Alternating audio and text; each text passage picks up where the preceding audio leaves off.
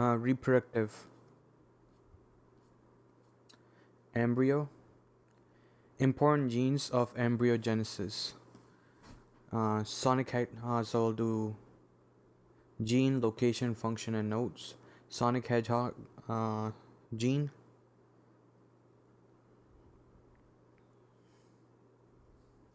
Zone of polarizing activity at the base of limb buds.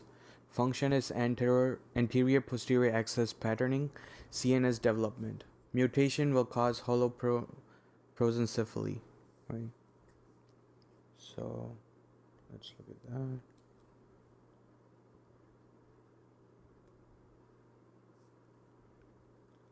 So when it's developing, it's responsible for this line right here, I guess. Anterior to posterior, right? So it's responsible for that.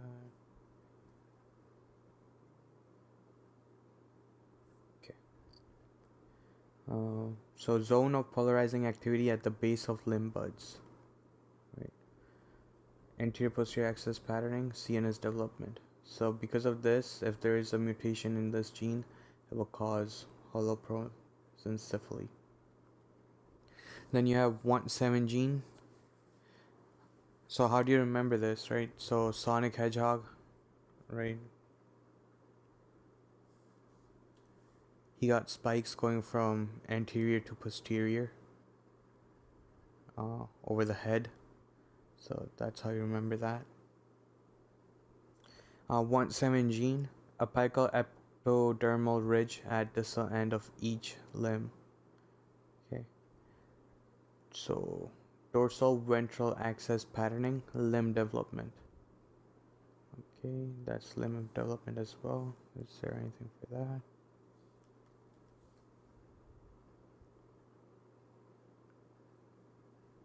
Okay, so that's the thing right there that would be responsible for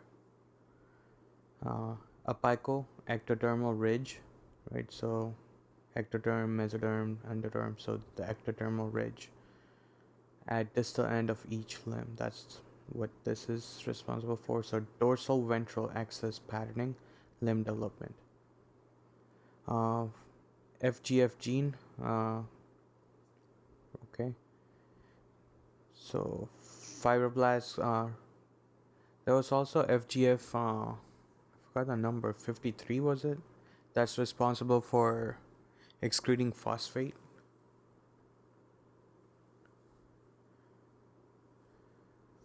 Because that was FGF as well.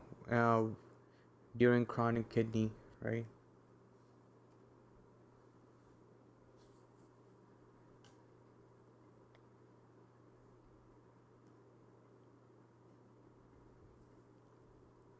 Oh, 23, FGF 23, okay.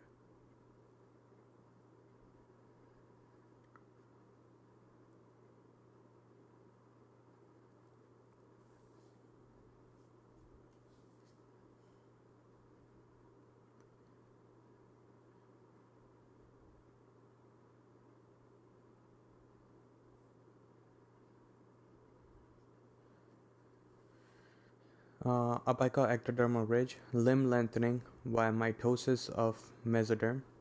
Okay, so look for fetus growing fingers. So that's pretty convenient. So fetus growing fingers. This one's responsible limb lengthening by mitosis of mesoderm. Apical ectodermal ridge. That's where it's found. So similar place as this. Homeobox or hoax gene. This is important one because mutation in this causes weird limbs. Okay. So it's responsible for the green thing right there.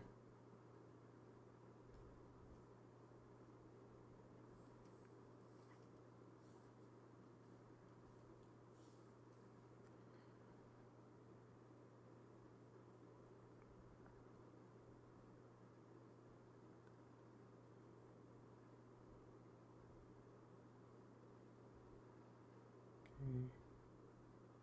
Weird limbs. Okay. Location, it's found in multiple locations. Function is segmental organization in cranial caudal direction. Okay. Transcription factor coding. So a mutation in this will cause appendages in wrong locations. So isotretinoin, that's vitamin A. Isotretinoin will lead to increase in Hox gene expression. That's why before prescribing this, we do a pregnancy test. Okay.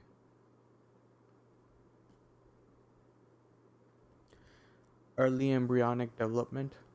So that's the ovary, the fallopian, and the uterus. You have developing follicle here, corpus albicans, early corpus to then it ovulates. The secondary oocyte goes through the fimbria to stuff this thing, and then it gets fertilized right here. I think that's the ampulla. Is it? There are layers of fallopian tube too. Somewhere. We'll do it in it, I guess. Somewhere in it. Okay, so after it's fertilized, that's day 0. Then it goes on to becoming zygote, to morula, to blastocyte, and implantation in 6 to 10 days. Okay. This is the embryonic disc, right? So you have yolk sac and amniotic fluid. It makes the primitive streak. Okay, and this is called the bilaminar disc. The embryonic fluid part becomes the epiblast, and the yolk sac part becomes hypoblast. Then you have the primitive streak doing fancy stuff here, and then it becomes from bilayer it becomes 3-layered thing, ectoderm, mesoderm, and endoderm. Okay, so week 1 you have HCG secretion, which begins around the time of blastocyte implantation. Blastocyte sticks on day 6. Okay, so blastocyte sticks on day 6.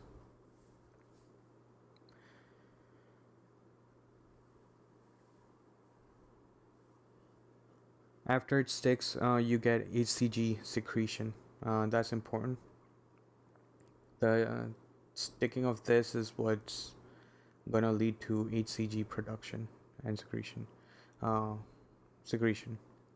Week 2, formation of bilaminar embryonic disc.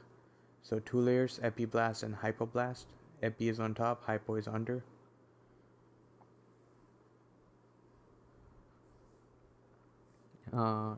Epiblast makes ectoderm. Hypoblast makes endoderm. Week 2, formation of bilaminar disc. Week 3, that's formation of trilaminar embryonic disc via gastrulation. Epiblast cell invagination through primitive streak. 3 layers, endoderm, mesoderm, and ectoderm. You have notochord that arises from the midline mesoderm and induces overlying ectoderm via SHH, Sonic Hedgehog, right? To become neural plate, which gives rise to neural tube via neuralization.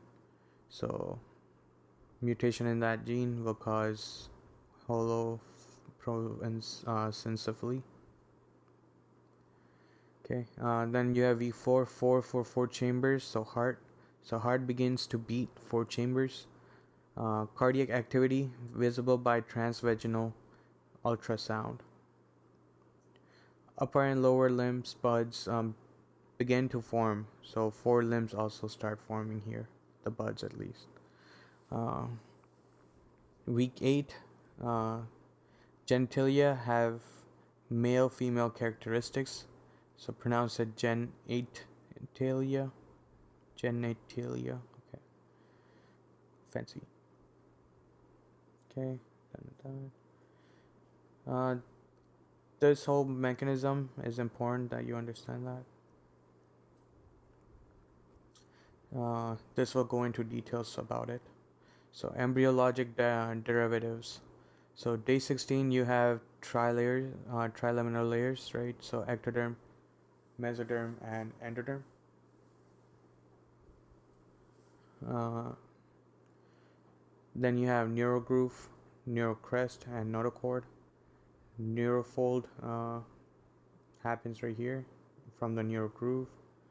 Uh, this thing right here is neurocrest, and then you have neurotube formation. Okay, hold on.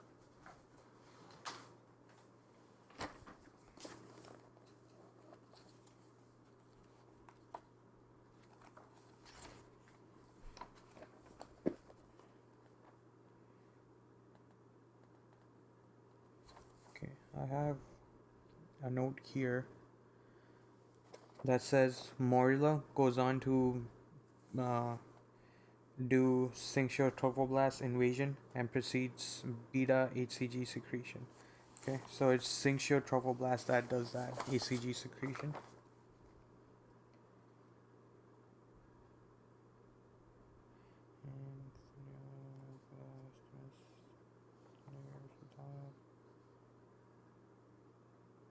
That's it.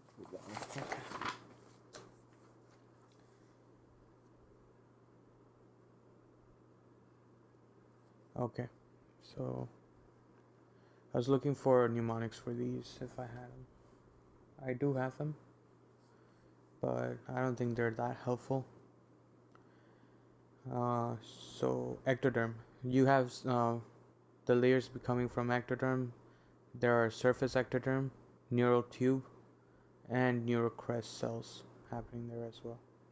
Okay, so on surface ectoderm, that's the outside, right? So on the outside you have the skin, so epidermis. But you also have adenohypophyses from Rathke pouch, lens of eye, epithelial linings of oral cavity, sensory organs of ear, and olfactory epithelium, anal canal below the pectinate line, parotid, sweat, and mammary glands. So these three you gotta remember comes from here, and adenohypophyses you need to remember it comes from surface ectoderm.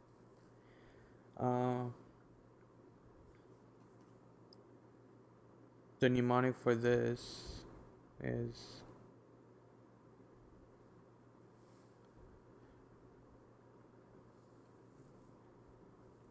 you clean the surface with the soap, right?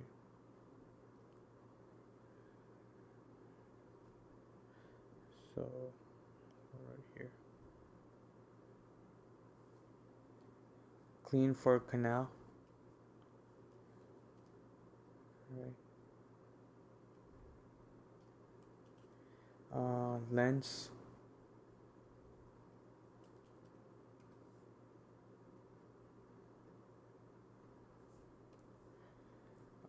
epidermis,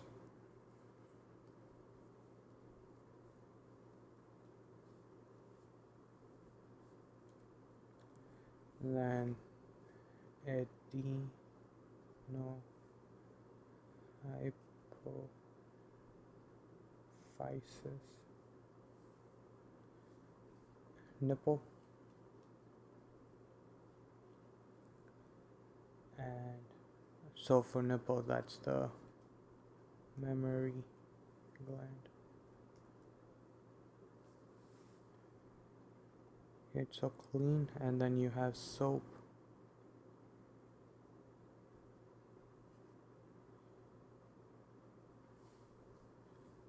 sweat glands,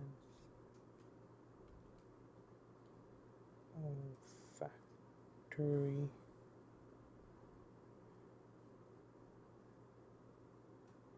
epithelium,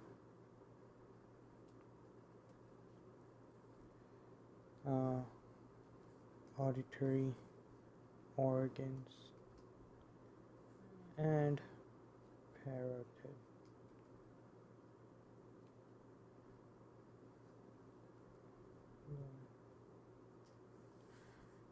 Alright.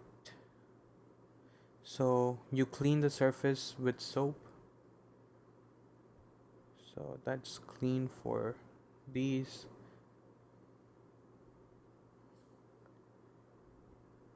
And soap for this. Okay. Craniopharyngioma. It's a benign Rathke pouch tumor with cholesterol crystals and calcifications. Okay. Neural tube.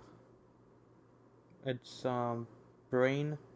Anything to do, with neural tube is like a spinal cord kind of thing, right? Because spinal cord is also a tube with brain stuff in it. So neural tube, it's brain, neurohypophysis, CNS neurons, oligodendrocytes, astrocytes, ependymal cells, uh, pineal gland, retina, and spinal cord. So neuroectoderm, think CNS. Okay.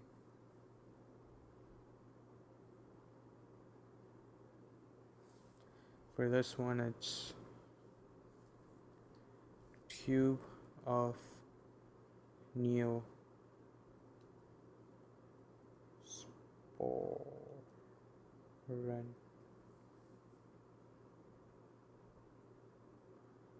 Okay.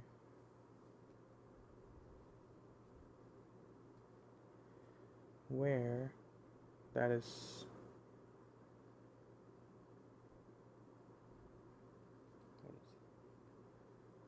neural tube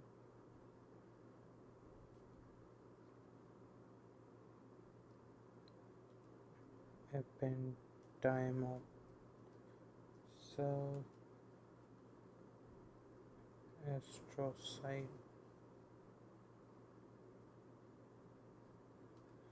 spinal cord P4 pineal gland.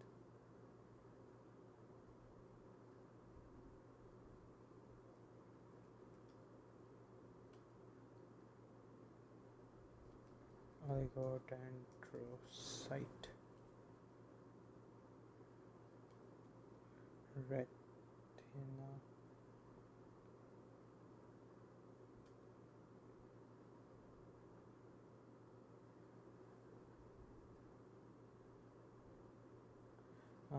something for E and neuro. This is the important one. Neurohypophysis. Physis. Okay. For that.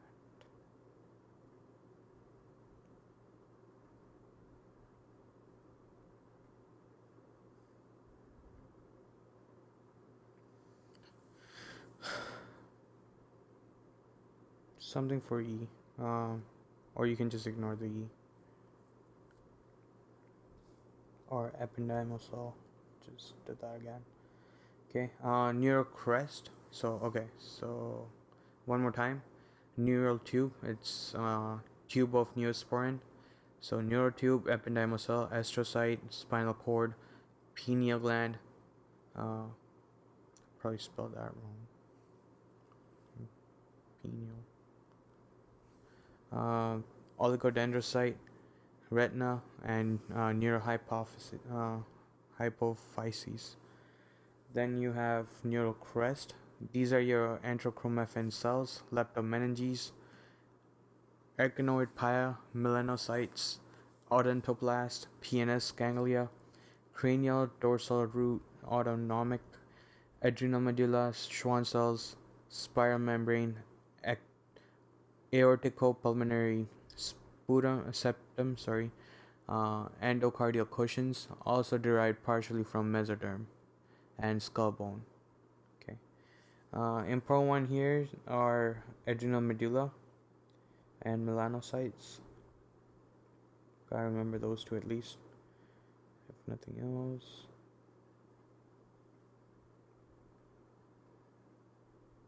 Okay. Mnemonic for this is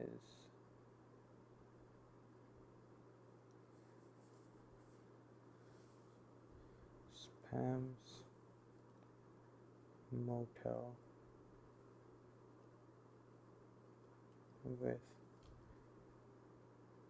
crest tooth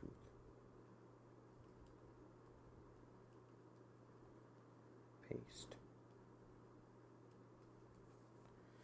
There are a lot of variations of or mnemonics for these, so you can probably look up some if this doesn't work out for you.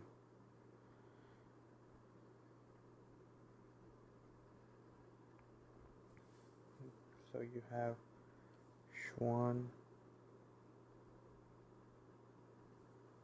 cells, PNS, adrenal medulla, myenteric plexus,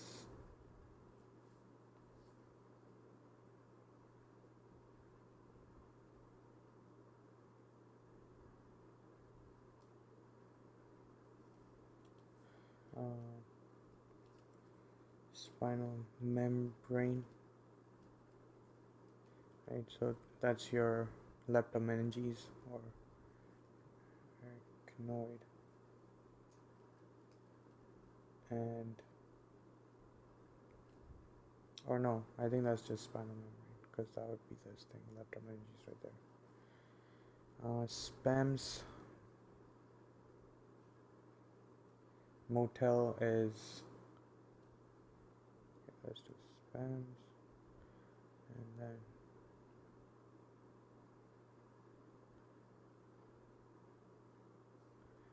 melanocytes,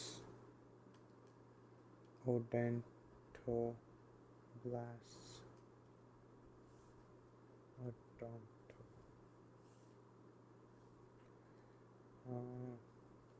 thyroid cell, endocardial cushions, and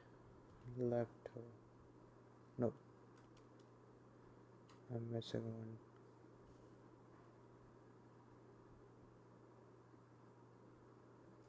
Laryngeal cartilage. Okay. So the spinal membrane are your leptomeninges, arachnoid, and pyometer, or membrane meninges. Okay, so neurocrest spam motels with crest toothpaste. So spams S for Schwann cells, PNS, adrenal medulla, myenteric plexus, spinal membrane, motel. So melanocytes, odontoblasts, uh, thyroid cells, endocardial cushion, and laryngeal cartilages. Okay. Schwann cells or skull bones, they both work here.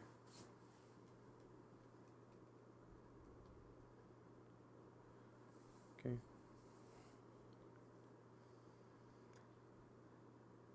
Wait, spinal membrane is this. So I guess we'll just keep that and leptomeninges.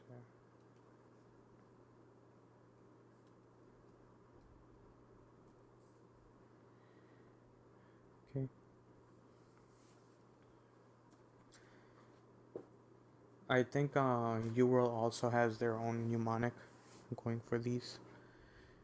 So if you do that one, that's good as well. Then mesoderm. This is vectral, right? Yeah. So your vectral, they gave you a mnemonic for this anyways. But I have one as well. It's called Clear TV. And it's same thing as this. So mesoderm, muscle bone, connective tissue, serous lining of body cavity. For example, peritoneum, pericardium, pleura, spleen develops within foregut mesentery, cardiovascular structures, lymphatics, blood, wall of gut tube, proximal vagina, kidney, adrenal cortex, important remember adrenal cortex, dermis, testes, ovaries, microglia, dura mater, and tracheal cartilage. Okay. Notochord induces ectoderm to form neuroectoderm, so neural plate. Its only postnatal derivative is the nucleus pulposus of the intervertebral disc. Okay, remember this one is special, right? Because it's developed from foregut, but its blood supply is midgut. Okay, so vectoral. So if there's a problem with mesoderm, you'll have vectoral defects, which are or vectoral association. So these are your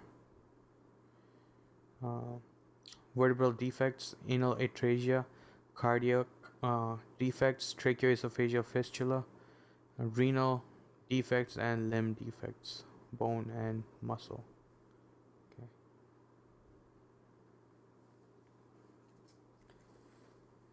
So um, cardiac, right? So cardiac is because of these layers. Okay. Yeah, I think the ones you need to remember here are, mesoderm is muscle, so that's easy to remember. Adrenal cortex, microglia, and dura mater, I think. Okay. Notochord induces ectoderm to form neuroectoderm. You know that it causes neuroplate. Its only postnatal derivative is the nucleus pulposus, so that's the only thing that you'll see after birth. Okay, endoderm. Endoderm is just two things. It's your GI organs or visceras. Okay, so gut tube epithelium, including anal canal above the pectinate line. So that's the only important one right there. But it's also most of urethra and distal vagina, derived from urogenital sinus, luminal epithelial derivatives, for example, lung, liver, gallbladder, pancreas, eustachian tube, thymus, parathyroid, thyroid, follicular, and parafollicular cells. Okay, so and for antral layers, so all your GI layers and stuff, right? You have like lungs, that's not part of it, but still, and GU stuff, GI, GU, and some of the lungs and thyroids, I guess. Okay, keeps adding to it. Okay, on to teratogens. Okay, these layers are very important, so spend some time on memorizing these. And do it for 2-3 more days. Every time you wake up, just name them, and then it'll come into your memory. Okay. Teratogens. Most susceptible during organogenesis in embryonic period, before week 8 of development, before implantation, all or none effect. After week 8, fetal period, growth and function affected. So teratogens effect on fetus. So ACE inhibitors are going to cause renal failure, oligohydramnios, and hypocalvaria. Alkylating agent, so multiple anomalies, for example, ear and facial abnormalities, absence of digits. Aminoglycosides, this is an important one. Amino guy hit the baby in the ear. Right, so aminoglycosides, so autotoxicity, a mean guy hit the baby in the ear.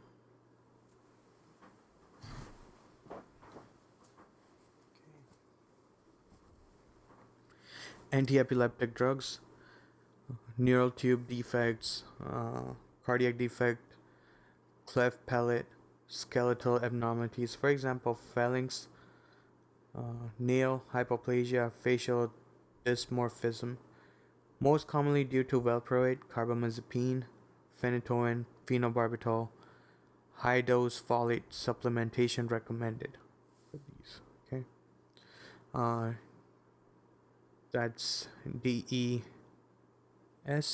right? DES. So diethyl stibistrol. We don't use this anymore. It causes vaginal clear cell adenocarcinoma and congenital Mullerian anomalies. Fluoroquinolones, cartilage damage. That's an important one to remember that. Folate antagonists. So, folate will cause, folate deficiency will cause neural tube defect. So, neural tube defect most commonly due to trimethoprim,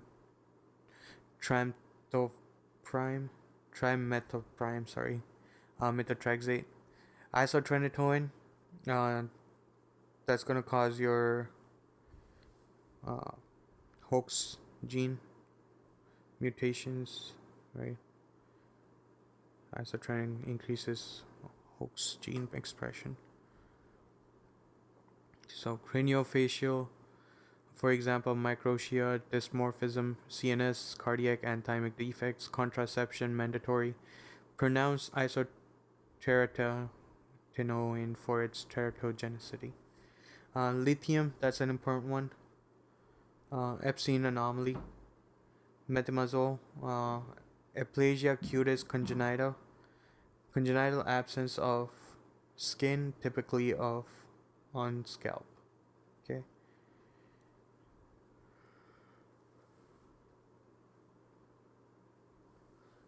Tetracycline, discolored teeth. This is an important one.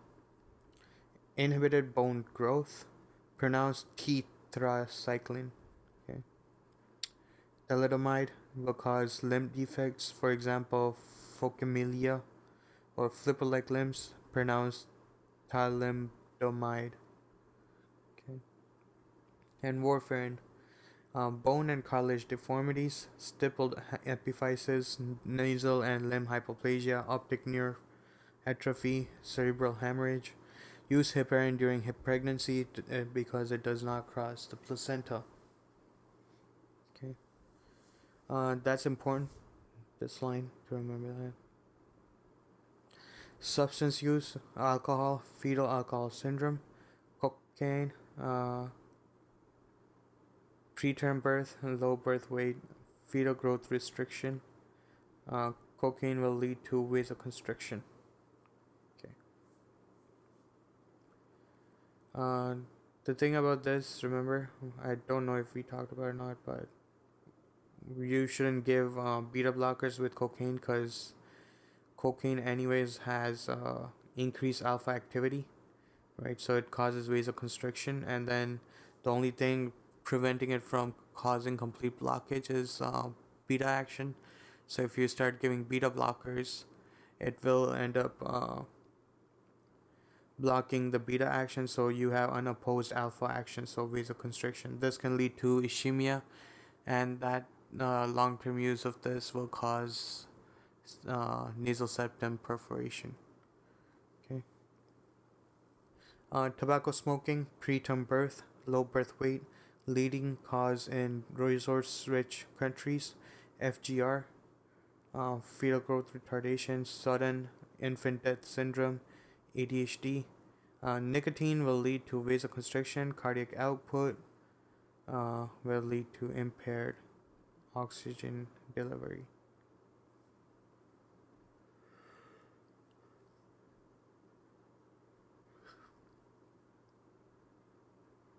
Okay. That's not cardiac output, that's carbon monoxide, sorry. Right, because that's what you get from this. Other, iodine lack of access, congenital hypothyroidism. Okay. Maternal diabetes, this is an important one. You get caudal regression syndrome, cardiac defects, for example, transposition of great arteries, and ventricular septal defect, neural tube defects, macrosomia, neonatal hypoglycemia due to islet cell hyperplasia, polycythemia, and respiratory distress syndrome. So, transposition of great vessels are your aorta and pulmonary trunk. Okay. Maternal PKU, remember phenylketonuria. So that will cause fetal growth retardation or restriction, microencephaly, intellectual disability, and congenital heart defects. Methyl mercury, that's dangerous because it causes neurotoxicity, increase in concentration in top predator fish, for example, shark, swordfish, king mackerel, and tailfish. X-rays, microcephaly, intellectual disability, effects minimized by use of lead shielding. Uh, right, so we use lead shielding for that. Okay. Type of errors in morphogenesis. You have agenesis. So these are important, and it's important to understand the difference between them. Okay, so agenesis is absent organs due to absent primordial. Uh, I'm just trying to look for it in my book. Okay. Agenesis, absent organ due to absent primordial tissue. Okay, so it's just not being made, like renal agenesis. You don't have kidneys. Aplasia, absent organ despite presence of primordial tissue. You have the cells of the kidney there, but kidney is not being made. Okay, so absent organ despite presence of the tissue that makes kidneys. So hypoplasia is just incomplete organ development. Primordial tissue is still present. Disruption is secondary breakdown of tissue with normal development potential. For example, amniotic band syndrome. So this thing, there are bands forming in the placenta, and it's tough for a baby to grow around it. So then you have band syndrome. Okay, so it can cause amputation and stuff like that. So these are bands forming like that or that. Okay. So a band was going right through there, so that's why this happened. Band was going through here. Right, so that's what the band syndrome is. So it causes disruption of the growing fetus. Okay. So disruption is secondary breakdown of tissue with normal developmental potential. Then you have deformation, right? So that could be your rocker bottom feet and all that stuff. Extrinsic mechanical distortion, for example, congenital torticollis, occurs during fetal period. Right? Remember pulmonary hypoplasia? That was in Potter syndrome. Okay. And rocker bottom feet was there as well in this. Malformation. So deformation and malformation, they sound the same thing, right? But deformation happens because of extrinsic mechanical distortion. Okay, it's due to the outside factors, not the factors inside the fetus. Malformation is intrinsic development defect. This is because of the things that's happening inside the fetus. For example, cleft lip or palate. Okay, so that's the difference between the two, and you need to remember that. Deformation sounds like deportation. So deportation, you go out. right? So that's outside stuff. Malformation is, I don't know. Malfoy was in the house in Harry Potter. uh, Intrinsic development defect, for example, cleft lip, palate, occurs during embryonic period. Okay. Sequence. This is an important one. This is the Potter sequence one. It's abnormalities resulting from a single primary embryologic event. Okay. For example, oligohydrosamines, amnios will cause Potter sequence, right? So because of this, you get 6 things happening to you. Pulmonary hyperplasia, well, 5 things. Oligohydramnios. T was for twisted skin, twisted limb. E was for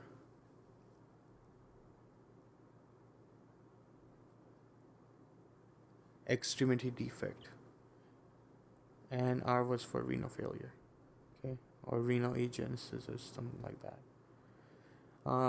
Field defect is disturbance of tissues that develop in contiguous physical space, for example, holoprosencephaly. Okay, so that's a field defect. Important to learn these. Okay, sequence, it's only going to be about Potter sequence most of the time. And then that just leaves field defect.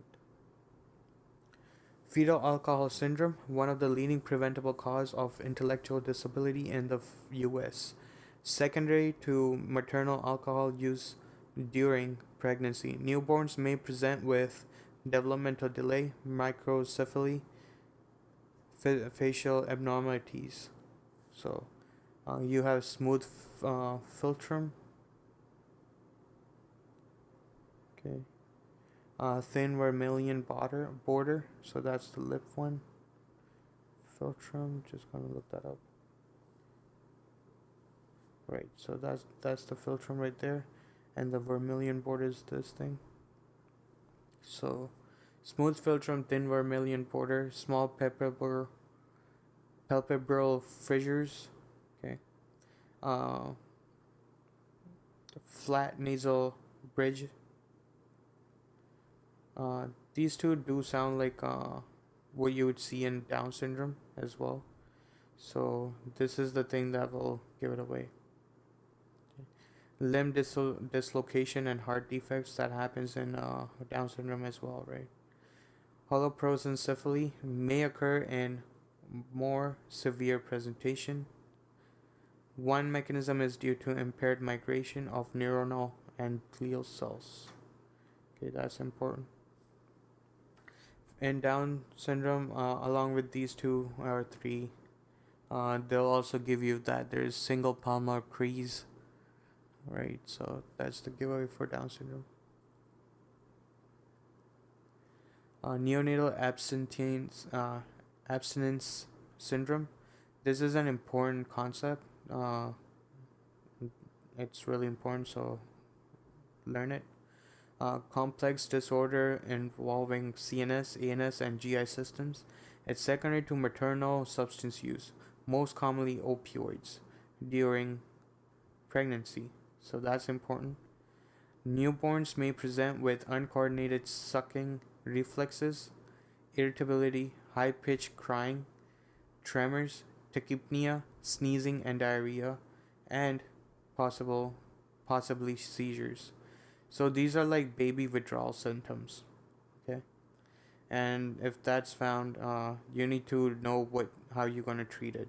Okay, so treatment for opioid use, you give methadone, or morphine, or buprenorphine. Okay, you do not give naloxone or something like that. So don't go for that stuff. You give methadone, morphine, or buprenorphine. Universal screening for substance use is recommended in all pregnant patients. Okay, you need to be able to identify these symptoms in a newborn and that he's going through neonatal abstinence syndrome. You give methadone in a child or in a neonate.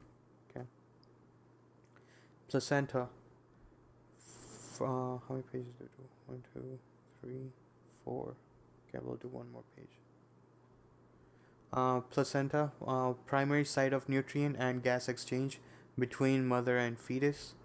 Fetal component. So you have cytotrophoblast and syncytotrophoblast. Okay. So if you look over here, where's the cyto? So this layer right here, this is what that is. So this is cytotrophoblast and this is syncytotrophoblast on the outside, and that's the one where blastocyte attaches to, right? Okay. So it's the primary site of nutrient and gas exchange between mother and fetus. Cytotrophoblast is the inner layer of the chorionic villi, so it creates cells. And then you have syncytotrophoblast. This is the outer layer of chorionic villi. It synthesizes and secretes hormone, for example, HCG. Right, so that's how you get the HCG secretion and production and stuff. Structurally similar to LH. This is important to remember. HCG is structurally similar to luteinizing hormone. It stimulates corpus luteum to secrete progesterone during first trimester.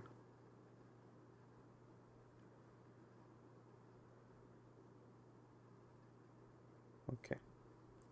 So it stimulates LH, I think, or stimulates corpus luteum to secrete progesterone during the first trimester. It lacks MHC1 expression, so there's a decreased chance of attack by maternal immune system because of that. Okay.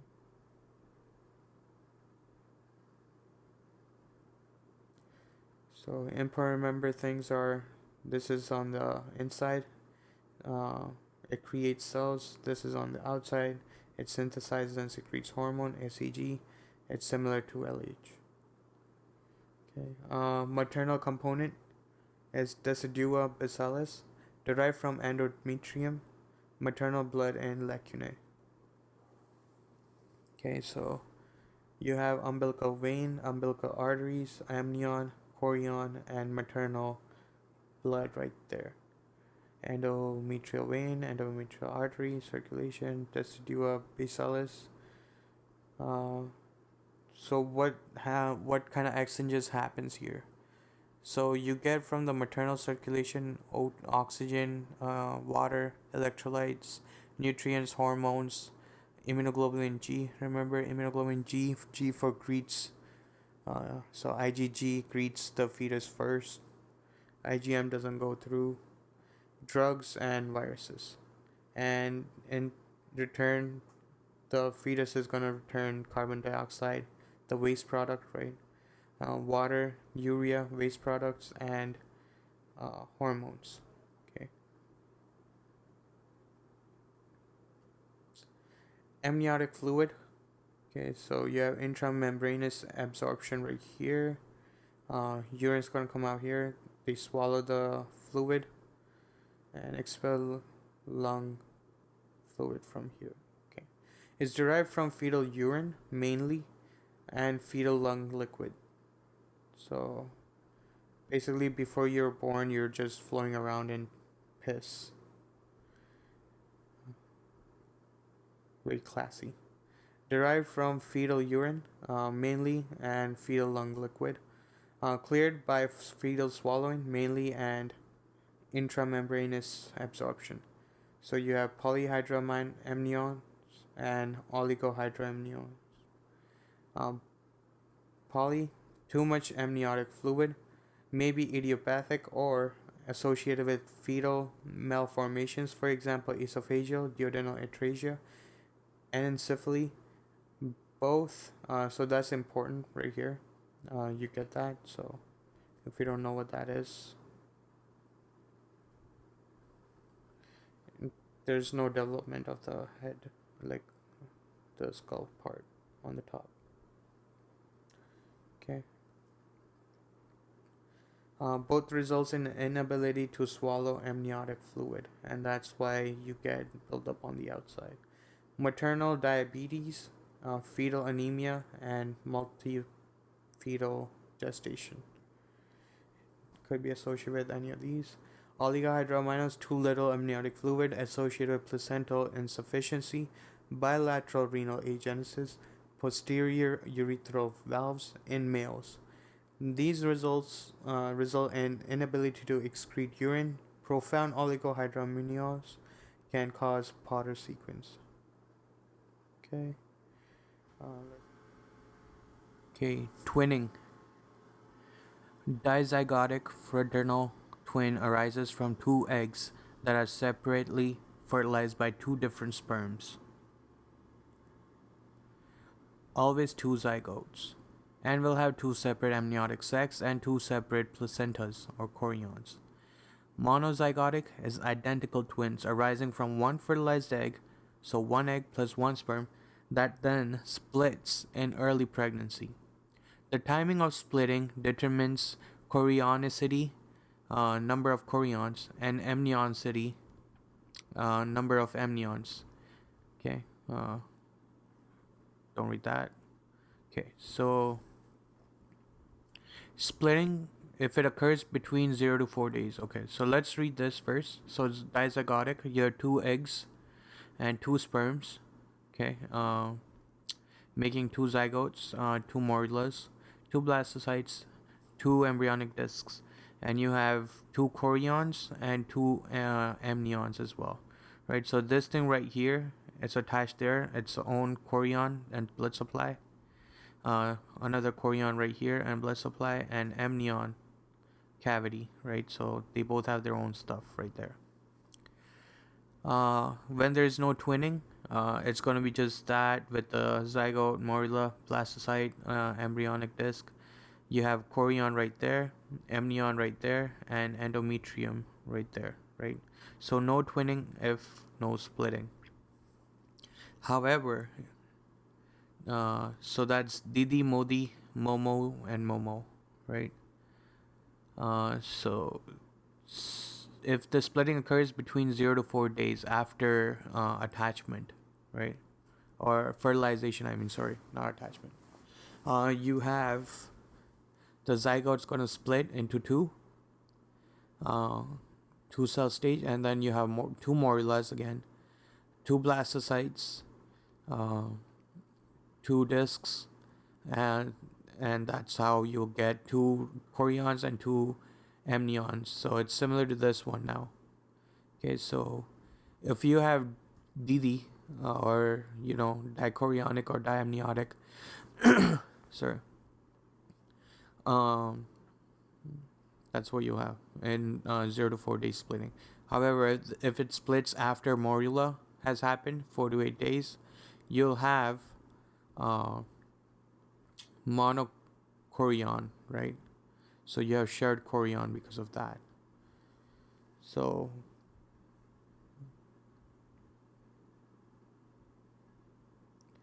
that's how the cab is. Okay, so this is where cab starts. So chorion, they share the chorion right here, right? So their blood supply is connected. Okay, if it splits between 4 to 8 days, if the splitting occurs in 8 to 12 days, right? So right here, you'll have single chorion and single amnion as well. Okay, and if it occurs, so shared chorion and amnion, so you have both there. And then if it occurs after 13 days, it's chorion, amnion, and body as well. So they're going to be conjoined. Okay, which is rare. So yeah, that's it to that. You need to remember, they'll give you what's happening. So they might give you a presentation about how one of them is malnourished and the other one is properly built fetus, and then they'll be like, why is this happening? It's because they're sharing chorion, the blood supply, and one is taking in most of the blood supply while the other one is getting ischemic. Okay, it could be this or this, either way. Twin transfusion. So this is what that is, I think. No, transfusion. Yeah. Occurs in monochorionic twin gestation, unbalanced atriovenous anastomosis between twins and shared placenta. So that will lead to net blood flow from one twin to the other, right? So the one that's giving away, the donor twin, they will be hypovolemic and have oligohydramnios, uh, amnions, right? So if it's this one, not this one. Okay, and recipient twin will be hypervolemia and polyhydramnios. Okay, umbilical cord. So you have two umbilical arteries, and the arteries are the one that bring in the blood towards the maternal heart. So that's going to be deoxygenated. Umbilical vein is the blood that goes away from the maternal heart. So that's going to be umbilical vein. That's going to be oxygenated. Okay. So you have two arteries, one vein, and this is Wharton jelly.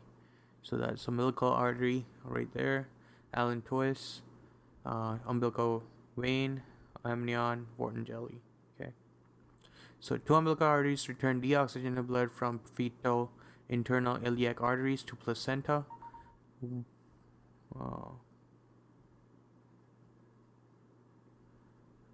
Okay, I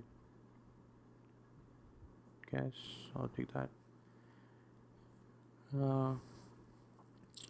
Two umbilical arteries return deoxygenated blood from fetal internal iliac arteries to placenta.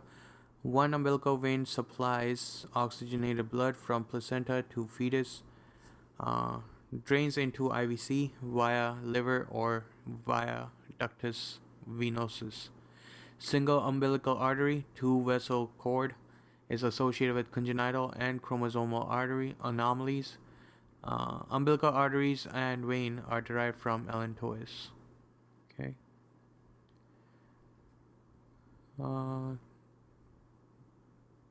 So they're derived from allantois. Nothing really that important here. You gotta remember that you have two umbilical arteries and one umbilical vein. That's it. This is the important part. Uricus. So the allantois forms from yolk sac and extends into cloaca. Right. Intra-abdominal remnant of allantois is called the uricus, a duct between fetal bladder and umbilicus. Failure of uricus to involute can lead to anomalies that may increase risk of infection and or malignancy, for example adenocarcinoma, if not treated. Obliterated uricus is represented by the median umbilical ligament after birth, which is covered by a medial umbilical fold of the peritoneum. This is important. The obliterated uricus is represented by median umbilical ligament after birth. Okay. So also you need to know that allantois forms from this and it extends into the cloaca. Intra-abdominal remnant of this is called the uricus. Okay. So this is what uricus is right there. Okay. So this is the remnant, and that's called the median umbilical ligament after birth, right? So this is the interior wall. This is the umbilicus, and this is the bladder. So it's attached to that. So now say you have patent uricus. So it's not been obliterated, right? So you will have urine discharge from umbilicus. Then it's going to come from bladder into this and out of the umbilicus. So you'll see what? You'll see clear fluid near the umbilicus leaking out.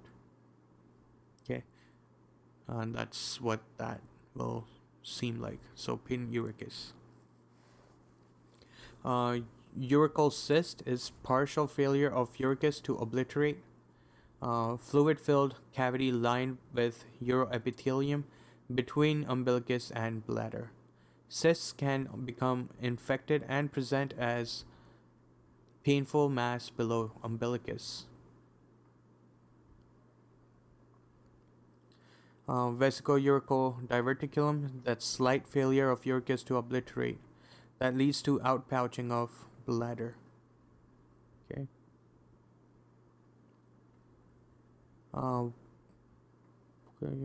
Slight failure of urcus to obliterate, so a little bit of it. So outpouching of the bladder, so that's why the bladder is extended right there. This is the cyst, this is patency, and that's normal. Whitland duct, this is also called omphallomesenteric duct. It connects yolk sac to midgut lumen. It obliterates during week 7 of development. Okay, right there. Patent Whitland duct, total failure of Whitland duct to obliterate, leads to meconium discharge from umbilicus. Okay. This is how you differentiate between uricus and Whitland duct, the patent Whitland duct and that. In this, you'll have clear fluid because it's urine. Here, you'll have meconium discharge. Okay. So this is umbilicus, Whitland duct coming from the colon, midgut, or whatever, right? And then obliterate is called the Meckel's diverticulum, if it's like that. Okay. Whitland duct cyst. Partial failure of Whitland duct to obliterate, increase in risk of volvulus. Meckel's diverticulum, slight failure of Whitland duct to obliterate. It leads to outpouching of ileum.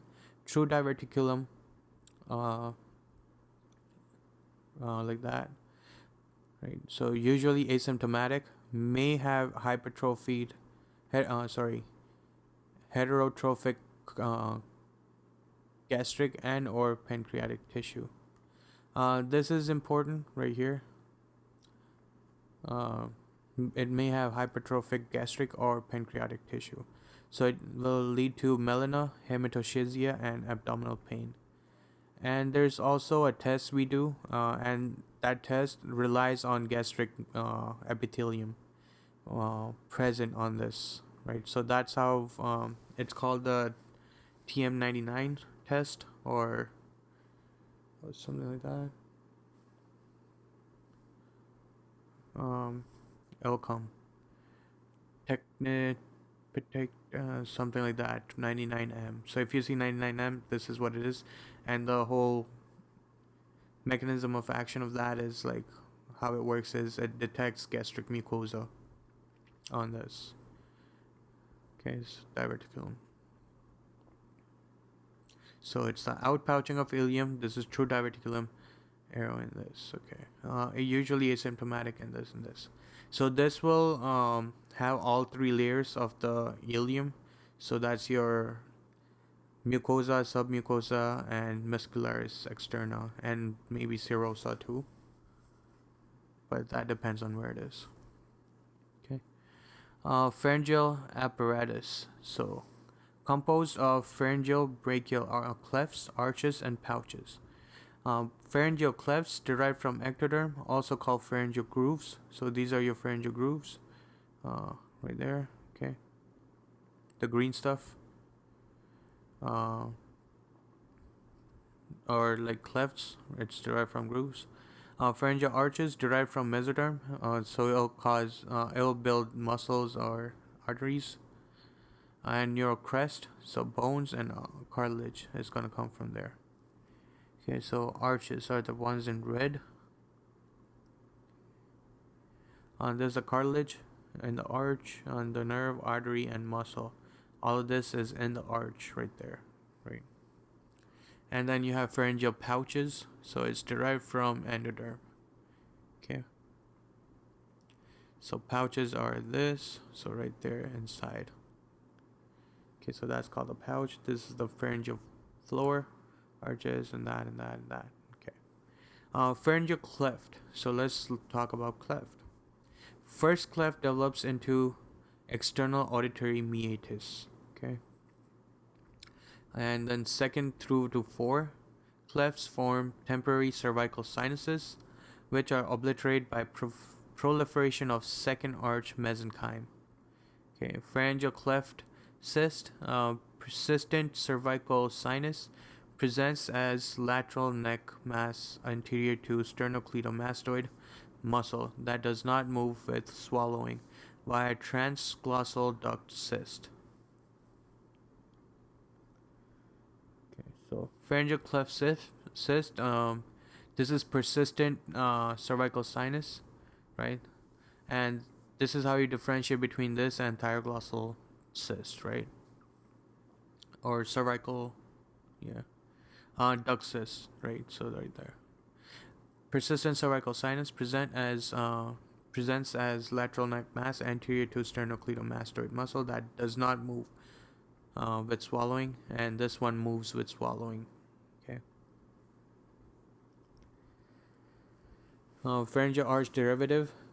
So we talked about cleft, right? So on the outside, auditory meatus and temporary cervical sinuses, and that's it.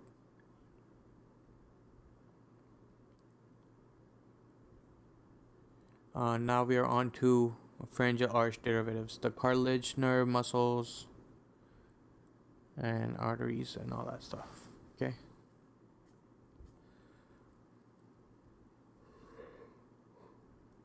When the restaurant of the golden arches, children tend to first chew, then smile, swallow, stylishly, or simply swallow. Right.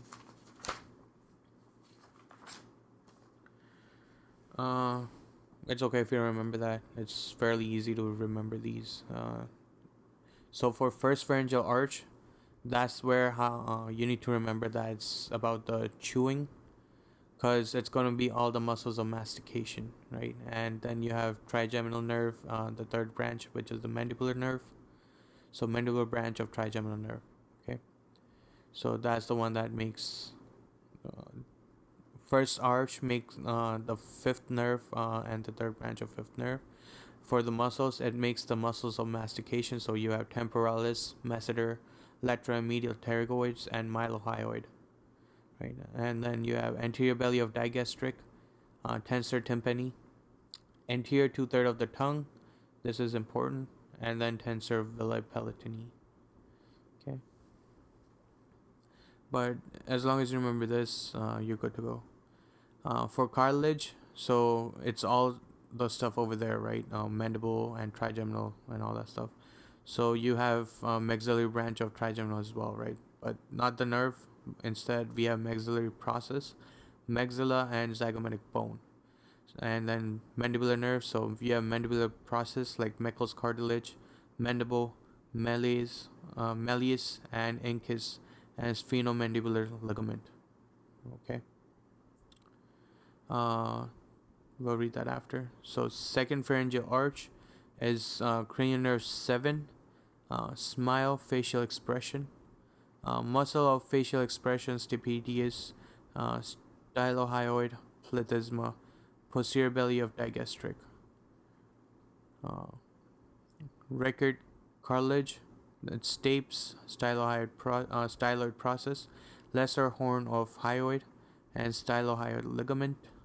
Okay, so second starts with S. So with S, it's the seventh nerve, the muscles that form the smile. So all the muscles of facial expression, and yeah, I'm doing that on purpose. Stapedius, stylohyoid, platysma, and posterior belly of digastric. Okay. Reichert cartilage, you have stapes, styloid process. Okay, so second S for stapes and styloid process, lesser horn of hyoid, and stylohyoid ligament. Okay, we have on here. Okay, so for this sequence, we'll look at that.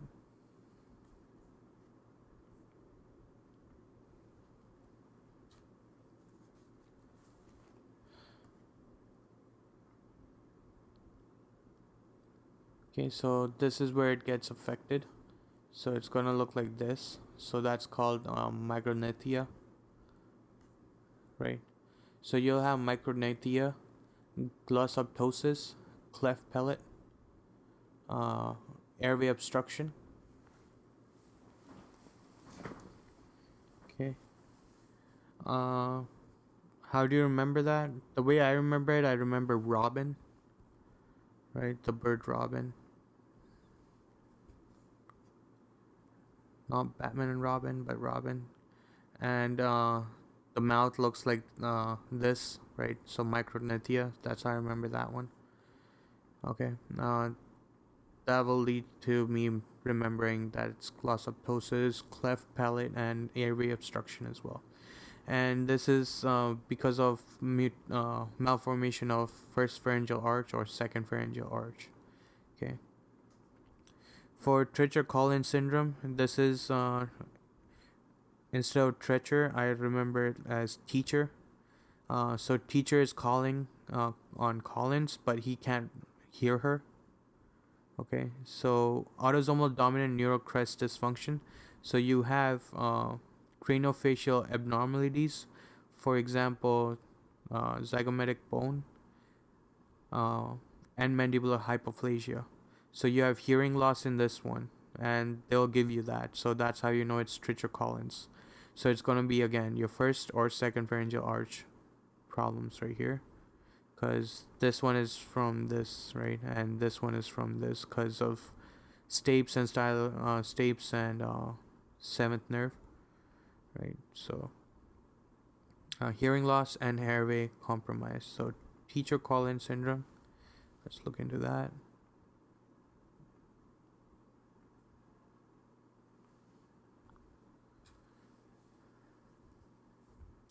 Okay, so this is Treacher-Collins syndrome.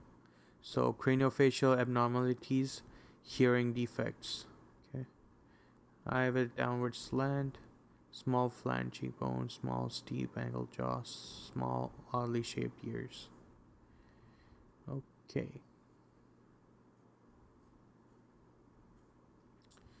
Third pharyngeal arch is it makes the cranial nerve 9. Okay, that's your glossopharyngeal. So if it's glossopharyngeal, it's all about your tongue, right? So swallow stylishly. Why stylishly? Because of the muscle that it makes, stylopharyngeus, right? Greater horn of hyoid cartilage, it makes that. Third one is not that important because there's only one thing you gotta remember of that.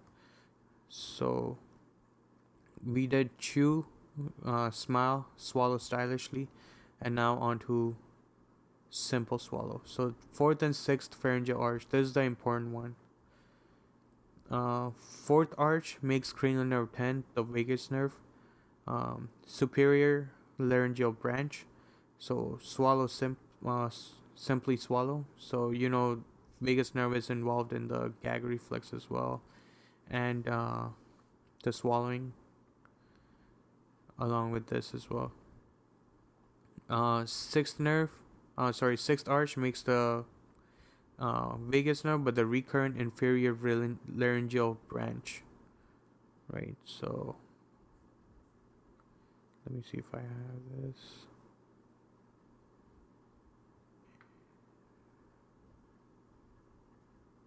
I don't remember which one I put it under. Nope.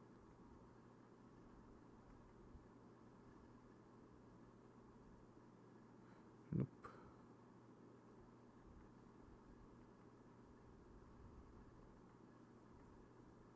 Nope. Nope. So we'll just look at that then.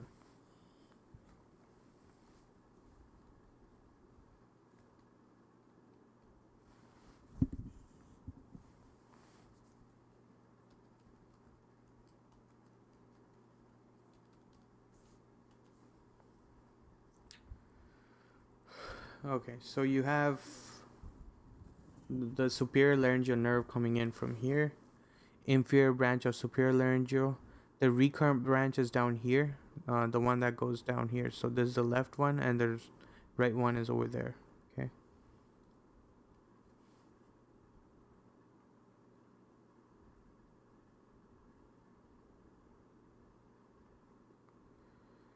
Okay.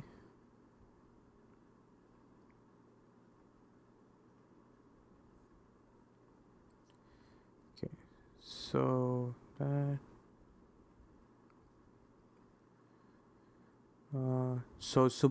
Fourth arch makes the superior laryngeal branch, so that's the superior laryngeal nerve right there, right, of the vagus nerve.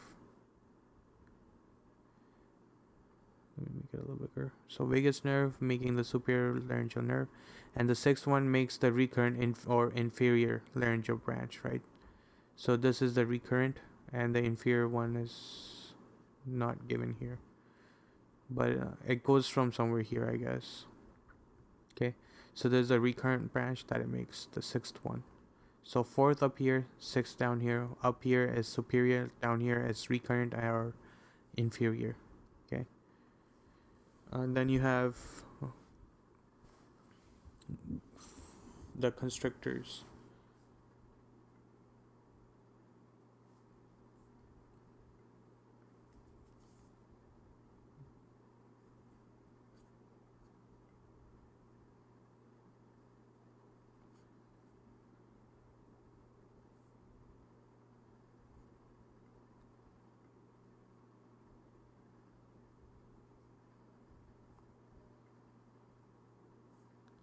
So fourth arch, most pharyngeal constrictors. Okay, we need to know what those are.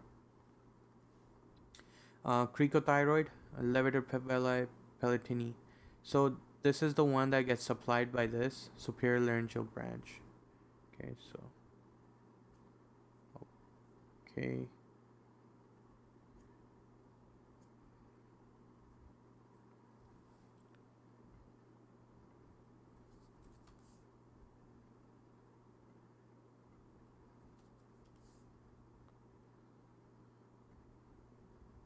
So this is the superior constrictor. This is the stylopharyngeus, middle constrictor, and inferior constrictor right there. And then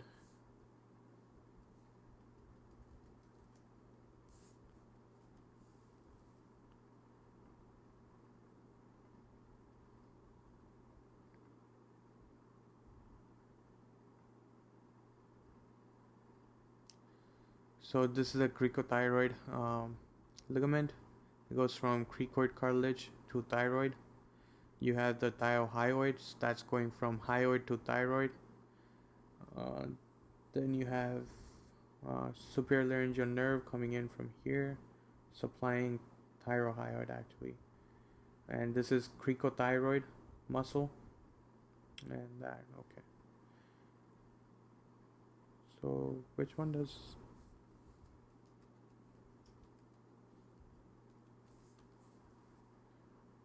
nerve supply? So superior laryngeal goes to this one right here, the thyrohyoid. Okay, so remember that one, and then also remember this one. That's your cricoid cartilage, and that's your thyroid. So cricothyroid gets supplied by a laryngeal nerve, inferior laryngeal nerve. Okay, and then you have recurrent laryngeal nerve. Wait, this is the inferior one.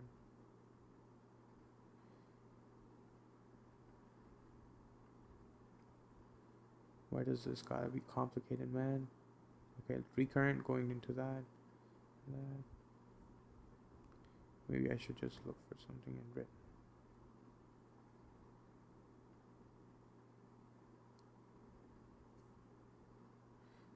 Smith and that.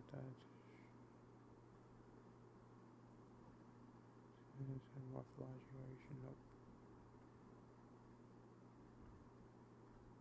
Nope. It's important that we know this. I think it's in. It's given in the 100 concepts of anatomy PDF. So you'll figure it out there if not here.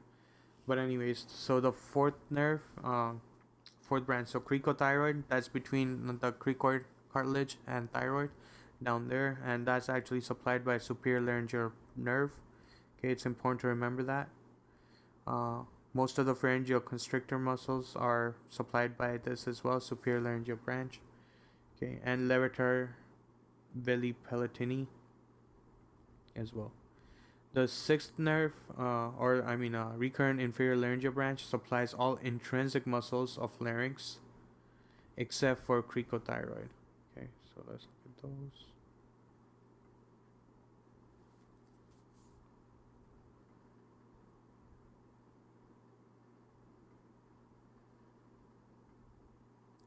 Okay, so your oblique arytenoid right there. So this is the back side of the thyroid. Okay, so this is like the epiglottis.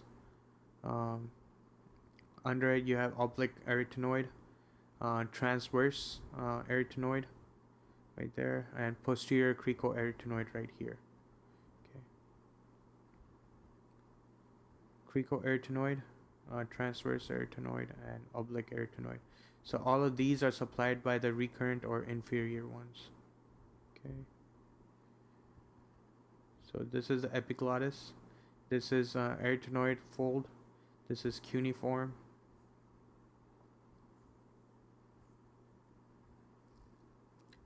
Okay, corniculate arytenoid, aryepiglottic muscle, oblique arytenoid muscle, cricoid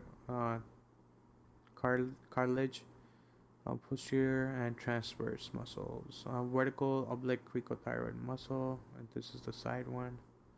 We don't need to know about those. We need to know about this one. So posterior cricoarytenoid, cricoid right there, arytenoid cartilage, transverse, because it goes transverse, and vocal ligaments. We also need to know true and false vocal cords.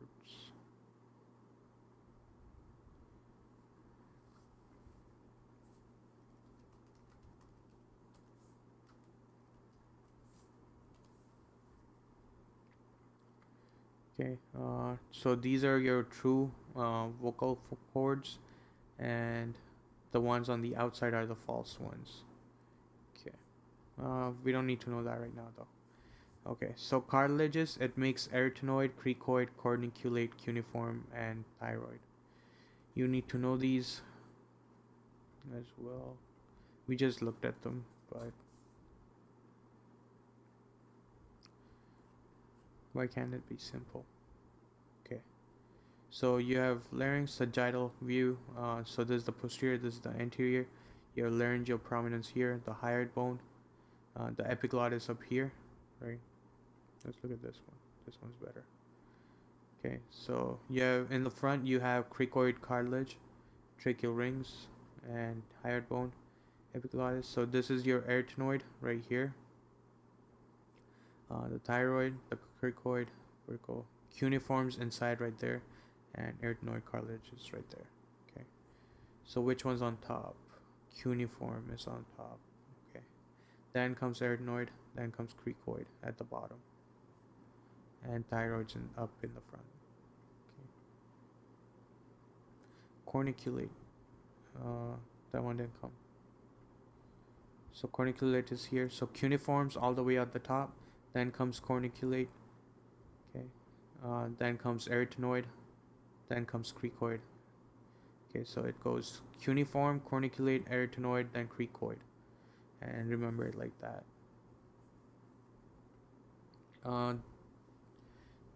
Okay, so used to sing and act.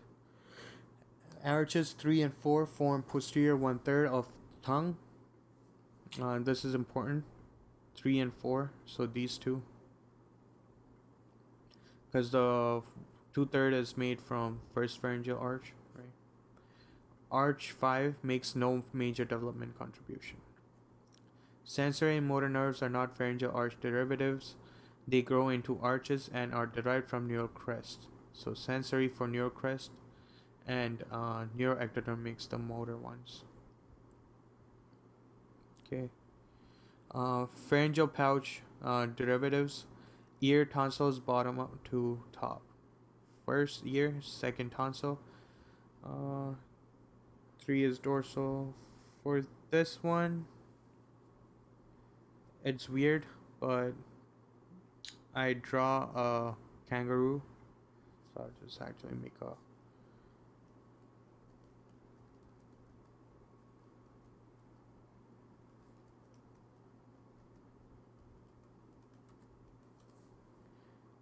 I don't know. Let's see. So imagine this kangaroo inside a pouch. Okay. So like that. But the front view. Okay. I think this should work. We'll make it work. Okay, so we have a kangaroo in a pouch. Okay, so the first pharyngeal pouch makes middle ear cavity, eustachian tube, and mastoid ear cells, right? So mastoid is right here in the ear, above the ear. You have middle ear cavity, that's also the ear, and eustachian tube is gonna be from there as well. Okay. Uh, so first pouch contributes to endoderm lined structures. Okay. So endoderm line structures, we did ectoderm, and endoderm is right there. So it's all of these, and you have eustachian tube over there, the parathyroid, and this stuff as well. Okay.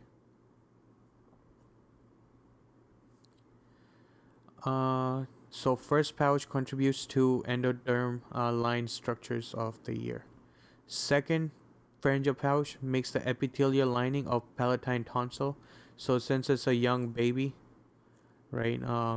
They have they could have inflamed tonsils for some reason, right? So they have like a big parotid glands, kangaroos. So it seems.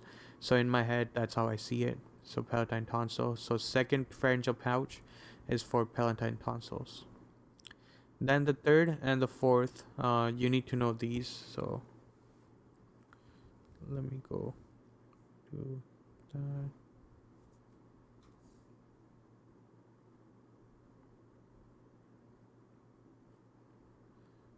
Okay.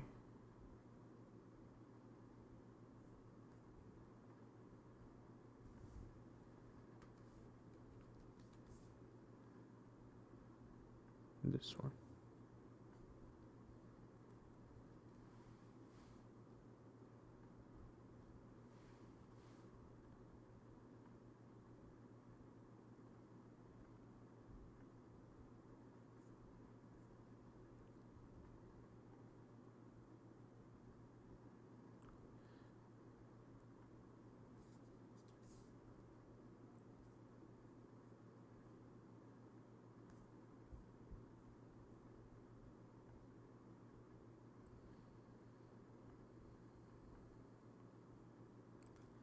Okay, this is good too. It kind of helps with the structures over there.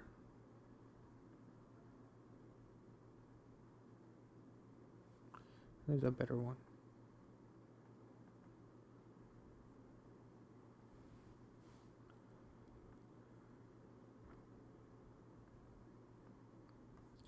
Okay. So for arches, let's go back to this. Okay. So the first arch is in red, right? The muscles of mastication. So that's why it goes all the way over here. And it has malaise over here as well, right? The second S for stapedius and stapes. So it goes over there, right? So stapes and that right there. This is a record cartilage. That's this thing right here. Okay, going from stapes to styloid process, lesser horn of corneophyoid, and stylohyoid ligament. Okay, and then the third one makes the hyoid, right? Greater horn of hyoid. So up there. Okay, so that's the photo for that. For the pharyngeal pouches, um, going on to third pharyngeal pouch. So this would be the third pharyngeal pouch right here, right? And these are the clefts: first, second, third, and fourth. This is the pouch: first, second, third, and fourth. So the third pharyngeal pouch will turn into dorsal wing, so inferior parathyroid, and ventral wing, or so dorsal wing makes the inferior parathyroid, and the ventral wing makes the thymus. Okay, they didn't give us a photo for that, so let's see if we can find a photo for that.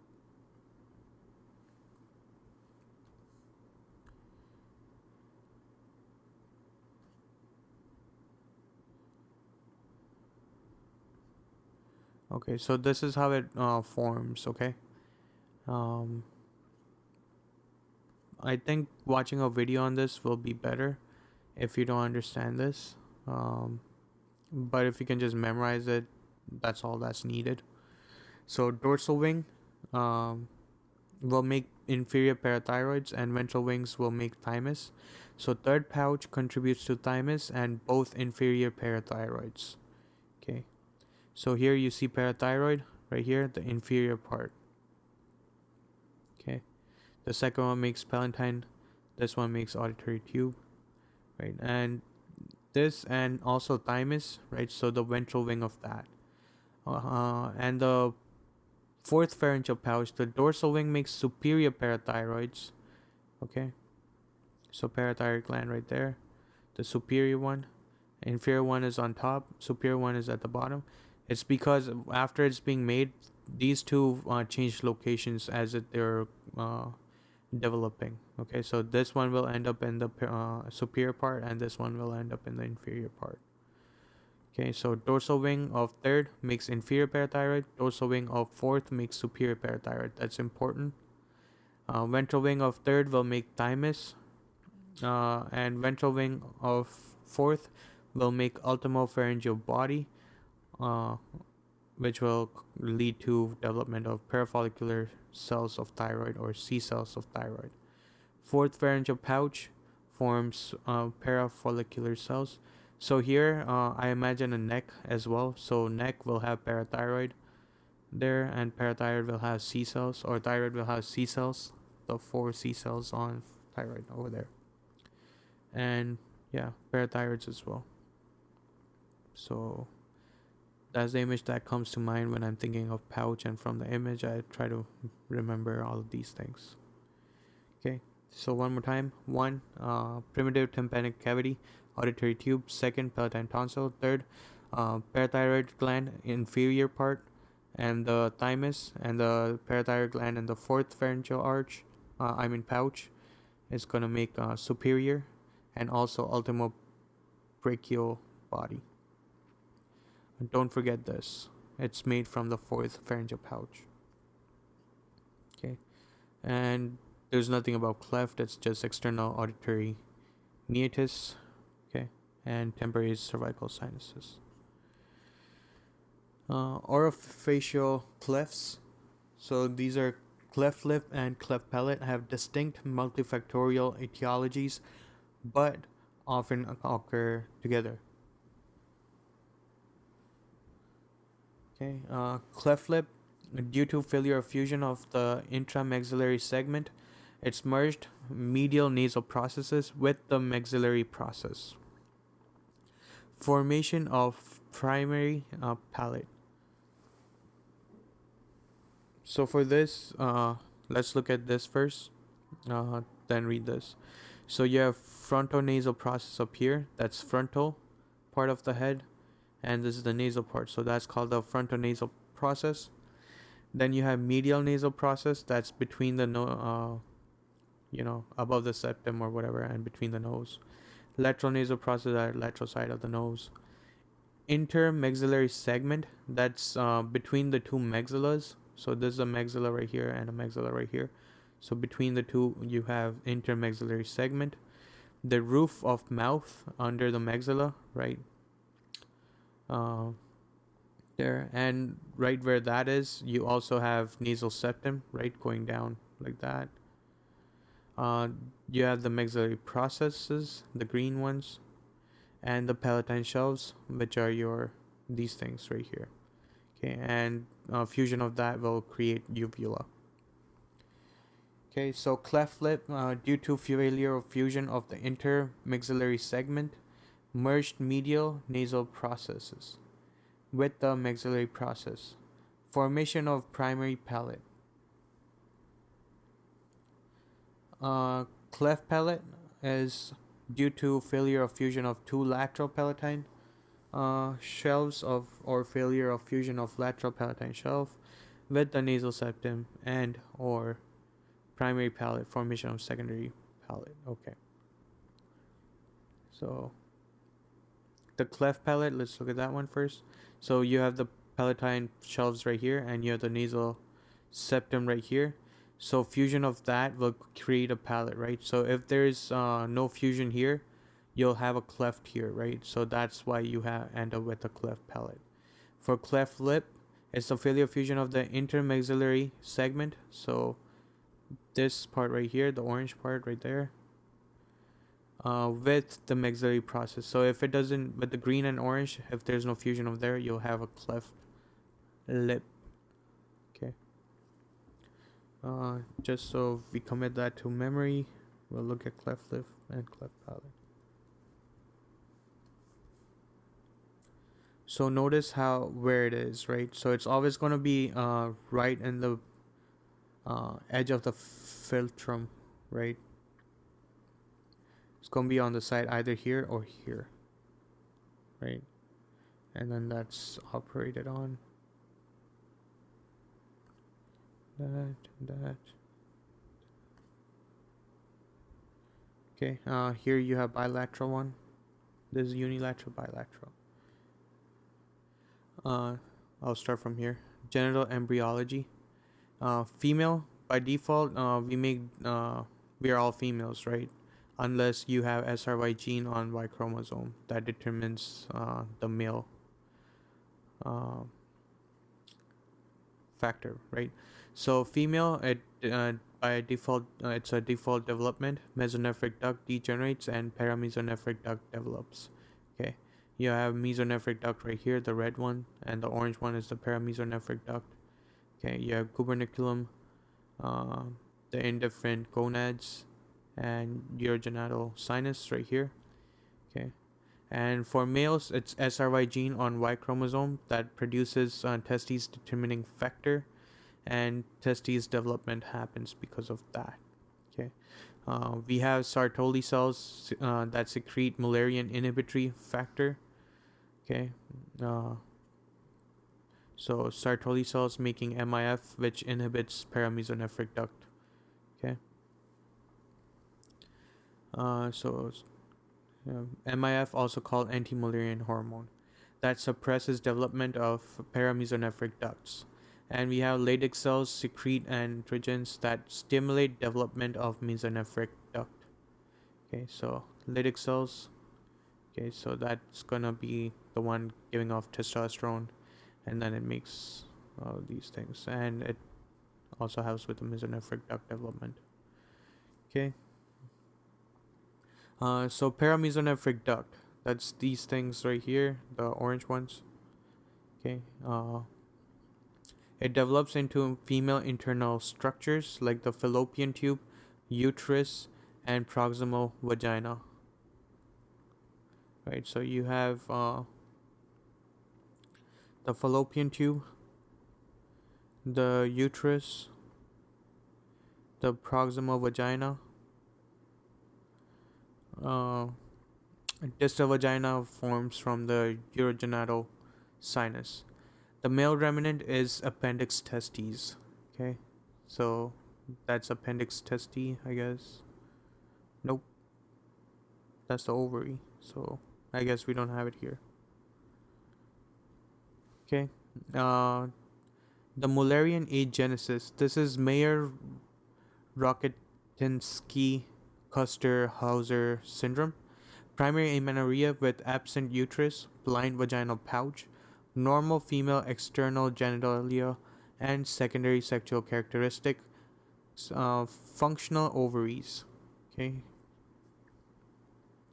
so if you have Mullerian agenesis, that means you don't have anything developing from that, so you won't have any of these things, fallopian, uterus, or proximal vagina, right?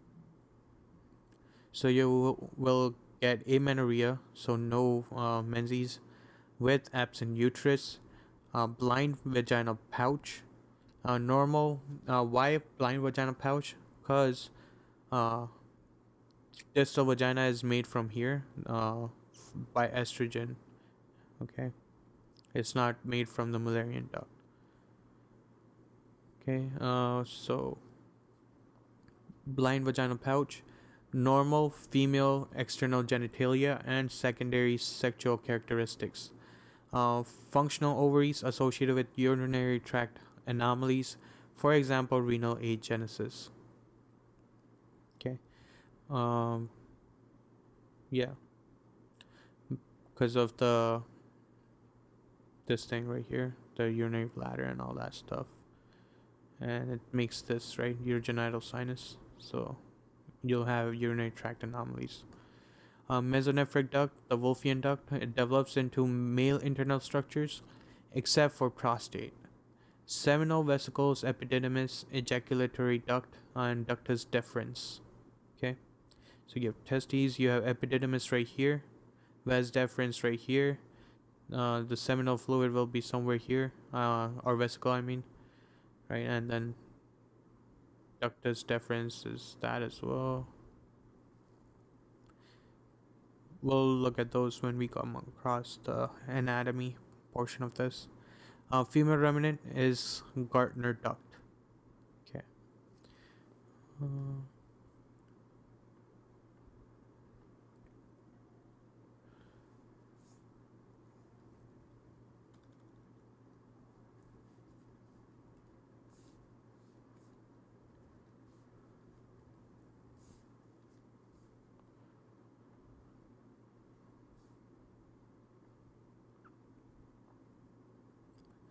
okay. So what happens is,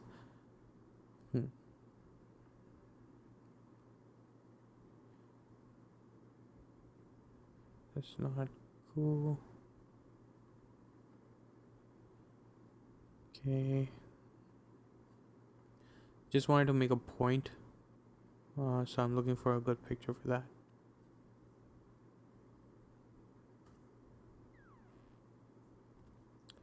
No good picture. Let's just do with this. So we have when there's fertilization and embryo and all that stuff happening, and when there's we come to development of genital organs, right? What happens is by default everyone's a female, right? So this is gonna be a ovary by default unless there's an SRY gene on the Y chromosome that gets activated. So when that gets activated, the testes then go through the uh, vaginalis, the what's it called? The one that causes hydrocephalus and not hydrocele and inguinal indirect inguinal hernia. Uh, Something vaginalis. I forgot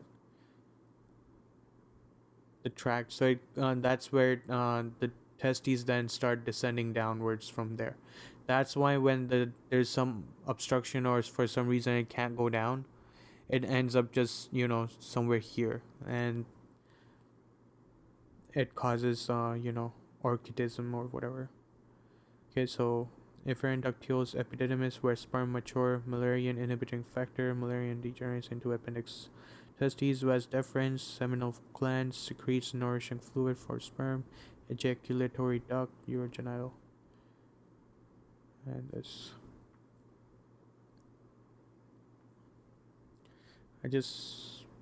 I'm trying to remember the name.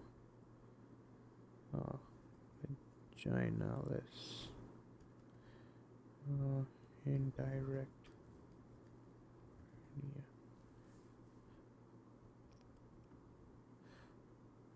Processus vaginalis. Okay, right. That's what I'm saying. So it travels from there into this, and that's how testes ends up here, right? And then this processus vaginalis gets obliterated. If it doesn't get obliterated, you end up with hydrocele or indirect hernia because of that. Okay, so you need to know about processus vaginalis. That's what I was trying to explain. Okay, that's it. Moving on. Sexual differentiation. So we'll do that.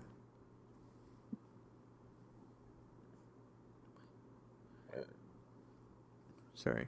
Mesonephric duct, undifferentiated gonad, and paramesonephric or Mullerian duct. This is Wolffian because I don't know why the dude who named it had was Wolfian, and this is Mullerian who named these. Okay, so undifferentiated gonads. So by default, everybody has ovaries, and then when they have SRY gene activated, that's when it gets differentiated into testes. If there are no SRY, then it continues on to becoming ovaries. Okay. Uh, Testes have Leydig cell and Sartoli cells. Okay. Let's talk about Leydig first. Okay, so it makes testosterone. So ladies dig the testosterone. Okay. Testosterone goes on to making secondary sexual characteristics. So pubic, axillary, and facial hair, increase in penis size, length, growth spurt, etc. Okay. With the help of 5-alpha reductase, it makes DHT. And DHT, you need that to make external male genitalia. So penis, scrotum, or prostate. And testosterone also helps, enhance the development of mesonephric duct into internal male genitalia, so seminal vesicles, epididymis, ejaculatory duct, and ductus deferens. Okay, so important thing here to remember: 5-alpha reductase and DHT make external penis, scrotum, and prostate. Testosterone is known to make secondary sexual characteristics, so hair, penis size, length, growth spurt as well. Okay, and then it helps enhance or increase the whatever this is into this. So if you don't have this, you're still gonna have internal male genitalia. It's just gonna be less developed. That's it. Okay, so you'll still have these, but they're not gonna function properly without testosterone. So you end up with infertility without testosterone. Seminal vesicle, epididymis, ejaculatory duct, and ductus deferens. Infertility, but there is gonna be, you can still get pregnant by someone who has this. It's rare, but it can happen. Okay. Testes. So this was Leydig, because ladies dig the testosterone, and now Sartoli cells. So Sartoli cells have the inhibitory Mullerian factor or hormone, right? So MIF.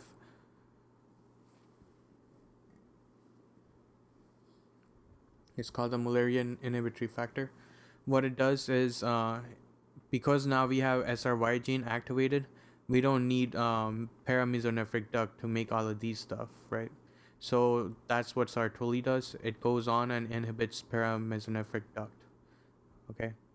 Since we have testes, we don't need to worry about everything that's coming from the ovaries, so we don't need to bother inhibiting that stuff, right? Because testosterone ends up making pubic and axillary hair here and here, so that's okay.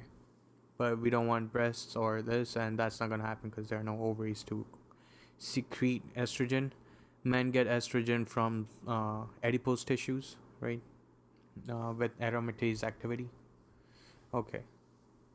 So ovaries will make estrogen and testosterone. So testosterone, we already know, pubic and axillary hair. Secondary sexual characteristic. So estrogen will have breast development, but it does make external female genitalia. So you'll have clitoris, labia, and distal vagina. Okay, and paramesonephric duct makes similar to this fallopian tube, uterus, and proximal vagina. Okay. Absence of Sartoli cells or lack of Mullerian inhibitory factor will lead to development of both male and female internal genitalia and male external genitalia. This is important. So if we don't have that, if we don't have this, what's gonna happen? You're still having the external, internal of this, and this stuff, right? Everything's gonna happen here. But since this is not being, you won't have any of this, the breast and external female genitalia, because that comes from estrogen, which is from ovaries, right? However, or you won't have this, but you'll have this anyway. So all of this is okay. you're good here. What you're not good at is this thing, because now this is not being inhibited. So you're gonna have fallopian tube as well as uh, mesonephric duct derivatives. So you'll have fallopian tube, uterus, and proximal vagina, but as well as seminal vesicle, epididymis, ejaculatory duct, and ductus deferens. Okay, so once again, absence of Sertoli cell or lack of Mullerian inhibitory factor will develop both male and female internal genitalia and male external genitalia. Okay. So you need to remember external female is from estrogen, which comes out of ovaries. Okay. 5-alpha reductase activity or deficiency. So 5-alpha reductase deficiency will lead to inability to convert testosterone into DHT. So you'll have male internal genitalia, but atypical external genitalia, right? So you're gonna have malformation of these. So atypical external genitalia until puberty. Okay, when increase in testosterone levels cause masculinization. Okay, so you'll have small scrotum, small penis, small prostate.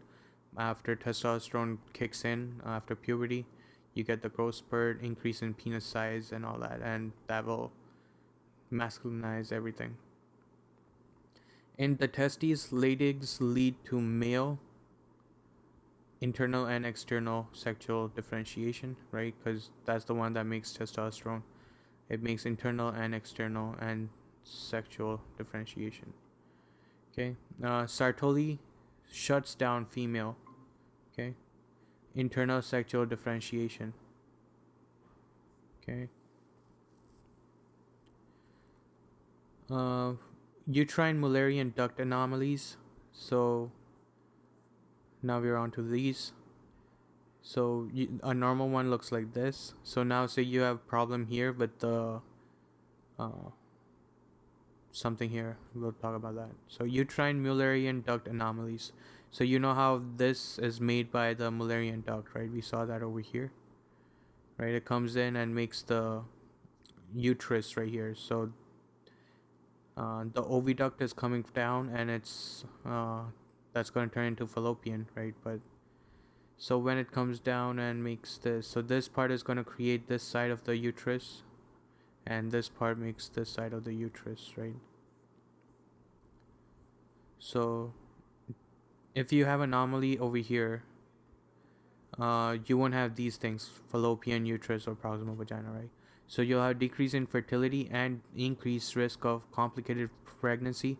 For example, spontaneous abortion, prematurity, fibroblast growth, fetal growth restriction, malpresentation, and contrast with normal uterus. Okay.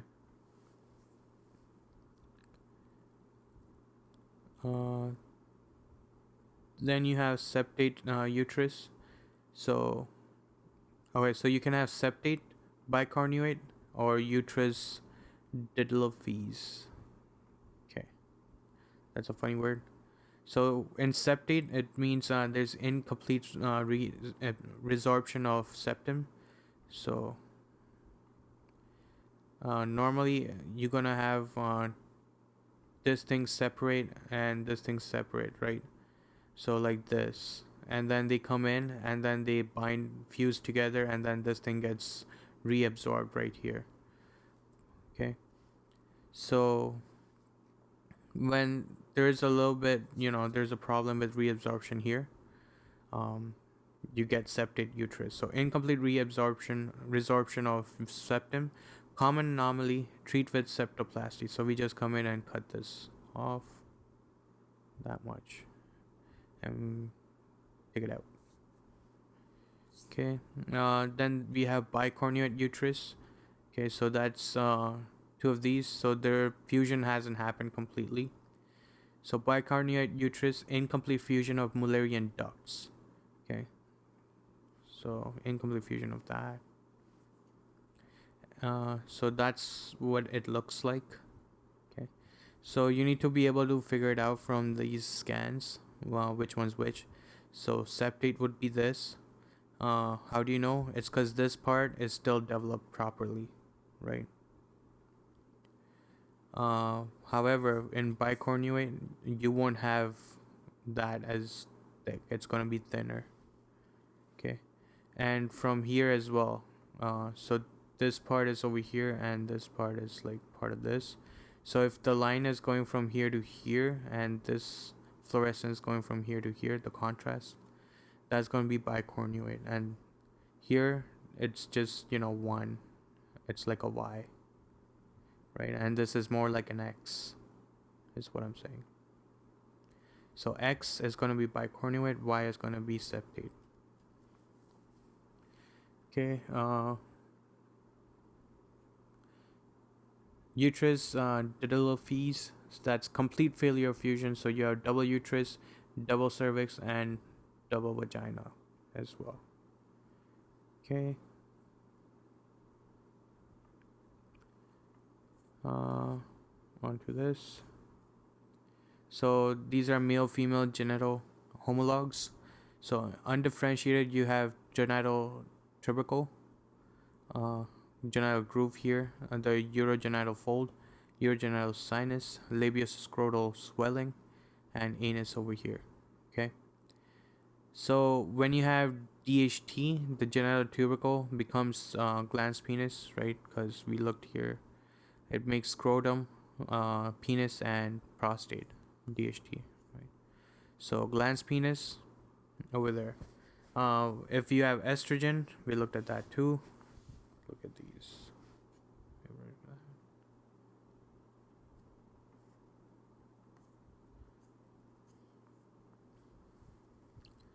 Okay, so glans penis is over there, and here you have glans clitoris. So clitoris right there, because that makes clitoris, labia, and distal vagina, right? Estrogen. Okay, let's shove that over there. Genital tubercle. With DHT, it also makes corpus cavernosum and spongiosum. With estrogen, it becomes vestibular bulb. Okay, so this is the cavernous spongiosum, the pink stuff, and on this side, the vestibular bulbs are.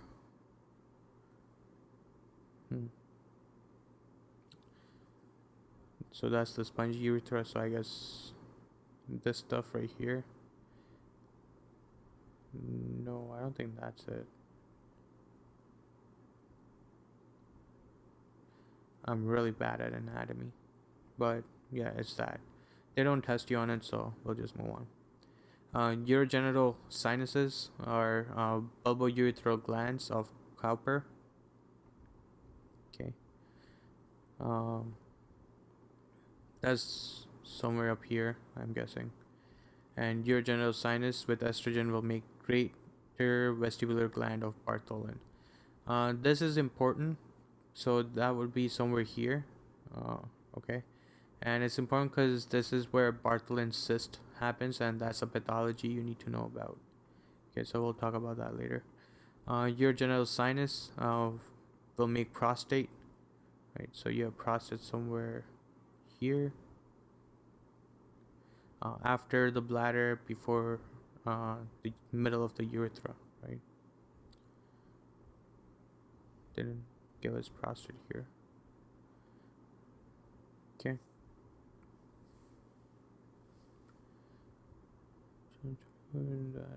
Okay. And with estrogen, you make urethral and periurethral glands of Skene. Urogenital folds, ventral shaft of penis, and labia minora. So right there, over there. Labioscrotal swelling, so scrotum on that side, and labia majora on this side. Okay. Yeah, let's get rid of that. Congenital penile abnormalities. So hypospadias. So let's have a look at those.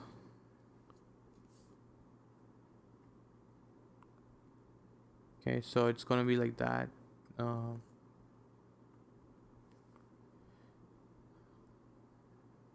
abnormal opening of urethra, right? So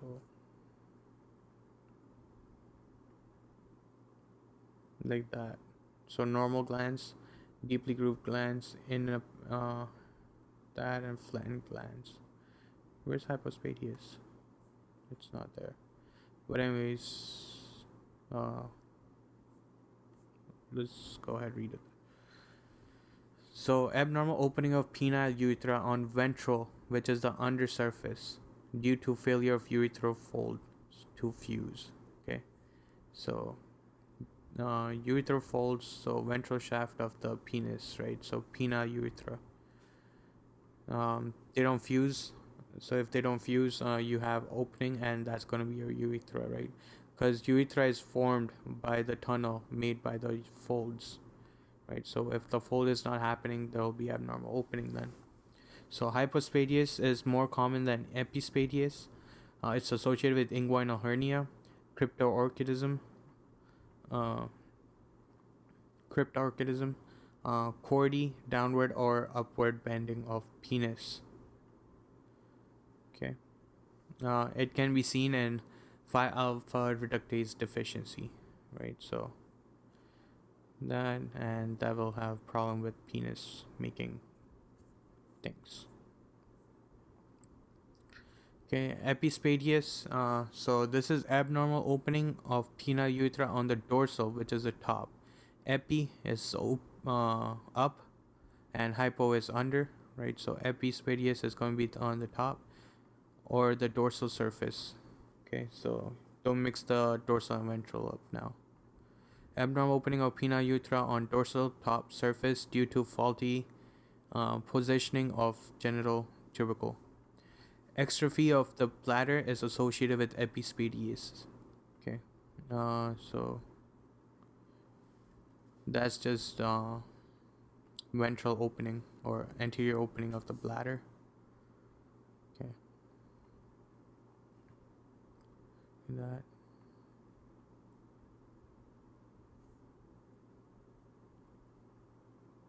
Okay, and that's related to the epispadias. Right, so that's the bladder, and this is the epispadias. Okay.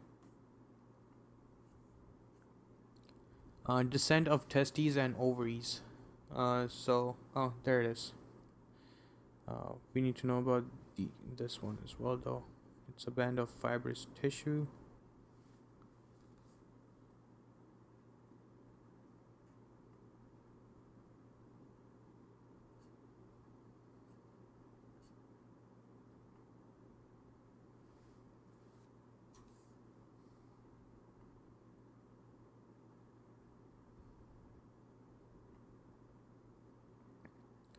So this is processus vaginalis. So where is gubernaculum? That's the blue thing right here. Okay. So that's the one that, guides this processus vaginalis, or, then tunnel of vaginalis or tunica vaginalis. Right. Integration of gubernaculum, interior peritoneum.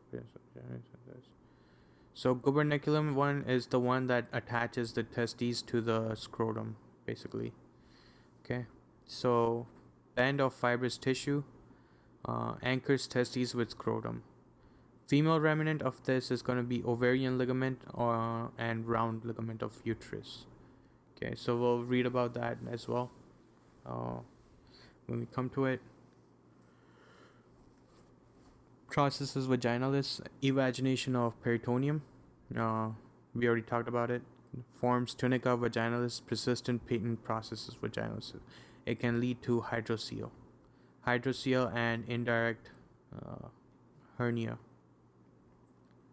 inguinal hernia. So female remnant, it's gonna be obliterated. Okay. Onto anatomy.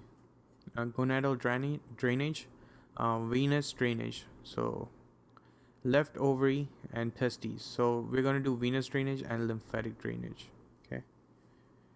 For this one, I actually made a photo. Let me just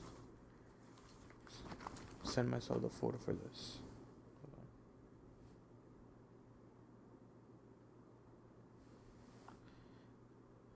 I mean, I made a drawing, not a photo, but it kind of helps to understand it.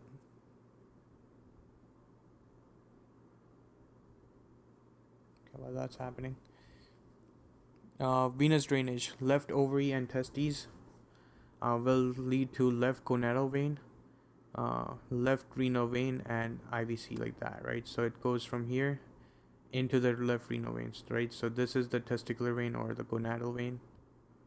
Okay, so it goes up to the left renal vein and then it drains into the IVC, whereas on the right it directly goes into the IVC.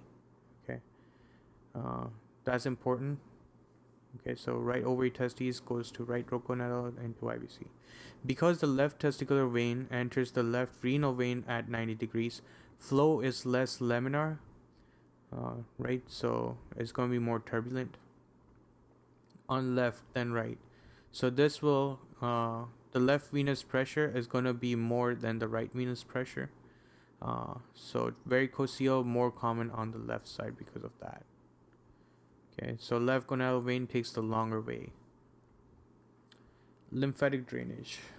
Okay, now before we start, why is this not there? So lymphatic drainage, ovaries, testes, and fundus of uterus will lead to will drain to para-aortic lymph nodes. Okay, so you have ovaries, or testes, okay, and fundus. So this is the fundus of the uterus, right? So they both will drain into para-aortic lymph nodes. So this is where para-aortic and lymph node is. So like if aorta is right here, aorta is gonna be, like that right there. So it would be over here as well. Okay, then we have body of uterus, cervix, and superior part of the bladder. Okay, so this little line right here is the bladder. Okay, this would be the cervix on the back, right? With the little lines, that would be the proximal vagina, distal vagina right here. Okay, or this is the cervix right there, right? So cervix, body of uterus. So this would be the body of uterus as well, because this is the fundus. So under it is the body, cervix, and superior part of the bladder. So that's the top part of the bladder as well. Okay, it's really hard to, see it if you don't make it on yourself, but hopefully it helps. So all of that will drain into external iliac, so the branch that goes outside of the pelvis, outside of the iliac, right? So it drains to that part. Then you have prostate. Okay, so prostate is gonna be down here. Okay, so this is all the blue stuff. Prostate or cervix, so that's still the distal cervix now, right? So that was the proximal cervix, this is the distal cervix. I think I said vagina, I'm sorry, I meant cervix over there. Prostate, cervix, and corpus cavernosum. Proximal vagina right here as well. And inferior part of the bladder. So this is bladder, so inferior part of the bladder. So you have prostate, cervix, corpus cavernosum, and proximal vagina, and inferior part of the bladder. Okay, this leads to internal iliac nodes. Drains to internal iliac nodes. So that's on the inside of that. Okay. So everything that's inside, your prostate is inside, your vagina is inside. Well, proximal vagina is inside, cervix is inside. This is inside as well. Inferior part has inside in the name, in, right, of the part. So all of that will go to internal iliac nodes. Okay. Body is outside of uterus, cervix is outside, and superior part is outside. So it's external iliac nodes. Okay. Distal vagina, vulva, scrotum, and distal anus. Okay. So you have scrotum right here. Very vivid. Distal anus as well. Vulva and distal vagina. So now the vagina is handed over here. So that's the distal vagina. Okay. So Distal vagina, vulva, scrotum, and distal anus drains into superficial inguinal node. So I drew it over there. So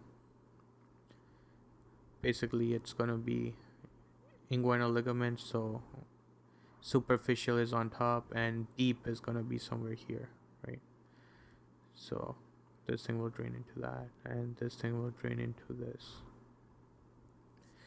Clitoris and glans penis. Okay, so these two you gotta remember are the deep ones.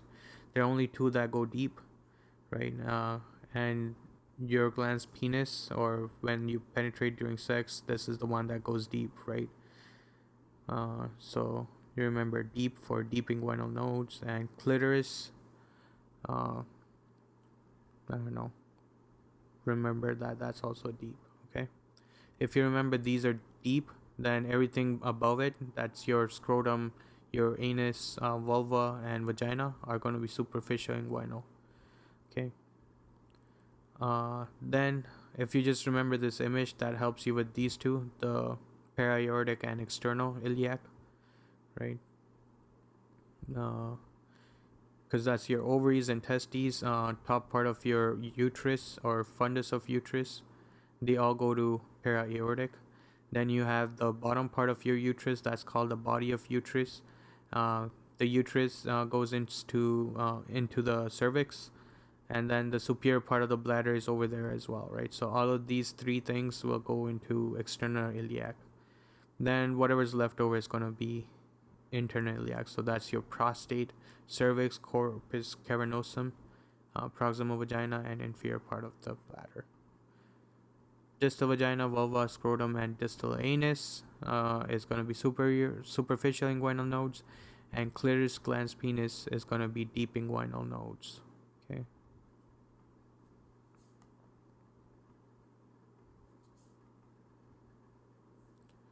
So, yeah, empiniform plexus right there. Cool. Female reproductive anatomy. Okay, so first let's look at this, and then we'll read about it. Okay, so we have ovary here, and then fimbrias attached to that, infundibulum, ampulla, and isthmus. So ampulla, I think, is the part where fertilization happens. Okay, so fertilization happens in this area of the thing. Then this is the isthmus. It goes into the uterine cavity. Okay, this is the uterine body, and this is the uterine fundus. Okay, the uterus has three layers: perimetrium, and myometrium, and endometrium. This is the layer where blastocyte sticks to the syncytial trophoblast, right?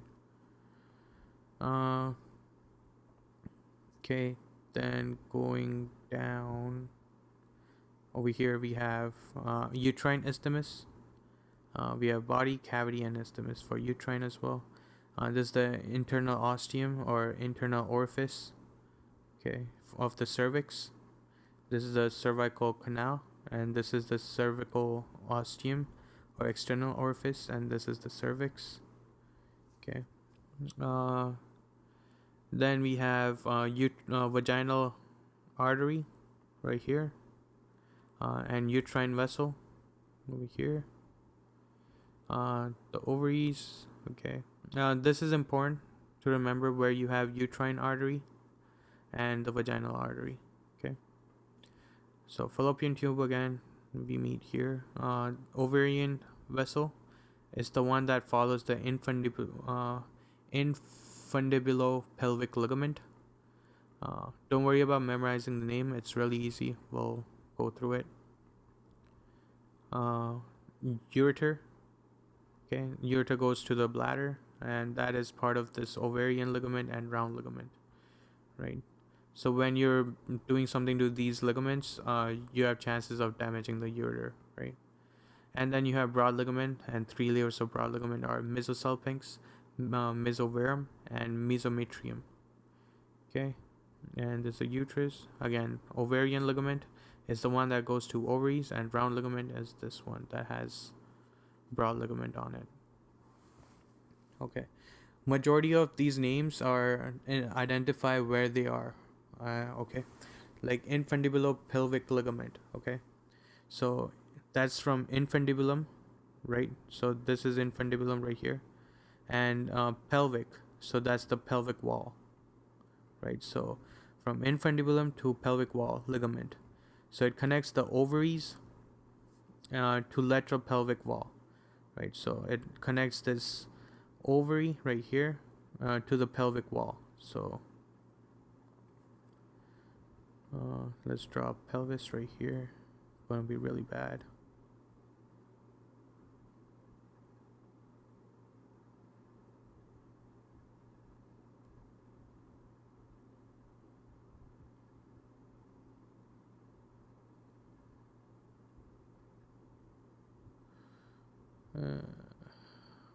Okay, so it's gonna attach to this part, the pelvic wall, to the ovaries or whatever, right? So that's what you have.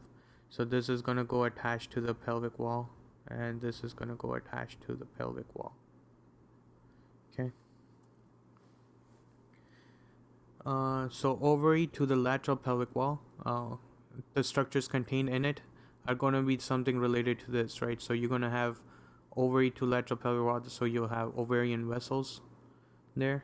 Okay, so ovarian vessel over here.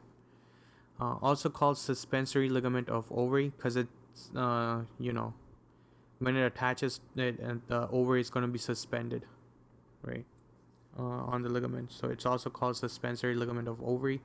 You have ovarian vessel ligation during oophorectomy, risks damaging the ureter. Okay, because ureter is going right through it, right there. So when you're trying to do that, chances are you can damage the ureter because it passes really close to it. Cool. Onto ovarian ligament.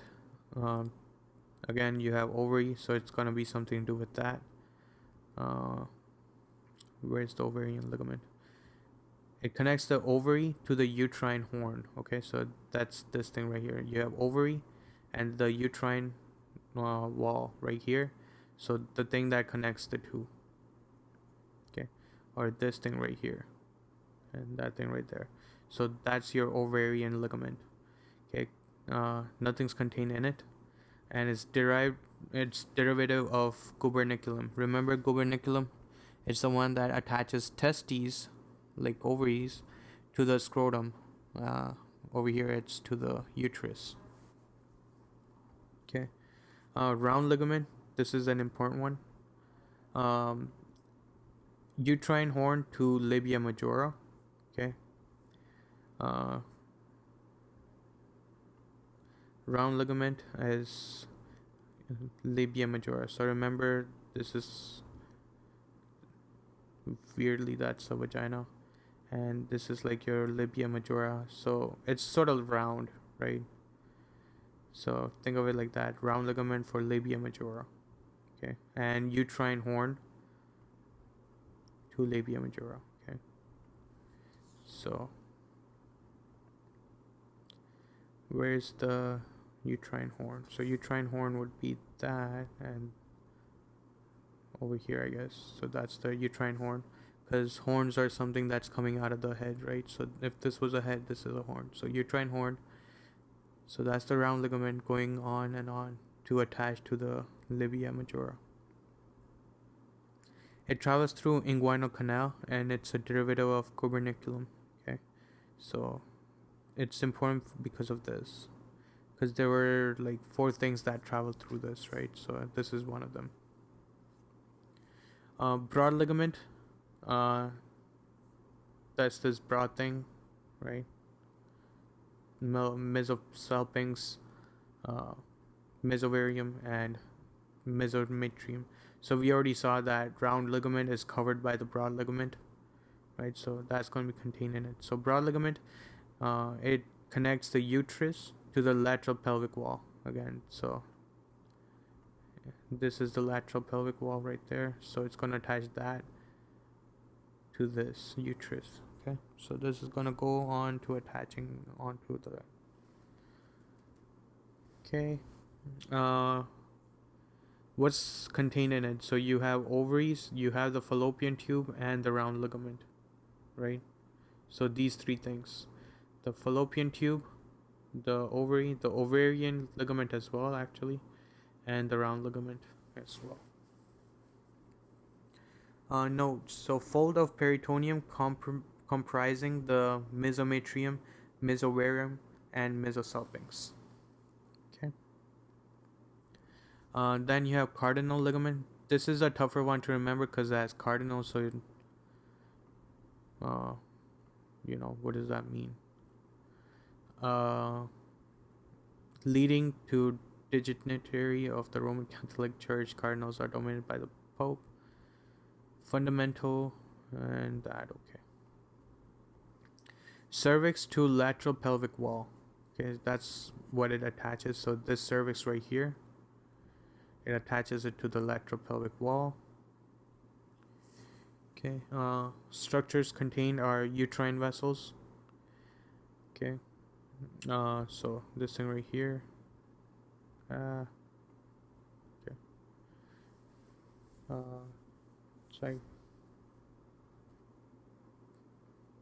I don't see the cardinal ligament anywhere. So we'll look it up actually. So it's easier to remember that way.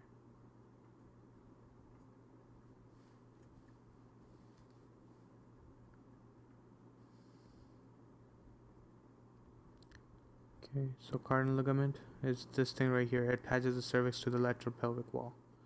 Okay. Do we know any others from here? Nope, just that one. Okay. Cervix to the lateral pelvic wall. Uterine vessels are in it. Note condensation at the base of broad ligament. Okay, so it's at the base of this, right? We don't see it here, but it's going to be base of that. Uterine vessel ligation during hysterectomy risks damaging the ureter. This is important where it can get damaged, the ureter. So it can get damaged when you're ligating this or ligating this, right? Infundibulopelvic pelvic ligament. Okay. So if this is damaged, if you're or the classic presentation or the question stem, they're going to say that there's leakage of fluid and they found a little hemorrhage, damaged ureter.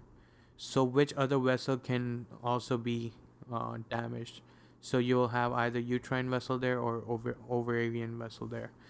If they gave you both of those, that means they'll give you something else to differentiate between the two. Uterosacral ligament, that's cervix to sacrum, so it's going to be on the back side. Right. So it's going to be from here to here, or wait, yeah, right here actually. This is the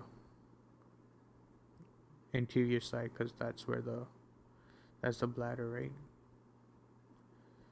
So here it is, uterosacral ligament right here. So it's attaching the back side. Okay.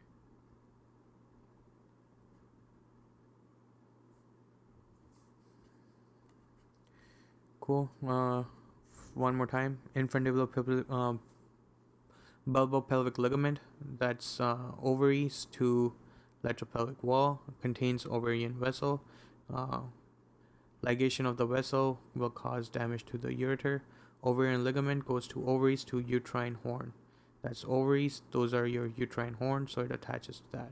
What attaches the uterine horn to labia? That's going to be a round ligament. Right, so round ligament attaches uterine horn to labia majora. Broad ligament, it covers everything over here. So it covers your fallopian tube, your ovaries, your round ligament, also your ovarian ligament. That's not given. Okay. Cardinal ligament is going to be over here. It condenses at the base of the broad ligament. It has uterine vessels in it. and you risk damaging the ureter when you're trying to ligate the uterine vessel. And uterosacral, it's in the name, uterus to the sacrum, right? So cervix to the sacrum. Adnexal torsion, this is important. Um, you'll have twisting of ovary and fallopian tube. So when they give you something like this, they're gonna test your knowledge if you know how to differentiate between torsion and epididymis, mitis, like inflammation of epididymis. Okay. So twisting of ovary and fallopian tube around infundibulopelvic ligament and ovarian ligament, which will cause compression of ovarian vessels in infundibulopelvic ligament. Sorry, did I say epididymis? That's inman. I was thinking of testicular torsion. I got zoned out heavy over there. Okay. For this one, yeah, it's just gonna talk about this. They're not gonna differentiate between the other stuff. But you need to know, like, you need to do the differentials between right lower quadrant pains, right? So that's your appendix distortion or Crohn's or some kind of blockage there, or anything else that happens over there. Okay, so twisting of ovary and fallopian. Oh yeah, also psoas abscess. Okay, so twisting of ovary and fallopian tube around infundibulopelvic ligament and ovarian ligament, which causes compression of the ovarian vessels in the infundibulopelvic ligament. Right. So this leads to blockage of lymphatic and venous outflow. So that's important. Continued arterial perfusion, ovarian edema will lead to complete blockage of arterial inflow, which leads to necrosis, local hemorrhage. Associated with ovarian masses, presents with acute pelvic pain, adnexal mass. Oh yeah, so you also gotta think about ectopic pregnancy with this one. Adnexal mass, nausea, vomiting, surgical emergency. That is this. Okay. It's easy to differentiate between all of them because they pretty much give you everything you need to know to pick this as the answer. Pelvic organ prolapse, a herniation of pelvic organs to or beyond the vaginal walls, anterior, posterior, or apex.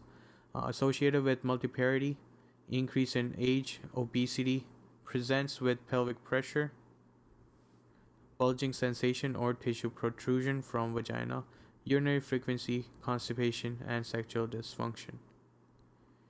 Okay. So let me just pull up a picture of this.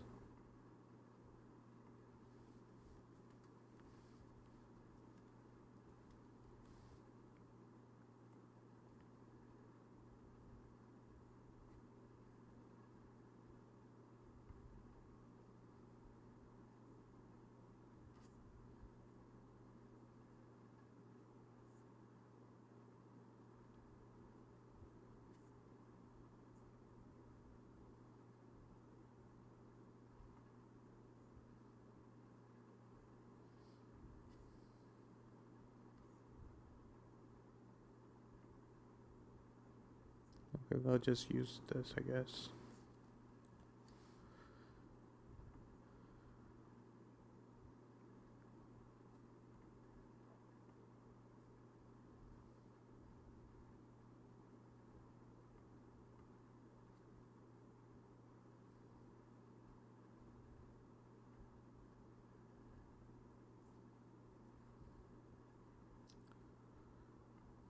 Why is this not opening?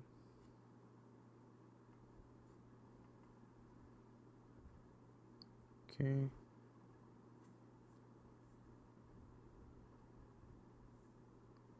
Actually, we'll figure it out. Hold on. Let me look up this for a second, real quick.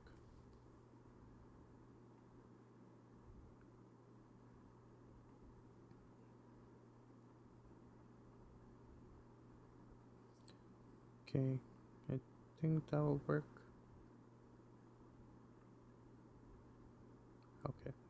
This is what we want. There it is.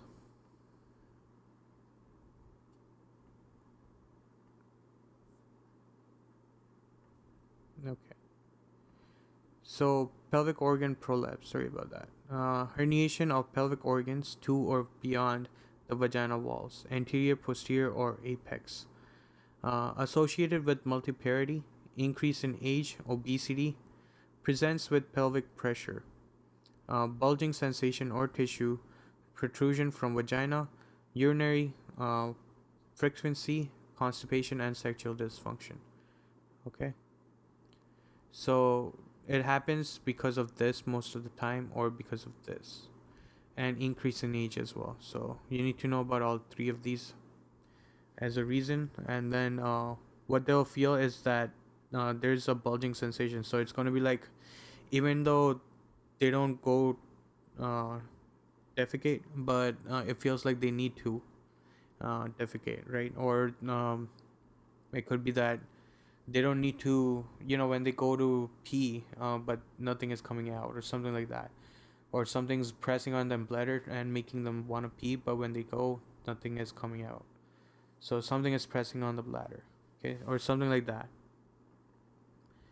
Okay, so it's gonna be bulging sensation or tissue protrusion from vagina. You can probably see it from the vagina coming out, something coming out as well. If you have seen a case of prolapsed uh, pelvic organ prolapse, it's, you won't mistake it. It's very weird. Urinary frequency, constipation, and sexual dysfunction. Okay. So anterior compartment prolapse, you'll have bladder. Okay, so that's the bladder. Cystocele, most common type. In posterior compartment, that's this side, right here. You have rectum or rectocele, or small bowel coming down. Okay, so it's this thing that's coming out now. And this is important to know, because this is how differentiate between which compartment is prolapsed. Okay.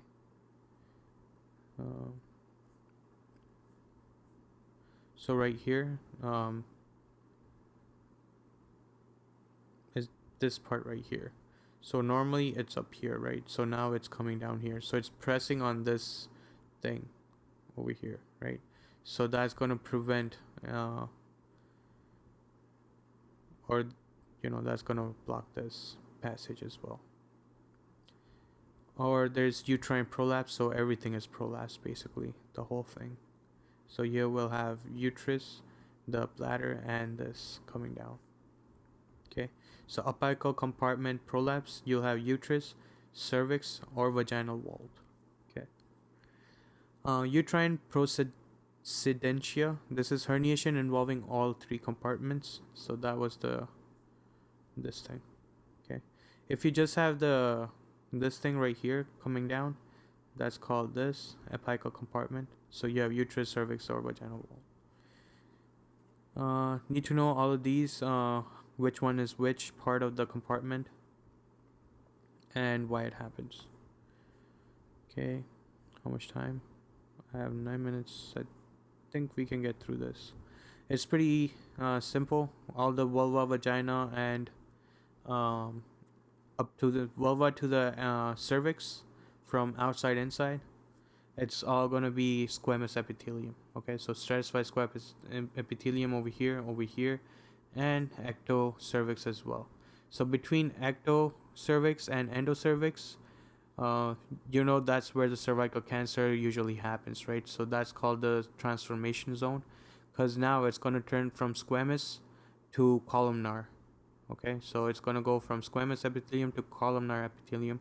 So in the middle, you'll see both of those. So you will see squamo-columnar junction. Okay, that's this part right here. Okay, I'll try to do this for you guys. So see how these are squamous cells, right? So that's squamous.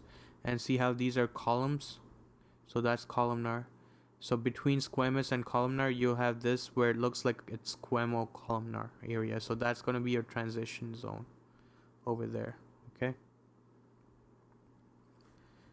So these are your squamous cells, by the way, all of these, and then this is your columnar, I guess. So squamous, it's coming down or going this way, and this is turning into this. So this area right here is the transformation zone. Okay, so most common area for cervical cancer, it's sampled in PEP test. So they take cells from here. Okay, and then so everything from outside up to ectocervix is going to be stratified squamous epithelium, and then it's going to be transformation. You're going to have both, and then you have endo, where you have columnar epithelium, simple columnar epithelium, and that's going to continue all the way down to fallopian tube. So endocervix, the uterus has simple columnar epithelium as well, with long tubular glands in proliferative phase, coiled glands in secretory phase. That's going to be because of the menses and ovulation, and we'll do that over there. Fallopian tube, it's going to be simple columnar epithelium. It's ciliated, right? Because you need to aid the egg from moving from the ovaries, from the fimbria, all the way to the site of implantation. So you need it ciliated. So columnar epithelium, but ciliated over here. And then you have ovaries, the outer surface. Here it changes to from columnar to simple cuboidal epithelium. Why cuboidal? Because usually cuboidal cells are used wherever you see cuboidal cells, they're going to be secreting something. Okay, anywhere in the body, if you have cuboidal cells, those ones are the ones where they secrete stuff. This one secretes eggs, kind of like that. So simple cuboidal epithelium, germinal epithelium covering surface of the ovary. Okay, so we went from squamous outside to squamocolumnar, where it was transformation zone in the cervix, to columnar to cuboidal. Okay, male reproductive anatomy. It's pretty simple. This is epididymis, testes, around the testes. It goes up to the vas deferens, to the seminal vesicle, into this, through the prostate, into the urethra, and this is where you have bulbourethral gland, or cowper. Remember, I told you I don't know where that is. It's over here. It goes through into the urethra. Okay. You need to know this thing though. So you have head of epididymis. This is the efferent ductules. This is the reed testes. These are the vas deferens. This is tunica albuginea, and seminiferous tubule over there, and tail of epididymis over here. This is the corpus cavernosum. In the middle, you have deep artery. You have deep dorsal vein here, dorsal artery and nerve, and superficial dorsal vein over here. Okay.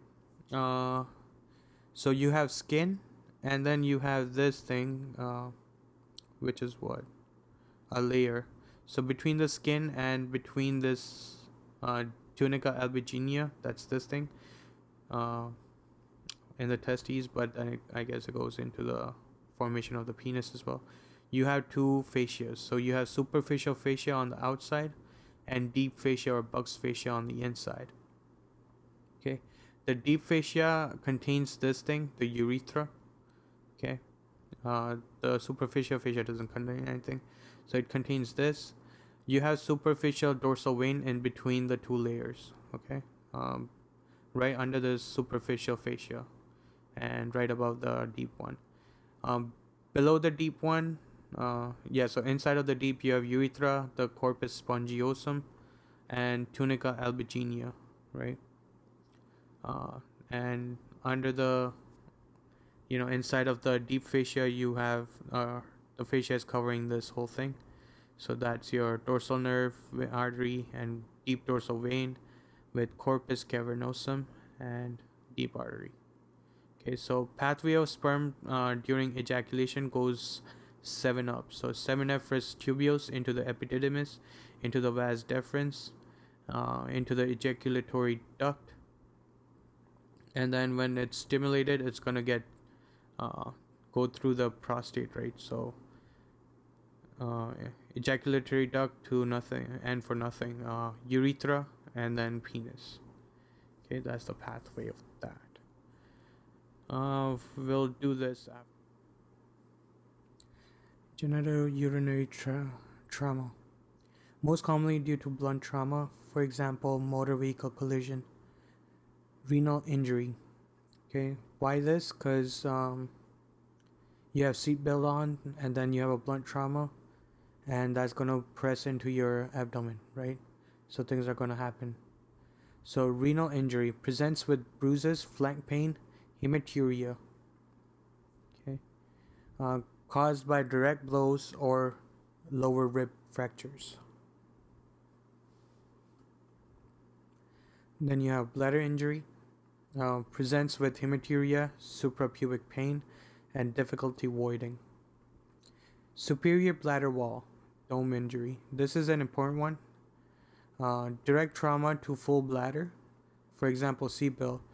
There will be abrupt increase in intravesical pressure, and since everything else is supported, like in front it has this symphysis, at the back it has the sacrum, and here it's also the prostate and all these organs. So on top it's not really supported that well, so chances are that it's gonna leak and perforate through here on top. Okay, so increase in intravesical pressure will cause dome rupture, which is the weakest part. Leads to intraperitoneal urine accumulation. Peritoneal absorption of urine will lead to increase in BUN and increase in creatinine, and that's why you'll have increase of these during superior bladder wall or dome injury.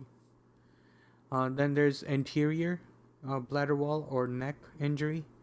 So that would be over here, or no, over here, sorry. Pelvic fracture happens, so then you have perforation by bony spicules, which leads to extraperitoneal urine accumulation in retropubic space, right? So retropubic is right here. That's the retropubic space. So everything's gonna get leaked out of there because of the spicules perforating it over here. Okay. Okay, so that it's going through here.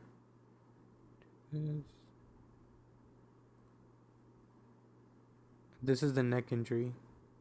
So this would be the anterior wall of the bladder injury. So that will go over here, and if it's over here, it's going to get filled up over here.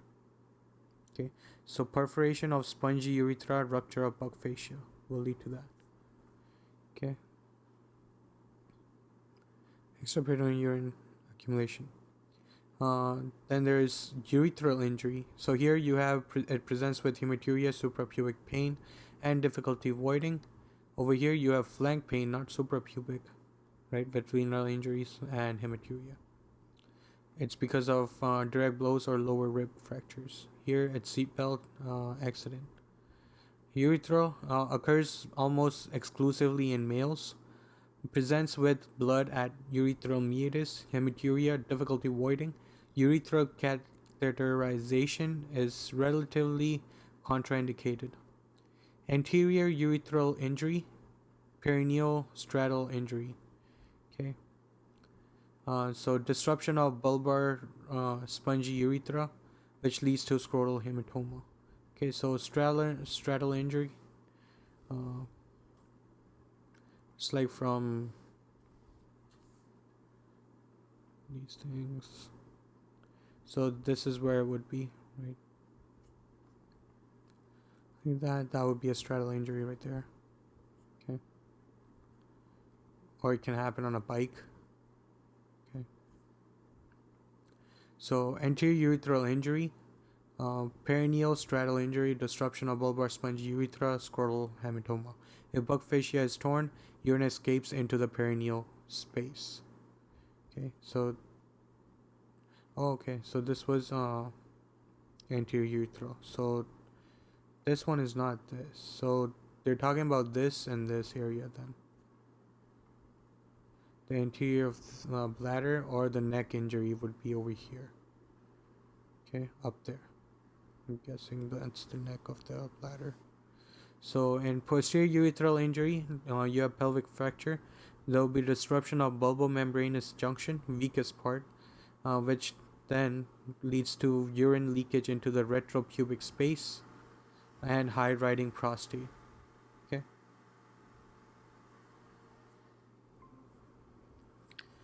Autonomic intervention of male sexual response. Erection. So the way you get erection is parasympathetic nervous system. That's what it is, right? When you're relaxed, so that's your parasympathetic. Um, Pelvic splenic nerves. So S2 to S4. So what happens is nitric oxide comes in. It activates the CGMP. This leads to smooth muscle relaxation. Okay, when it relaxes, you have vasodilation, and this is pro-erectile. Okay, norepinephrine leads to increase in intracellular calcium. This causes the contraction, which causes constriction, and this is anti-erectile.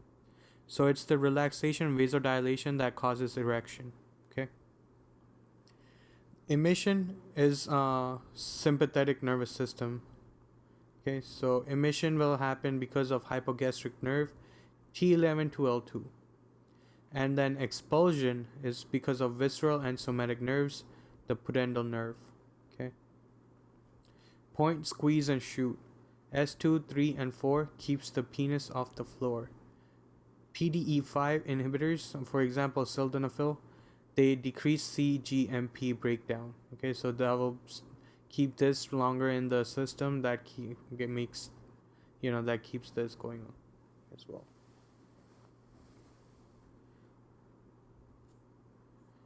Okay. Seminiferous tubule, for example.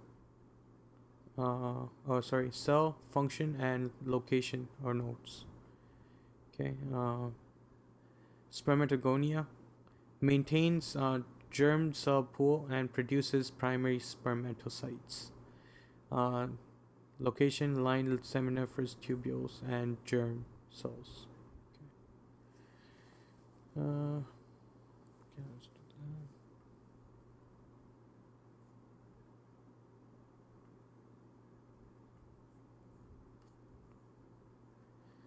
Okay, so spermatogonium. So that's gonna be over here. They maintain the germ cell pool and produce primary spermatocytes. So right there. They line seminiferous tubules and germ cells. Then you have Sartoli cell, right? Sartoli cells are the one with the MIF, right? So it secretes inhibin B, and this inhibits FSH. Okay. Secrete androgen binding protein, so maintain local levels of testosterone. This is the function of Sartoli cell, so remember these. Okay, they secrete an androgen binding protein. Maintain local levels of testosterone. Produce MIF. Tight junctions between adjacent Sartoli cells form blood-testis barrier. So it isolates gametes from autoimmune attack. And this is your immune privilege area, right? Support and nourish developing spermatozoa. Regulate spermatogenesis. Okay, so it does that too. It supports and nourishes. Temperature sensitive. So decrease in sperm production and decrease in inhibin B with increase in temperature. Okay, so when it's hot, it's not going to produce inhibin, so it's going to keep producing FSH and keep stimulating Sertoli to produce more inhibin, but it's not doing that, so it's going to keep doing that. Okay. Line seminiferous tubules. So these are the seminiferous tubules over here. The things that go like that, and we saw in green. Non-germ cells convert testosterone and androstenedione to estrogen via aromatase. Sartoli cells are temperature sensitive, line seminiferous tubules, supports sperm synthesis and inhibits FSH, right, via inhibin B. It's temperature sensitive, line seminiferous tubules, supports sperm synthesis and inhibits FSH. It's homologue of female granulosa cells. Okay. Increase in temperature seen in varicocele and cryptorchidism. Okay. Leydig cell. We have Leydig cell as well. That's out here, right? And L and L. So LH stimulates Leydig cell. Ladies dig the testosterone, so Leydig produces testosterone. Okay, so it secretes testosterone in the presence of LH. Testosterone production unaffected by temperature. So since temperature only affects inside, and since Leydigs are outside, it's not going to be affected by temperature. Interstitium, endocrine cells, and homologue of female theca internal cells. Okay.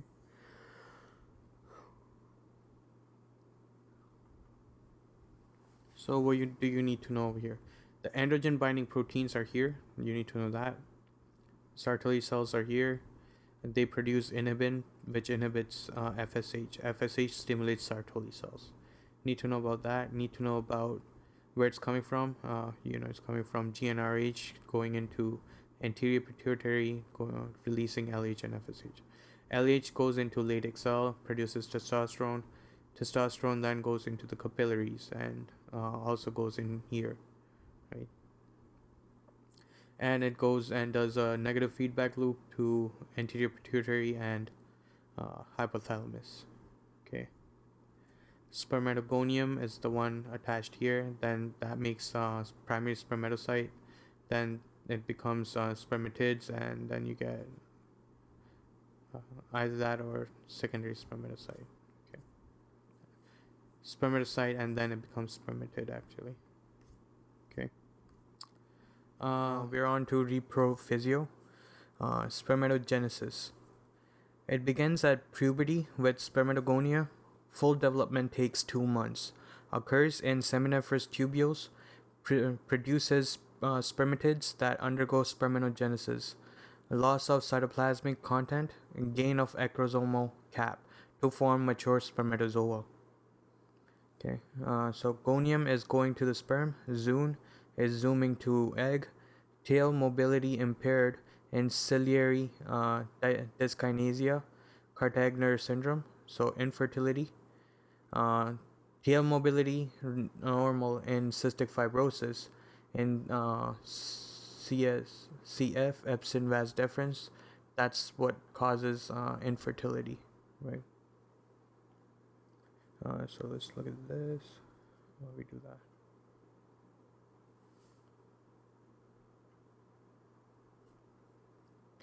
Okay, so you have so this is important. You need to remember this, that infertility in Cartagner happens because of impaired tail mobility, right? And ciliary dyskinesia, so the dynein motion doesn't happen. And Cartagner is the one where you have situs inversus, or like the heart on the right side instead of left, right? And other than that, it's similar to cystic fibrosis. You have recurrent infection and all of that stuff that you have with cystic fibrosis as well. So and like they have similar symptoms, so it's hard to differentiate between the two, but this is how you do it. They'll tell you that the apex beat is heard like felt on the right side instead of the left, so you have to really focus in on that. If you're zoned out and reading it, you won't catch it. Okay. And normally they only bring it up when they're talking about these things, about feeling it, because it only matters in this when it's on the right side, or it matters if it's shifted laterally, right? That happens in left ventricular hypertrophy, or you don't feel it in cardiac tamponade, right? So significance of apex beat for that. Okay, and over here it's because there's so much mucus that nothing is working now, and if something doesn't work, it gets atrophied, right? So you have absent vas deferens over here, and that causes infertility. Okay, so spermatogonium. Okay, so that's this thing right here, spermatogonia or spermatogonium right there. Those are diploid. Okay, they have 2 N. So what does that mean? N is the ploidy, and C is the number of chromatids. Okay, so ploidy, let's look that up. The number of sets of chromosome in a cell or in the cells of an organism. And chromatids, each of the two thread-like strands into which a chromosome divides longitudinally during cell division. Each contains a double helix of DNA. Okay, so you have 46 single chromosomes, uh, and it's X or XY, right? Okay, so two ploidy and two chromosomes. So let's draw that.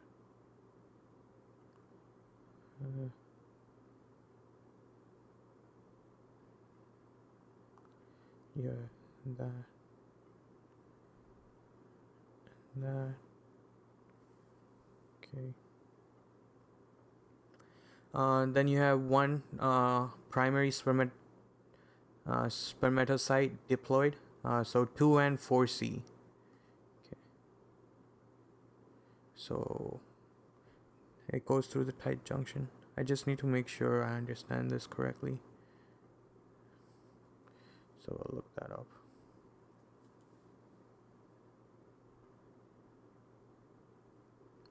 So this is 2N and 2 chromosomes. Okay, so 2N, 4 chromosomes.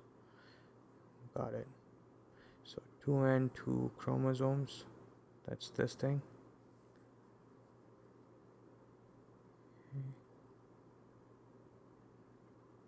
Right here. This is better.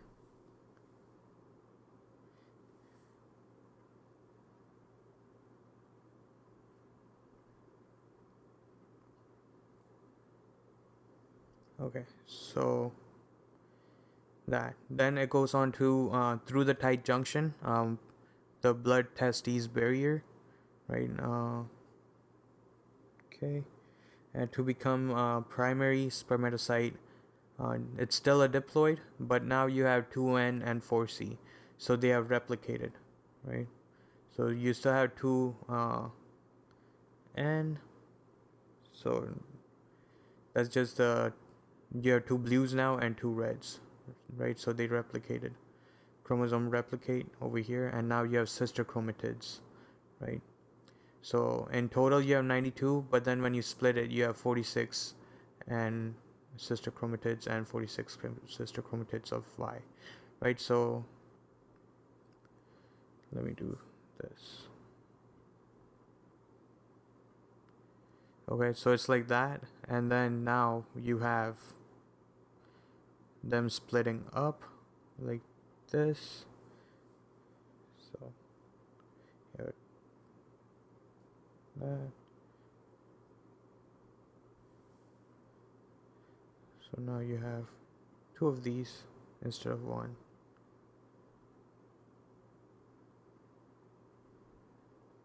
Okay.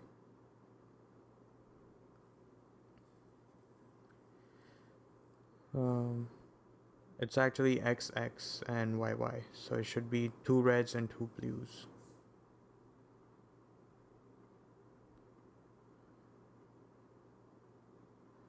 Okay. Now you have 1N and 2 chromosomes. Okay, so that is. So right now it's all this, so now it's going to get split up. So now it's one type, but you have 46 of them, and one type, and you have 46 of them, right? Okay. Now you're going to split these up as well. So this was secondary spermatocyte, and these are called haploids, or 2 chromosomes, right?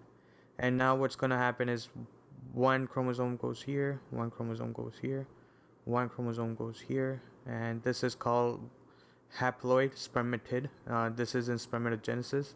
So you have 1N and 1C now, and that's what it is, right? So that's where we started from, and now this is how we ended up with here. Okay, so when we went from over here to here, it's called meiosis 1, right? So when we went from here to here, it got split, right? So when it got split, this is called meiosis 1. And when there's second split, so the first split is going to be meiosis 1. The second split is going to be meiosis 2 or meiosis 2, right? Okay. And then here it stays until, okay, never mind, it doesn't stay. So now we have 1 and 1C again, right? So that's just going to be, one of these are going to be, it's either going to be an X or a Y that goes in here, right? And then it goes, penetrates the egg, and then it goes, makes a diploid again over there. Okay, so this is acrosome, head, nucleus, neck, middle piece, and tail. It's different in females, right? Because they have to wait till ovulation. So it's gonna stay in after meiosis 2, I think, and like prophase or metaphase, and then after fertilization, it goes on to becoming like a mature or whatever. We'll read about it. But anyways, so 2N, 2C. Then you get sister chromatids, the same types. So you have 2N still, but now you have 4 chromatids, right? And now in one egg, one sperm, or not sperm, but spermatocyte, you have 1N, but 2 chromosomes, and 1N over here and 2 chromosomes. So they're homologous chromosomes separate. Okay. And in meiosis 2, you gotta remember 2, so you have single strands over there as 2, right? That's one strand, that's another strand. So you just think of it like a chromosome. So you have 1 and 1 here, and 1 and 1 here, so that's 2 as well. Well, not 2, but like it's 1N and 1C and 1, 1N and 1C and 2, 1 and 1C and 3, and 1 and 1C and 4 as well. Okay?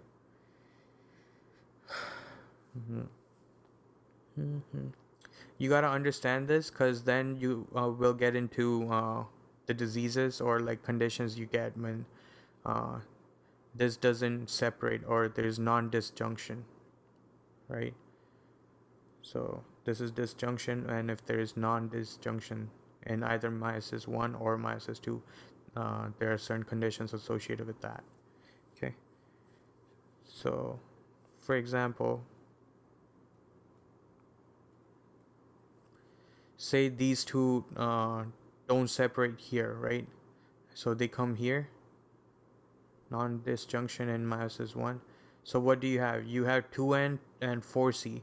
So now when it's going to separate, you'll get 2 chromatids over here, right? 1 and 2C instead of 1 and 1C, and 2 over here. So now when this is going to, if these are the ones that get fertilized, what's going to happen with the egg? Let's draw egg. Okay, so that's an egg. Okay, so when an egg comes in with its own chromatin, right, whatever it is,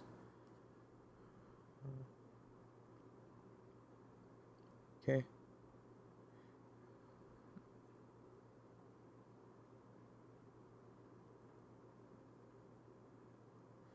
that's a question mark. That's gonna, so when 2 of these come in here, whoops, that's not gonna work.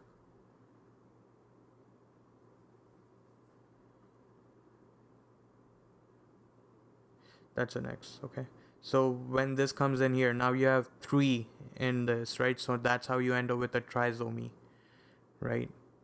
So you have 3 chromosomes, so that's a trisomy now. Okay, so what happens if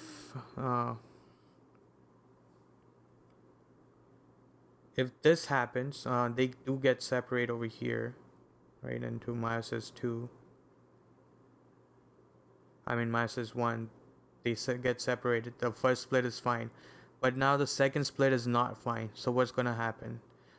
One of them is gonna get no chromatins, and this one's gonna get single chromatins, right?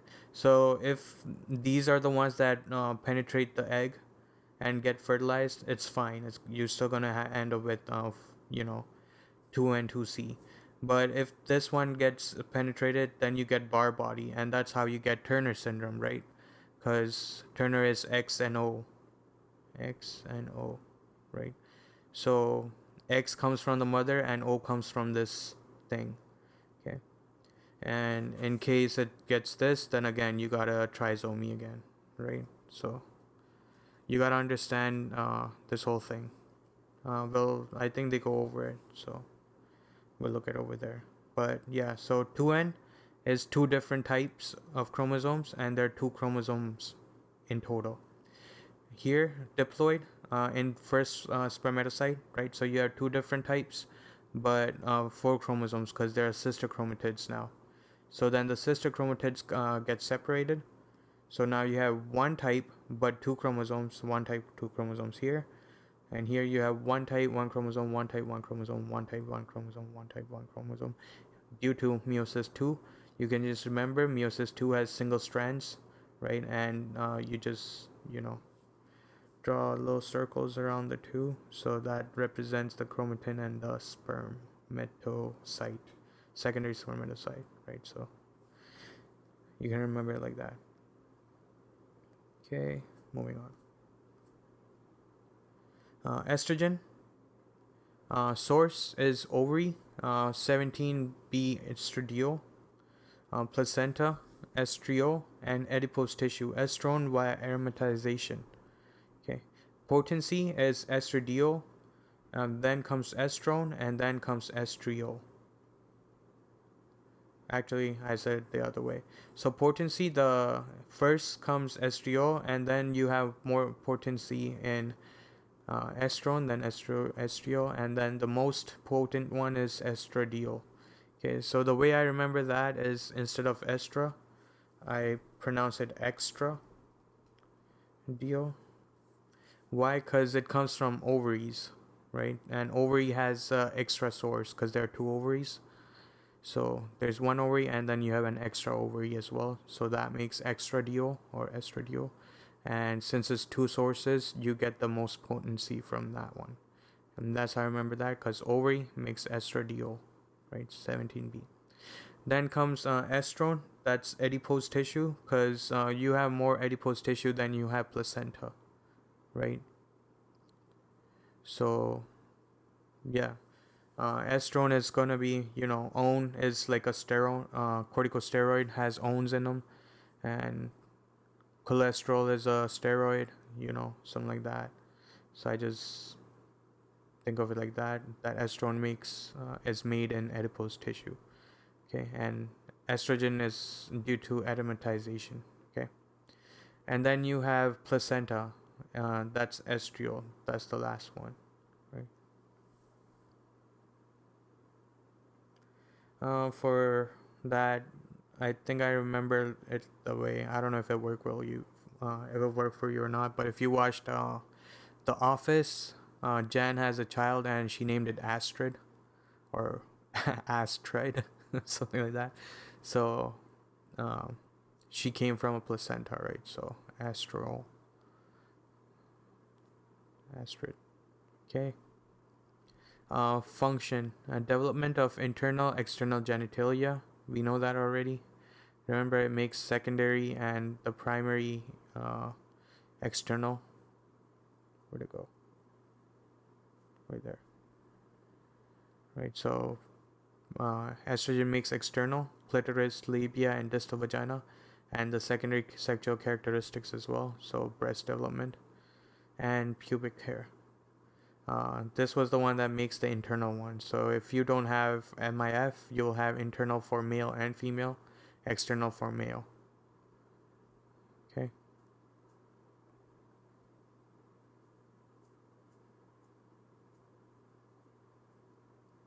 Okay. Development of internal external genitalia, breasts, female fat distribution, growth of follicle, endometrial proliferation, increase in myometrial excitability, upregulation of estrogen, LH, and progesterone receptors, feedback inhibition of FSH and LH, then LH surge, stimulation of prolactin secretion, decrease in prolactin action on breasts, increase in transport proteins, sex hormone binding globulin, increase in HDL, and decrease in LDL. pregnancy, 50 folds increase in estradiol and estrone, 1,000 folds increase in estriol. Okay, so that's the ovary one. So during pregnancy, there's a 50-fold increase in that. Okay, let's see. One lady who is obese, estrone, yeah. One lady has 2 ovaries, that's estra D. Oh, okay. One lady, one man, and their baby are connected through placenta. 3 persons, estrio. I think you mean estrio. Yeah, that works too. There's no TRA in that. It's just ESTRIOL. Yeah, that's pretty good too. Thanks. Pregnancy, 50-fold increase in estradiol and estrone. Okay. So that one, that's what you said for estrone. One lady who is obese, right? And 1,000-fold increase in estriol, so the placenta one. Indicator of fetal well-being. Okay. Estrogen receptor expressed in cytoplasm translocate to nucleus when bound by estrogen. I like the tri one. I'll remember it that way now. Okay. So here we have theca and granulosa cells, right? So when we were doing this, they told us, what were we doing over here? That Sartoli cells are like granulosa cells, right? And the Leydig cells are like theca cells. Okay. So let's just put that.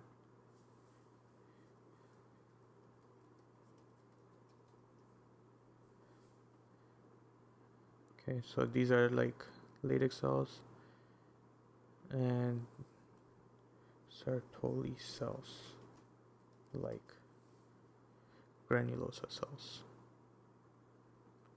Okay. Well, Leydig was making testosterone, which is also an androgen, right? So they're making androstenedione here from cholesterol. With the help of desmolase, when you have LH coming in and activating stuff and converting ATP to CAMP, which will activate desmolase to make estradiol. Okay, so that happens in theca cell. Important to remember that theca cell is the one that does that. And then you have granulosa cell. Okay, so granulosa cell has aromatase in it, right? So CAMP activates that, so it converts the estradiol to estrone to estradiol and estrogen right there. Okay, so FSH works on this.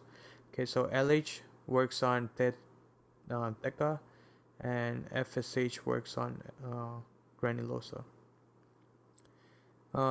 Grandma likes fish, so you can remember it that way. Grandma likes fish, or grandma likes, eat fish. Yeah, so if you remember one, you'll remember the other one by default, right? The function, gotta remember the function, so we'll go over that once more. Development of external and internal genitalia, breast, female fat distribution. This is important. Growth of follicle, endometrial proliferation, and increase in myometrial excitability. This thing is important because this is how, if you have excess of estrogen, you can get endometrial cancer because of estrogen as well. So this is myometrial excitability, but you end up with endometrial cancer. Upregulation of estrogen, LH, and progesterone receptors. Feedback inhibition of FSH. Okay. And LH, then LH surge. We'll do that in the ovulation cycle. Stimulation of prolactin secretion. It does that. Decrease in prolactin action on breasts. Okay. Increases transport proteins like SHBG, increase in HDL, and decrease in LDL. This is important too. Progesterone. Source corpus luteum, placenta, adrenal cortex, and testes. Okay, so testes make progesterone as well. Adrenal cortex, placenta, and corpus luteum. Function during luteal phase, prepares uterus for implantation of fertilized egg. Okay, and this is important because this is what's going to create the spiral arteries that you will see in some samples when they give you photos of it. So if you see that, that means there's rise of progesterone. So if there's rise of progesterone, you'll have decrease in some other stuff that it prevents. Okay, so during luteal phase, prepares uterus for implantation of fertilized egg, stimulation of endometrial glandular secretions, and spiral artery development. This is important. Production of thick cervical mucus. This is important too. Why? Because it inhibits sperm entry into the uterus. Okay, you don't want it to enter into the uterus, into the walls. Prevention of endometrial hyperplasia. Uh, Increase in body temperature. Decrease in estrogen receptor expression. Okay, so that's important. So it suppresses estrogen expression, right? Basically. Decrease in gonadotropin, so LH and FSH secretion, that's important too. So it inhibits that. During pregnancy, maintenance of endometrial lining and pregnancy. Okay, maintenance of endometrial lining and pregnancy. Decrease in myometrial excitability, right? And that's why it decreases estrogen, because estrogen does what? It increases myometrial excitability, right? So this one decreases myometrial excitability. It leads to decrease in contraction frequency and intensity. Okay. Then you have decrease in prolactin action on breasts. Okay. Prolactin action on breast. So that's similar to this thing, isn't it? Because this one does that too. Okay. Fall in estrogen and progesterone after delivery disinhibits prolactin. Okay, so fall in estrogen and progesterone after delivery disinhibits prolactin. So then prolactin is gonna inhibit both of these, I guess. Or you get the 6 month of natural contraception, which leads to lactation. Because when this is not there for 6 months, you're not gonna have proper development of the uterus to allow another pregnancy. Increase in progesterone is indicative of ovulation. Okay, progesterone is progestation, and prolactin is prolactation. Cool. Oogenesis. So first, oocyte begin meiosis 1 during fetal life and complete meiosis 1 just prior to ovulation. Okay, so this is what I was talking about. So meiosis 1 is arrested in prophase 1 until ovulation and arrested in metaphase 2 until fertilization. So that's what it's called. Meiosis 1 is arrested in prophase 1 for years until ovulation. Primary oocytes. Meiosis 2 is arrested in metaphase 2 until fertilization, so secondary oocytes. If fertilization does not occur within 1 day, the secondary oocyte degenerates. Okay. So this one only goes on if there's fertilization. If no fertilization, this one will just disappear. Okay. Oogonium diploid. Okay. You have 2 types of chromosomes and 2 in total chromosomes. 2 different types, right? So let's draw those. You have that, this, right. Okay, then you have 1 oocyte diploid. Okay, so now you have sister chromatids, right? So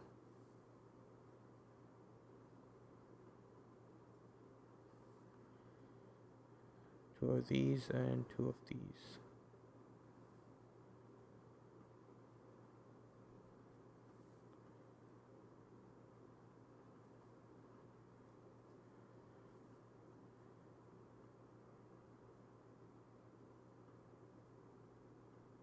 So let's make that red.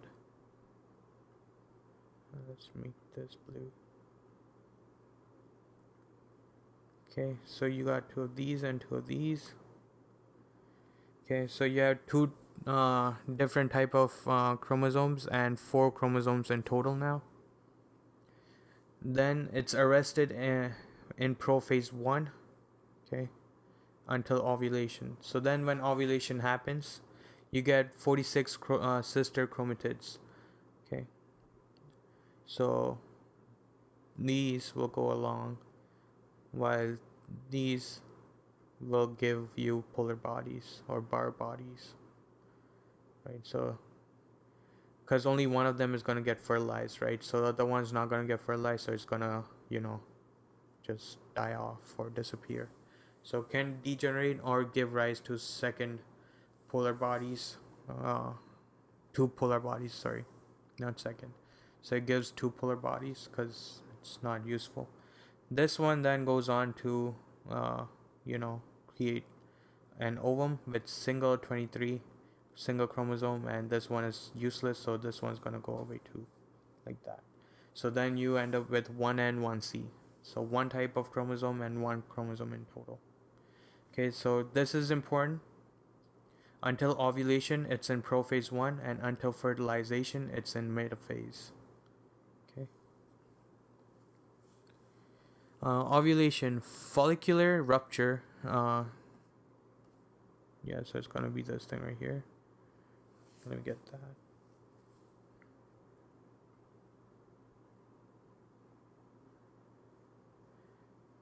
Okay, so follicular rupture and secondary oocyte release. Okay, so that's ovulation right there. It's ruptured, corpus luteum, or that's known as the before corpus luteum, it's known as this follicle or Graafian follicle or developing follicle or mature follicle, anything. So when after the follicle is ruptured, it turns into corpus luteum, or corpus is like a corpse of whatever this was. Okay, follicle rupture and secondary oocyte release caused by sudden LH release or LH surge at mid-cycle. Estrogen normally inhibits LH release. Okay, and that's important to remember. Let's look at that. So this is estrogen. So this is gonna normally inhibit the release of this. Okay. So estrogen normally inhibits LH release. Okay, so this. Okay. But high estrogen at mid-cycle transiently stimulates LH release. So at low levels, it's gonna inhibit LH, right? But once this gets starts to rise up, right? This also starts to rise up, the LH as well. Okay. But high estrogen at mid-cycle transiently stimulates LH release, so then you get the LH surge. This is known as the LH surge, and that's what causes the ovulation to happen. Okay. So what's middle schmeiz? What is this? Middle schmerz. So middle herds. Okay. So middle herds. Middle herds, pain with ovulation associated with peritoneal irritation from normal bleeding upon follicular rupture. Typically unilateral and mild, but can mimic acute appendicitis. Okay, so that's what that is. Why does it happen? It's because of associated with peritoneal irritation. It's because of that. From normal bleeding upon follicular rupture. Okay. Menstrual cycle. Follicular phase can fluctuate in length follicular growth is fastest during second week of the follicular phase. Okay, so follicular growth fastest during second phase. Follicular phase can fluctuate in length, so that's important to remember. But what doesn't fluctuate is that luteal phase is fixed 14 days. Okay, so this phase right here is going to be fixed for 14 days. Everything else is variable in days, but luteal phase is not. It's going to be fixed in 14 days, after which menstruation occurs. Estrogen stimulates endometrial proliferation. Estrogen stimulates endometrial proliferation. Okay, so estrogen, while that is happening, as this goes up, so do the width of the lining. Okay, progesterone maintains endometrium to support implantation. So after it's up here, right, it's developed, it's progesterone is gonna maintain that, and it's gonna make more spiral arteries now, right, and promote implantation, to support implantation. So decrease in progesterone will lead to decrease in fertility. Okay, so let's look at this. No, let me see what I have in my notes.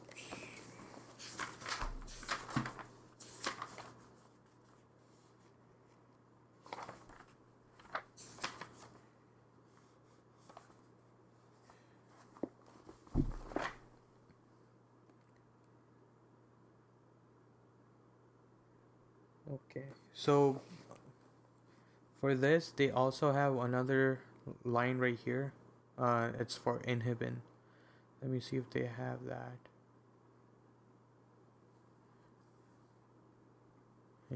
From UWorld.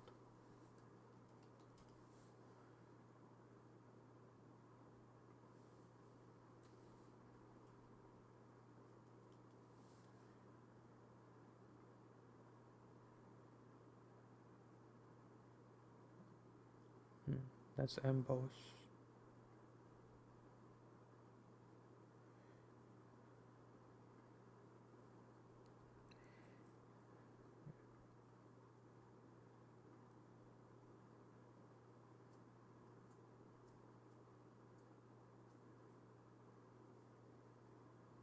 Okay, they don't have it, but roughly I'll just give you an idea of what it could be. It has two waves as well. Okay, so it starts off low like this, then goes up like that, and through this into the luteal phase, where it has a normal rise, and it rises as the progesterone rises, and then goes down as progesterone goes down as well, and then like that. So this right here is inhibin.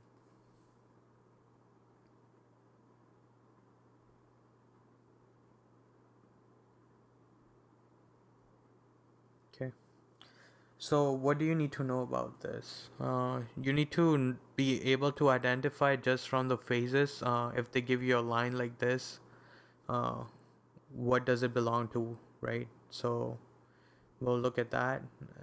So you need to know, like, if you get two waves or three waves or one wave, right? So one big wave is progesterone, three waves is estrogen, two waves is, it can be FSH or inhibin.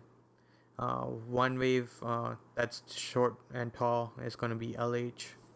Okay, so it starts off from hypothalamus, right? If you have GnRH coming in pulsatile manner, it's going to activate secretion of anterior pituitary to release FSH and LH.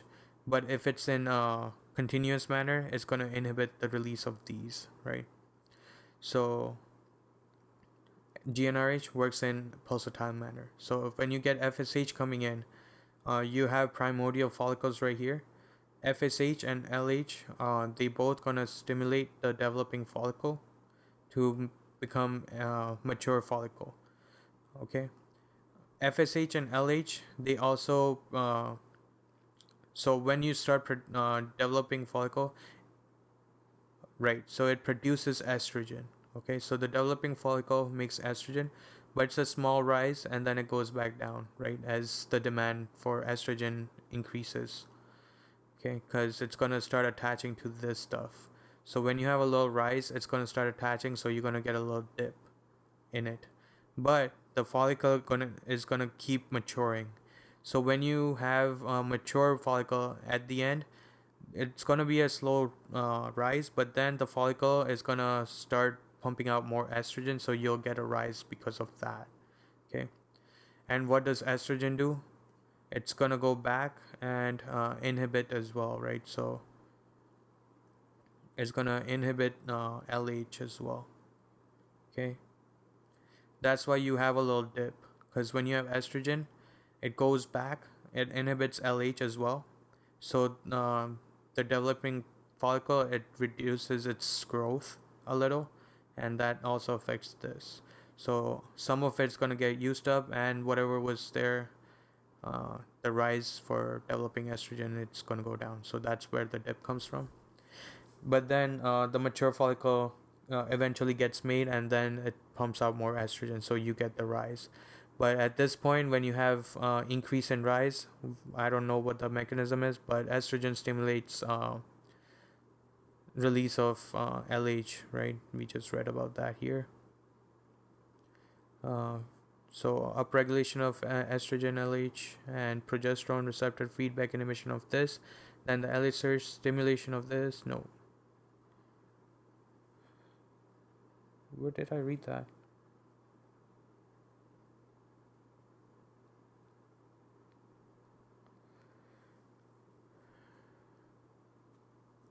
Oh, I read it here. My bad. Right. So estrogen normally inhibits LH release, but high estrogen at mid-cycle transiently stimulates LH release. Right. And that is gonna. So when this increases, notice how this rise happens in this line right here. So at the peak of estrogen is where this one starts, really affecting the LH surge. So when you start having LH surge, you will have ovulation. Okay. Uh, okay. So now, when this happens, what's gonna happen? Okay. Follicle is ruptured, right? You were getting estrogen from the follicle. So now that follicle is ruptured, you're not gonna get any more estrogen being made. So estrogen is gonna go down. When estrogen goes down, what's it gonna do? It's gonna stop inhibiting progesterone, right? So now there will be rise of progesterone because estrogen is not there anymore to make corpus luteum. Okay, and that's where the luteal phase comes from. It's because of corpus luteum. Okay, so luteal phase is because of corpus luteum. You get estrogen, and then estrogen starts rising because of that. Okay, so progesterone increases the formation, or aids in the formation of corpus luteum. When you start getting estrogen being made, the progesterone is gonna start going down again, right? In that. Also, because of the rise in progesterone, what do you get? You get formation of the secretory endothelium, right? And the spiral arteries and all that stuff. Again, the functions of these, right? Stimulation of endometrial glandular secretion and spiral artery development. You'll get production of thick cervical mucus. So when you have a sample and they tell you that there's a thick layer of some kind of fluid, viscous fluid or mucus or something like that, they'll ask you what phase is this in. It's going to be in luteal phase, right? Because that's where progesterone acts the most, or has the most action. Okay, so like that. The way I remember which ones it is I just remember the waves, and that kind of helps you and where it happens. Okay, so let's get rid of all of these.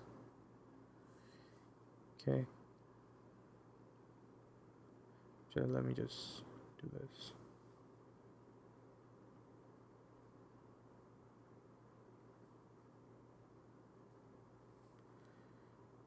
Oops.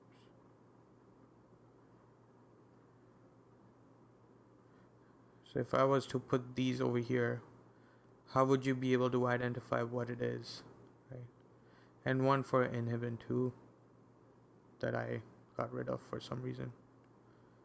Okay, so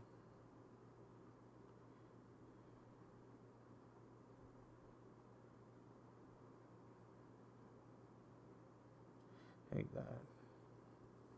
Okay, so how would you be able to tell which one's which if you were given all of these lines on one chart?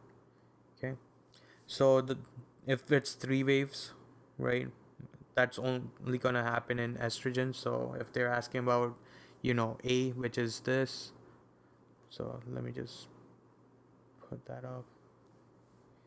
A,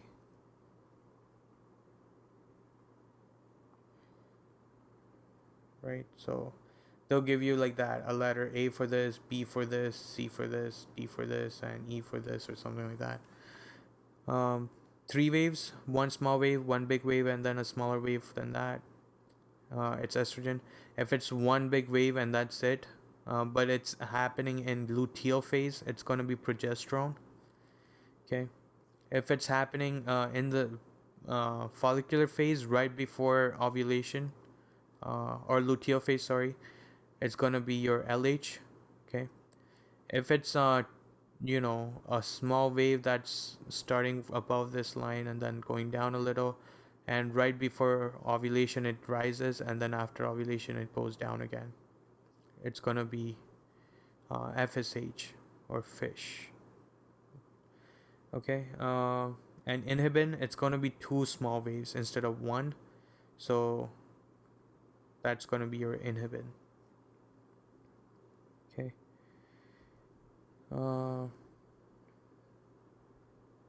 Right. So inhibin is done from Sertoli cells, right? Inhibin B in males, but in females, granulosa is like inhibin or Sertoli cell, right? So that's going to be the one creating inhibin, I'm guessing.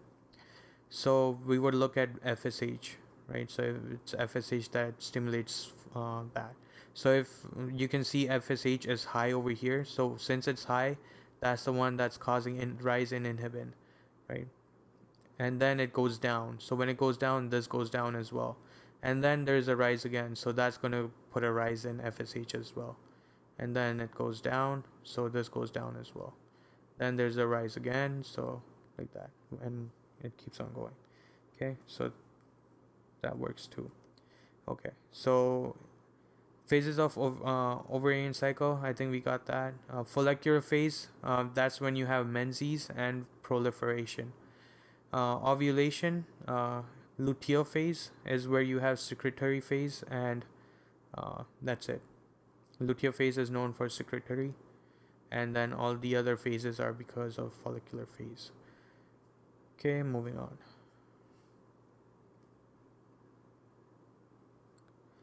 Abnormal uterine bleeding, deviation from normal menstruation, volume, duration, frequency, regularity, or intermenstrual bleeding. Causes are palm coin. Okay. So before it was known for as dysfunctional uterine bleeding or menorrhagia, or metrorrhagia. I don't even know what that is. So okay, that's not much of a help. Or atypical vaginal bleeding, yeah. So, and oligomenorrhea. All of these terms are no longer recommended or used. Okay. Uh, the one that is still used is amenorrhea, but that's not part of this, right? That's just absence of menstruation. Okay. Now, so all of these terms are now under this umbrella of abnormal uterine bleeding. So deviation of normal menstruation, volume, duration, frequency, and regularity, or intermenstrual bleeding. These are the causes. It could be because of polyps or adenomyosis. All of these are important to remember. So it's termed as palm coin. Okay, so structural, polyp, adenomyosis, leiomyosma, malignancy, hyperplasia. Non-structural, so these are because of the way something is there, right? Physically. uh, so polyp or adenomyosis is like a growth. Leiomyoma is a growth. Malignancy and hyperplasia is also a growth, right? So what about other things that are not related to structural? So that's going to be your coagulopathy, ovulatory, endometrial, iatrogenic, or not yet classified. Okay. Uh, these ones are not that important. This one you already know, right? Endometrial, that's the shedding of it anyways. So this is the only one that you would actually have to, remember. But the important ones are these, the palm, right? The structural ones, because you will have to figure out if it's this or not. So, and if you figure out if it's these, it's harder to differentiate between each of these, between polyp and edemosis or adenomyosis or leiomyoma. Okay, they'll go through that, so we'll go through that as well. I have 10 minutes, 9 minutes. Okay. We'll do it up till here, and then we'll do this after the break. Pregnancy, fertilization, conception most commonly occurs in upper end of fallopian tube, the ampulla. Okay, so that's important to remember. Uh, so first part is infundibulum, right?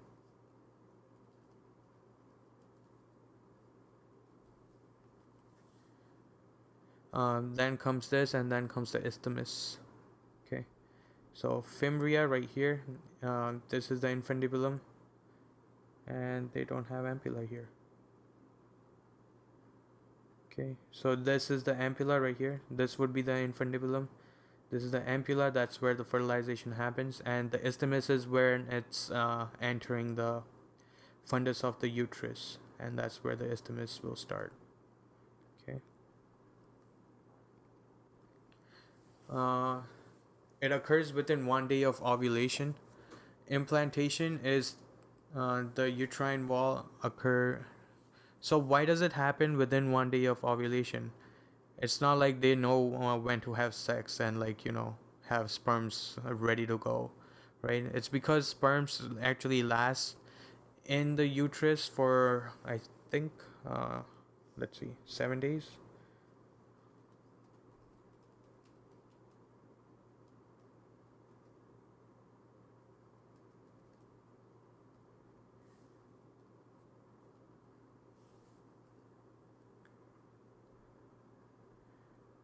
Up to 5 days. Okay. So ejaculated sperm remains viable for several days within the female reproductive tract. Fertilization is possible as long as the sperm remains alive, up to 5 days usually. I thought it was 7 days. From studies over 3 year period, for the sperm can stay alive and active in the female for as long as 7 days. Yeah, so 7 days, according to New York Times. Okay, so it occurs within 1 day of ovulation, and then implantation in the uterine wall occurs at 6 days. Remember, sixth day is blastocyte sticks to the syncytial trophoblast.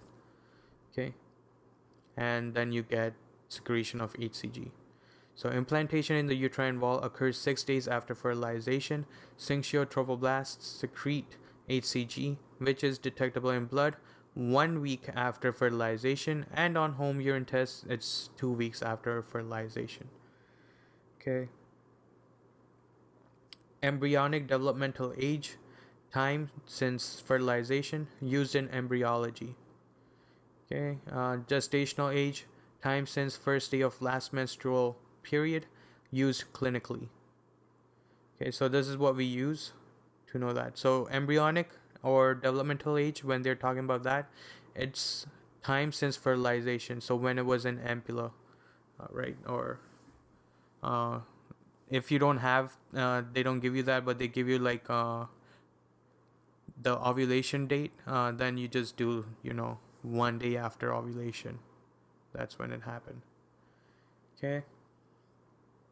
So that's ovulation minus 1. So days since ovulation, and you subtract 1 day out of it. and you get the embryonic or developmental age from that. So time since fertilization used in embryology. Gestational age, it's time since first day of last menstrual period. Okay, so since menses, uh, it's used clinically. So this is what we use clinically anyways, because it's easier to ask them when it happened. And they mostly everyone knows when this happens, for at least the girls, right? Guys, they think it's always happening. uh, gravida, number of pregnancies, and number of pregnancies that resulted in live birth. Normally, it's gonna be gravida 1, para 1, or gravida 2, para 1. That just means it's because they're still pregnant and they haven't given birth yet, but they are still pregnant. So that's 2, and then it's 1. But it could, if it's like gravida 3 and para 1, that means they have had one death, right? So one child died. It could be because of stillbirth, and it still counts as that. So, or it could be because of some kind of disease and then they died, and that I think they still consider that in para. Not sure about that, but yeah, that's where so if it was something like para is less, then that's something congenital. So this baby might also have a congenital disease that's gonna be born, or it's born. Placental hormone secretion generally increases over the course of pregnancy, but HCG peaks at 8 to 10 weeks of gestation.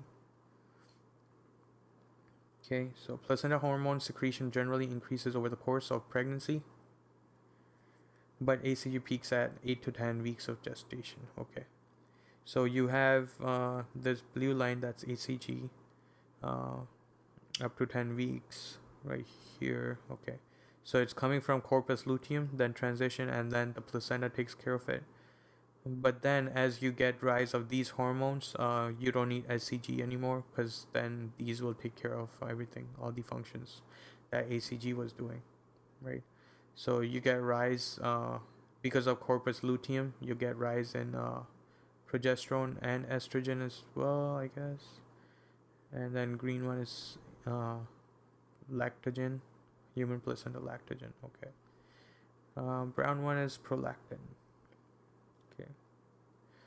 Not important. Over here, HCG is the one that's important. You need to know that it peaks at 8 to 10 weeks, and then it goes down. So if they give you these charts and they ask you about this, you need to know that that chart is about HCG.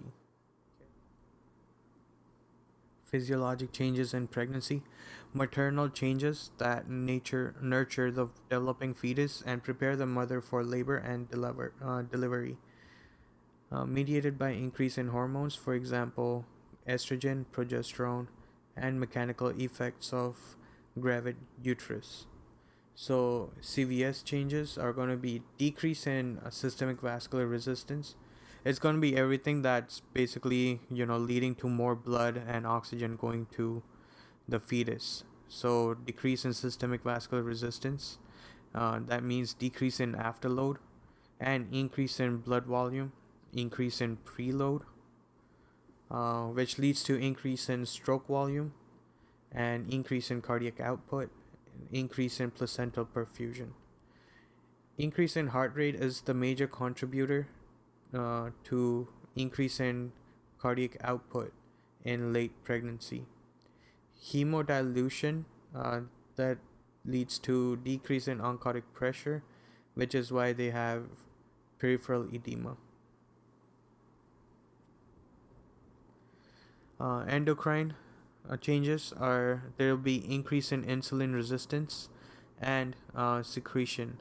Why? Because you need glucose going into the fetus for energy. So you don't want to use up all the sugar in your body before it goes into the fetus, right? So that's why you have increased insulin resistance and secretion. So there will be increase in lipolysis and fat utilization to preserve glucose and amino acids for the fetus. There will be pituitary enlargement, lectotroph hyperplasia.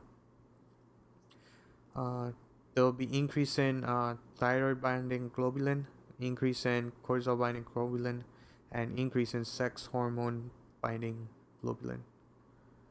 Okay, increase in all the globulins, so like that. Okay. GIT, it's gonna be decrease in GI motility, GI and LES tone, gallbladder stasis. So, because there's decrease in GI motility, you'll have constipation. Decrease in LES tone leads to GERD, and gallbladder stasis will lead to cholesterol gallstones. Or all of these are caused by progesterone. Progesterone causes this. Okay. Hematologic, it's dilution and dilutional anemia, increase in plasma volume, increase in RBC mass, hypercoagulable state to decrease blood loss at delivery, increase in micronutrient requirements predisposed to deficiency, for example, iron, folate. Okay. Musculoskeletal lordosis to realign gravity center. Okay. Joint laxity to facilitate fetal descent. Skin changes, hyperpigmentation, for example, melasma, linea nigra, or areola darkening, stria gravidum, derm, which is stretch marks, vascular changes, for example, spider angiomas, palmar erythema, and varicosities. Renal vasodilation will lead to increase in renal plasma flow. This one is important. So increase in plasma flow will cause increase in GFR, which decreases BUN and creatinine, because you're gonna have more waste products than you did before, right? Because now waste products coming from the fetus as well, so you need to get rid of that as well. Okay. Mild glucosuria and proteinuria, right? Because the threshold for glucose decreases from 200 down somewhere. So even if you don't have high blood sugar, you're still gonna find sugar in the urine. So mild glucosuria and proteinuria, hydronephrosis and hydroureter, most prominent on the right, predisposed to pyelonephritis. Okay. Proteinuria is because you have increase in all these globulins, right? So you're bound to have some leaking out because of that. Okay. So predisposed to this because of sugar in the urine, right? Respiratory center stimulation leads to chronic hyperventilation, which increases VT. Unchanged RR leads to mild respiratory alkalosis. 2. Increased fetal carbon dioxide elimination, right? So the waste product again. You want to get rid of that. So you'll have chronic hyperventilation that's there during pregnancy as well. Important changes are this: chronic hyperventilation, the GFR increases, and then everything for endo and cardio, and everything that happens in gastro is because of progesterone. Decrease in GI motility, LES tone, and gallbladder stasis. Okay. HCG, human chorionic gonadotropin. Sources are syncytiotrophoblasts of placenta. Function: maintains corpus luteum and thus progesterone for first 8 to 10 weeks of gestation by acting like LH, right? So that was important. HCG acts like LH, luteinizing hormone. Otherwise, no luteal cell stimulation, so that will cause abortion. Okay. So luteal placental shift is complete after 8 to 10 weeks. So then placenta synthesizes its own estriol, and progesterone, and corpus luteum then degenerates. It's used to. So why does this happen? Remember luteal phase with LH, it only happens for 14 days. So if there's fertilization, then it's gotta be maintained by something else other than LH, right? Because LH can only maintain until its whole point is just, doing the LH surge so ovulation happens. So after that, to maintain the follicle, you're gonna need something else, and that's where HCG comes in for fertilization, after fertilization. So luteal placenta shift is complete after 8 to 10 weeks. Placenta synthesizes its own estriol and progesterone, and corpus luteum degenerates. It's used to detect pregnancy because it appears early in urine, right? 1 week if you're doing a test, and 2 week in home pregnancy test. Has identical alpha subunit as LH, FSH, and TSH. However, it's more similar to LH. It states of the states of increased HCG can cause hyperthyroidism. Okay, and that's why you get postpartum thyroiditis or hypo or hyperthyroidism. Beta subunit is unique. Pregnancy tests detect beta subunit. Okay.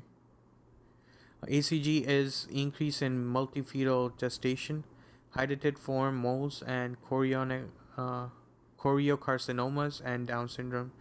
HCG is decrease in ectopic failing pregnancy, Edwards syndrome, and Patau syndrome. So that's 13 and 18. 18 and 13. Human placental lactogene, also called human chorionic somatotropin. I just need to make sure which one it is. Hold on. I keep mixing up the two.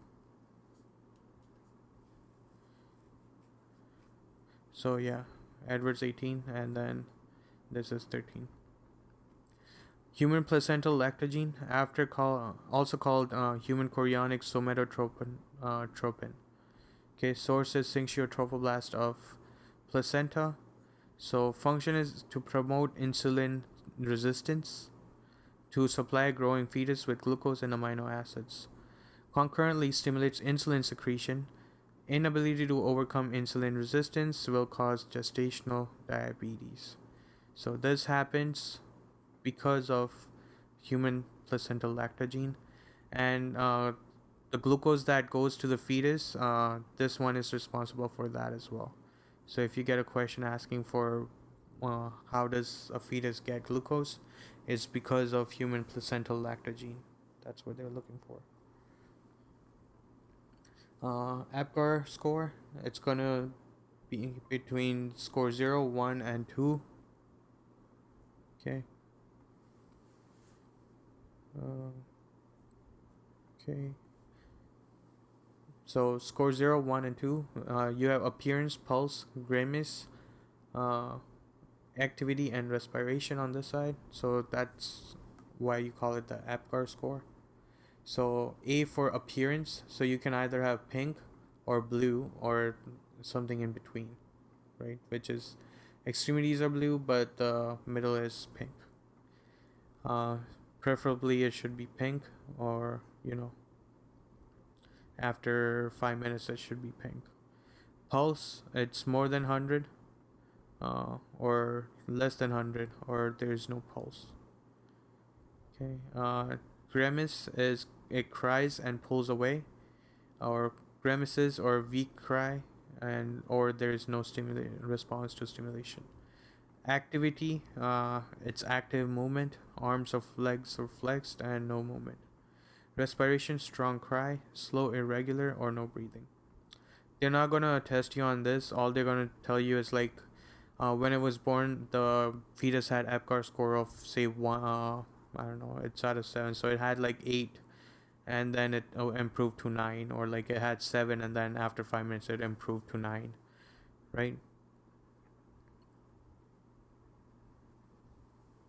9 or 10, I guess. And that's basically telling you something was wrong and then it got fixed. or it stayed low, and then you had to figure out what's wrong. Okay. Uh, so assessment of newborn vital sign following delivery via 10-point scale evaluated at 1 minute and 5 minutes. Apgar score is based on appearance, pulse, grimace, activity, and respiration. Apgar score less than 7 may require further evaluation. If Apgar score remains low at later time points, then there is increase in risk the child will develop long-term neurologic damage. Okay.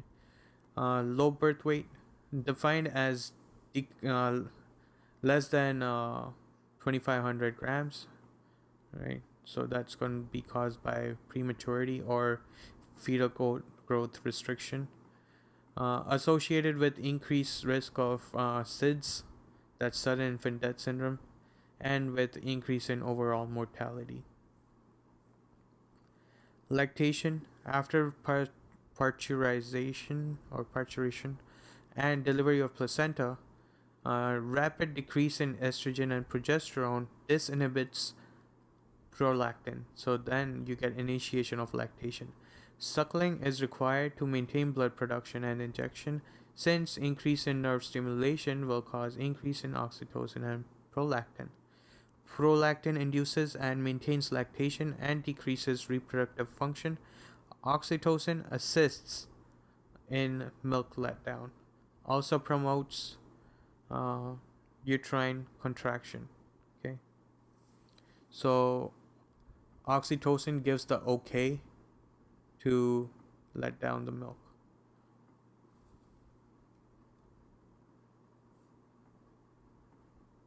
Okay. And prolactin, it just induces and maintains lactation and decreases reproductive function. So you get uh, contraception, natural contraception. Breast milk is the ideal nutrition for infants less than 6 months old. Contains immunoglobulin, conferring passive immunity, mostly IgA. Macrophages, lymphocytes. Breast milk reduces infant infections and is associated with decreased risk for child to develop asthma, allergies, diabetes mellitus, and obesity. Guidelines recommend exclusively breastfed infants get vitamin D and possibly iron supplementation. Breastfeeding facilitates bonding with the child. Breastfeeding or donating milk decreases risk of breast and ovarian cancer. That's important as well. So this is important right here.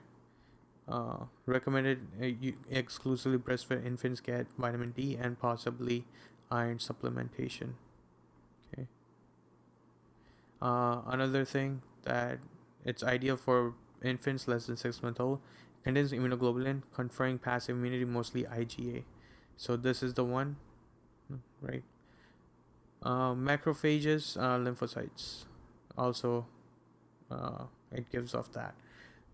Breast milk reduces infant infections and is associated with decreased risk of child to develop asthma, allergies, or diabetes mellitus and obesity. Important.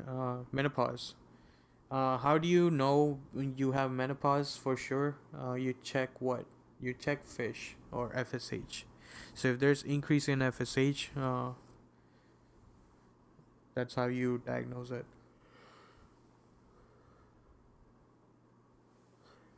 For sure. Okay. Diagnosed by amenorrhea for 12 months. Decrease in estrogen production due to age-linked decline in number of ovarian follicles.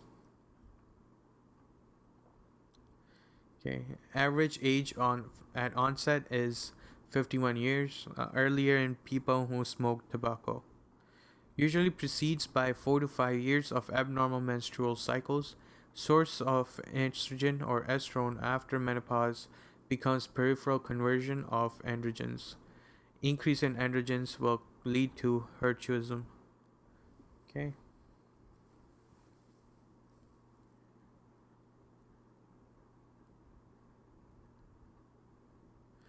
Increase in FSH is specific for menopause. loss of negative feedback of FSH due to decrease in estrogen. Hormonal changes, decrease in estrogen, increase in FSH, increase in LH but no surge, and increase in GnRH. It causes havoc, that's hot flashes, atrophy of the vagina, osteoporosis, coronary artery disease, and sleep disturbances. Menopause before age 40 suggests primary ovarian insufficiency, uh, premature ovarian failure. May occur in female who have received chemotherapy and or radiation therapy. Androgens, testosterone, dihydrotestosterone, and androstenedione. Okay, DHT and testosterone and androstenedione from adrenals. Okay, potency is DHT more potent than testosterone, which is more potent than androstenedione. Function is testosterone, differentiation of epididymis, vas deferens, seminal vesicle, internal genitalia except for prostate. So this is all the function of testosterone we looked at, right? So internal genital development and all that stuff.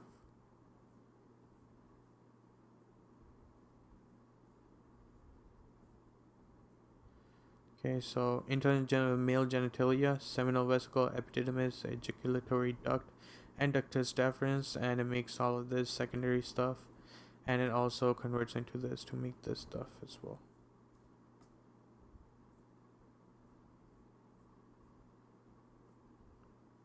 Okay, differentiation of epididymis, vas deferens, seminal vesicles, internal genitalia except for prostate.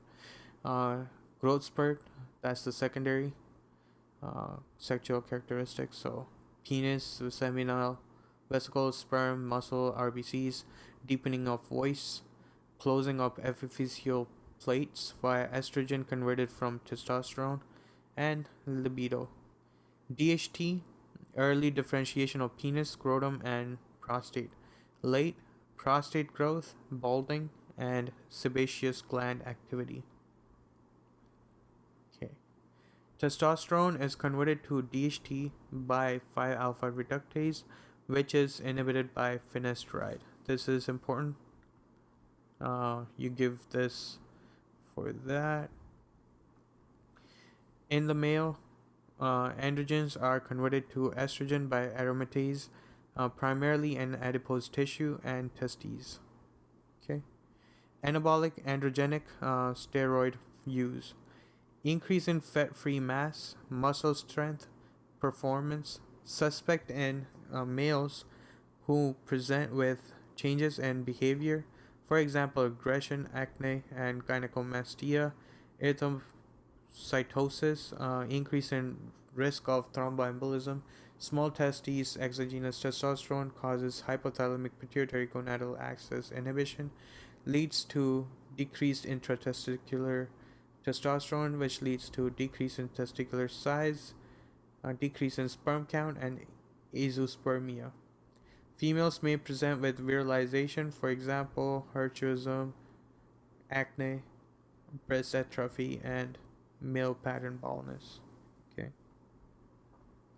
It's gonna be some guy who trains a lot and then comes in because of acne, or the presentation is just gonna be talking about that, and what do you think it is because of? Is because he's taking exogenous steroids or anabolic, right? And then they have all of these things that happens to them. Okay.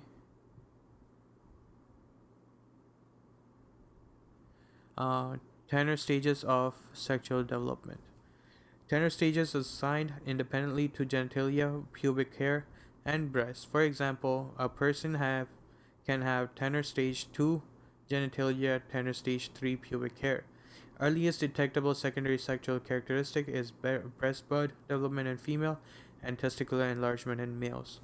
For these, they do test you a lot on these. They'll tell you that they're 8-year-old but they're at tenor stage 5, right? Or they'll tell you that they're like 16-year-old, but they're still at tender stage 2, and then you need to know what's going on there.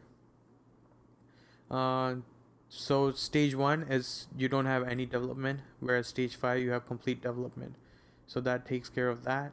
Then you gotta figure out these two things between these three things, right? So we'll go through it and then we'll highlight stuff.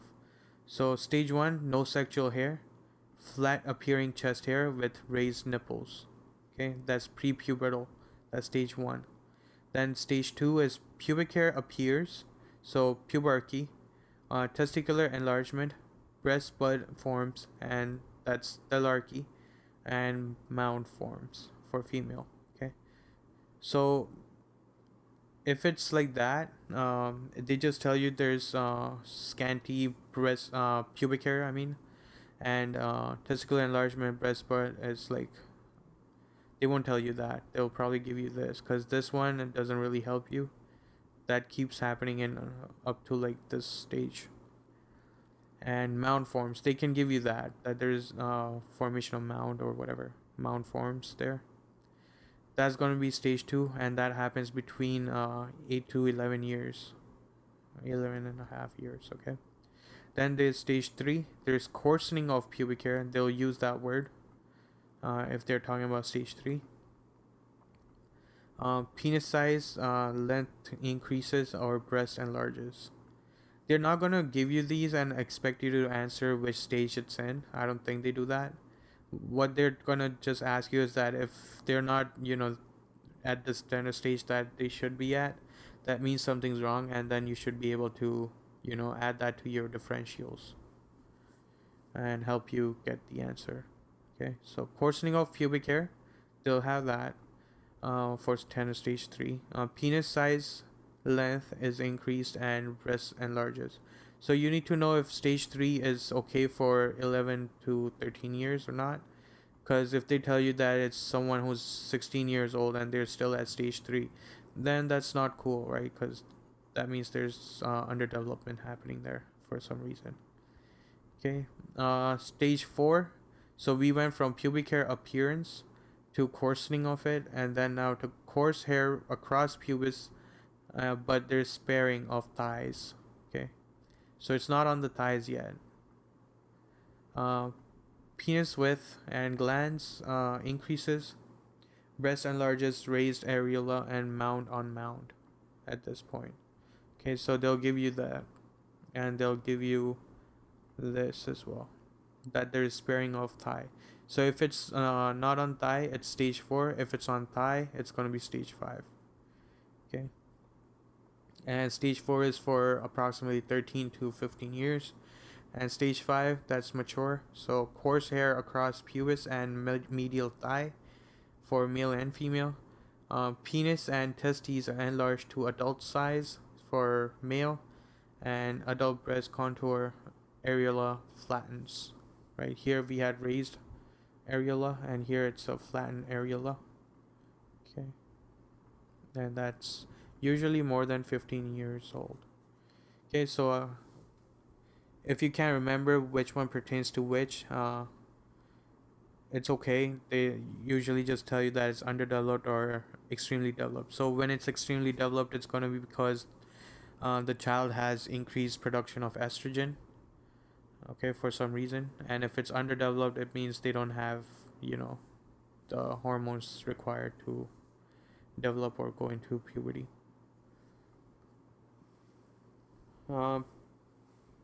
Precocious puberty, so appearance of secondary sexual characteristics, for example pubarchy or thalarchy, before age 8 in females and 9 years in males. This is because of increase in sex hormone exposure or production. So there's increase in linear growth, somatic and skeletal maturation. For example, premature closure of epiphyseal plate leads to short stature. Types include two. One is central and second is peripheral. So central precocious puberty is because of increase in GnRH secretion, right? Central is going to be something that's coming from the brain or hypothalamus in this case. So GnRH secretion. So or it could be idiopathic, most common, early activation of hypothalamic pituitary gonadal axis, or CNS tumors. Peripheral precocious puberty, it could be because of things that are GnRH independent, like increase in sex hormone production or exposure to exogenous sex steroids, like anabolic. Congenital adrenal hyperplasia, estrogen secreting ovarian tumor, for example, granulosa cell tumor, or Leydig cell tumor, or McEwen-Albright syndrome. Okay. Delayed puberty, its absence of secondary sexual characteristics by age 13 years in females and 14 years in males. It causes, uh, right, so this is when you have delayed. So when you have a person who is like 16 years with a kind of stage 3 instead of 5, right? So its absence of secondary sexual characteristics by age 13 years in female and 14 years in male. So those then. It causes hypergonadotropic or sorry, wait. Okay. So that's going to be, let's put these so we understand that. G and RH for that. And this is going to be gonads. So hypofunction of gonads and the function of GnRH, right? So if you have hypergonadotropic, that means increased amount of hormones, but you have no gonads able to keep up with that, right? So that happens in Klinefelter syndrome, Turner syndrome, gonadal injury, for example, chemotherapy, radiotherapy, or infection. Okay. Or hypogonadotropic, so low of this, and because there's no GnRH coming in, gonad's not going to function properly either, right? So that it's constitutional delay of growth and puberty, late blooming, Kalman syndrome, that's the one with anosmia, and reduced migration or migrational defect for olfactory neurons and stuff like that, or CNS lesions. Okay, let me just make sure I'm right about that.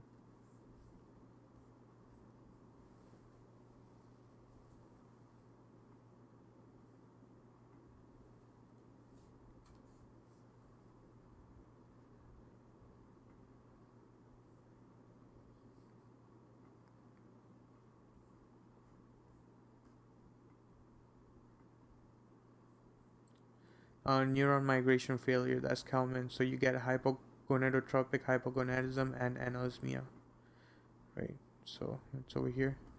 Preoptic, it's responsible for thermoregulation, sexual behavior, releases GnRH. Kalman syndrome, decrease in GnRH, FSH, LH, and testosterone will lead to infertility plus anosmia, or amenorrhea plus anosmia. Okay, Kalman. Cool.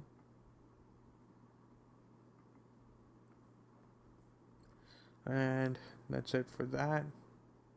On to reproductive pathology. So remember that hypergonadotropic, that means it's not because of the brain, it's going to be because of the gonads. And gonads, it's because of Klinefelter syndrome or Turner syndrome, right? It's going to be between these two. And these are hypergonad and hypogonadism. Gonadal injury like chemotherapy, radiotherapy, and infection. Hypogonad and hypogonadism. Gonadotropic and hypogonadism is because of Kalman syndrome. Okay, or because of anything else, but it's mostly because of this that they're going to test you on. Okay, now reproductive pathology. Let's take a break here, and we'll continue this after the break. Okay. Repro patho, sex chromosome disorders. So, aneuploidy, That's the condition of having an abnormal number of chromosome in haploid set. Okay, a method of detecting aneuploidy in dividing cells. Most commonly due to meiotic non-disjunction. Okay, Klinefelter syndrome, male, that's 47XXY.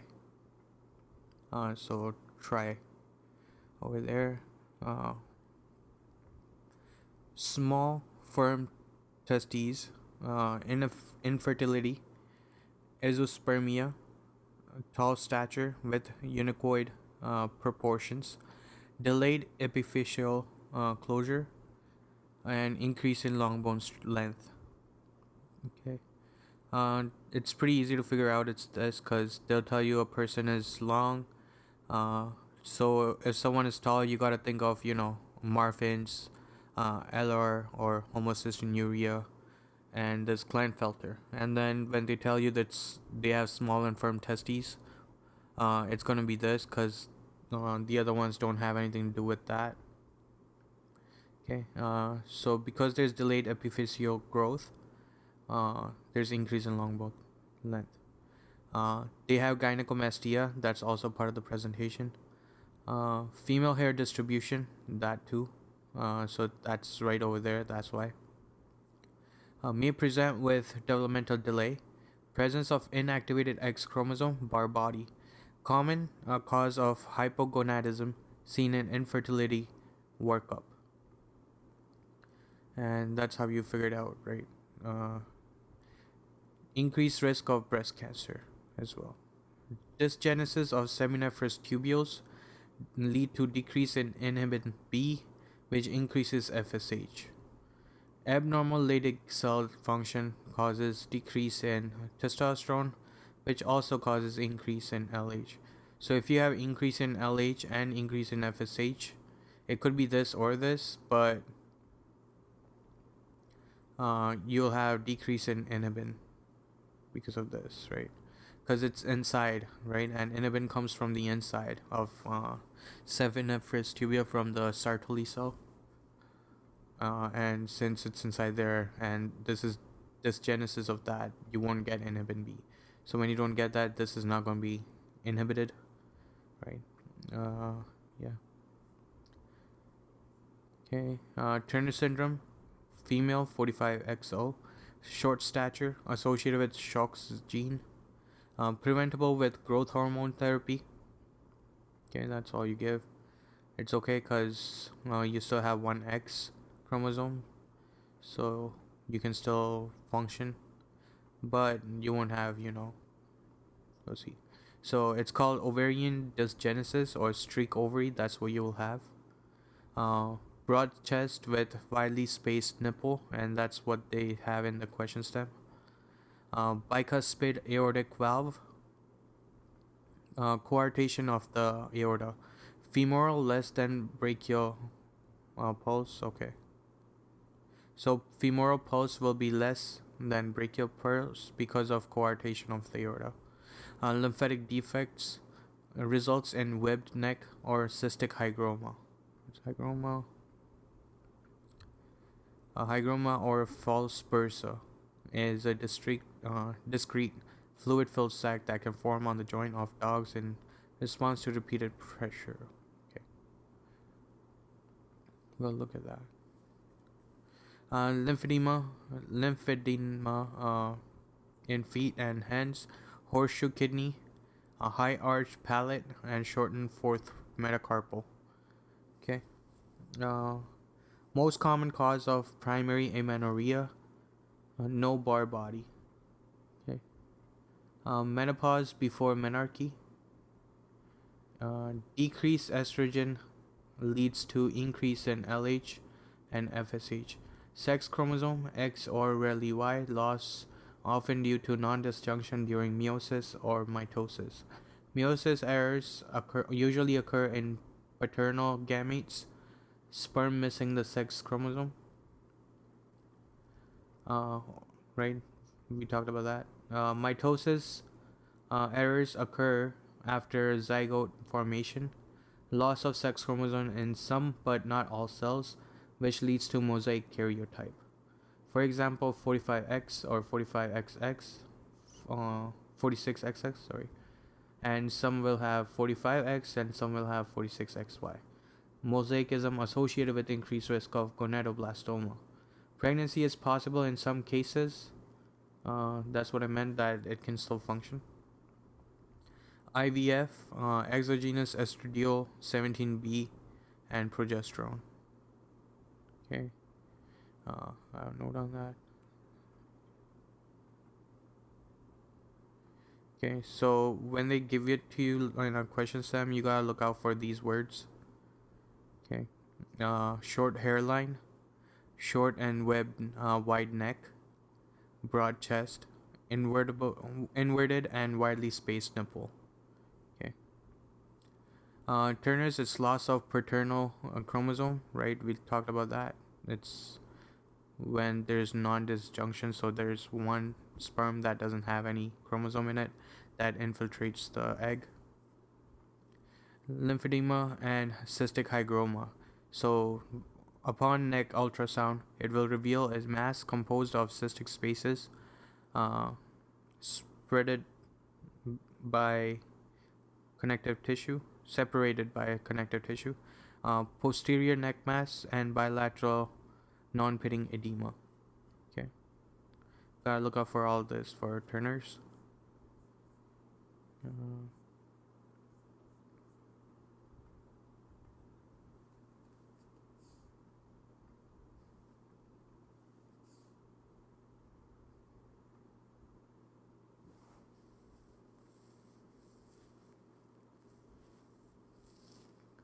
All right, so we get a picture of that.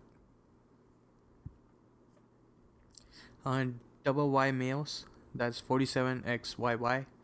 Phenotypically, they're normal, usually undiagnosed. They're going to be very tall, normal fertility, may be associated with severe acne, learning disability, autism, and spectrum disorder. Okay.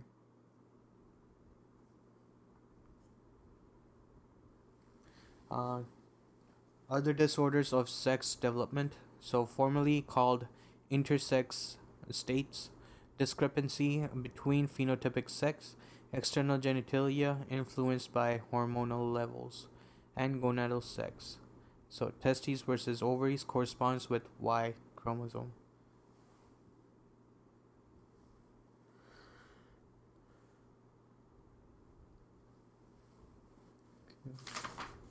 Nothing for that, nothing with that.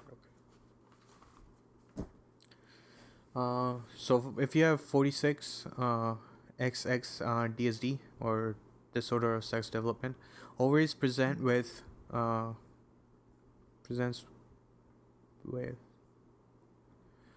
again 46XX disorder of sex development, ovaries present, but external genitalia are virilized or atypical, most commonly due to congenital adrenal hyperplasia, excessive exposure to androgens early in development. Okay.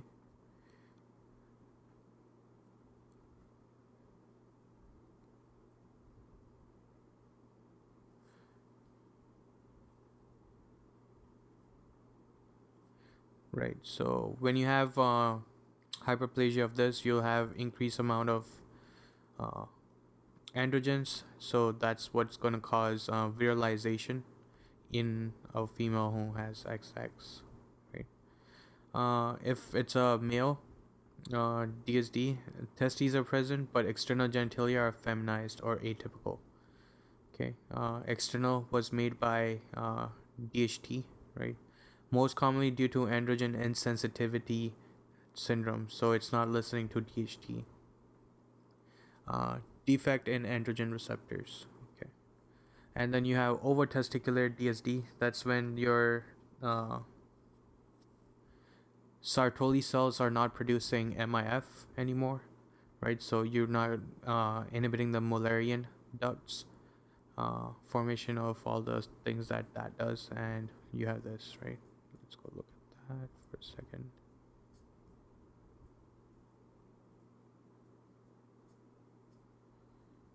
Where was it?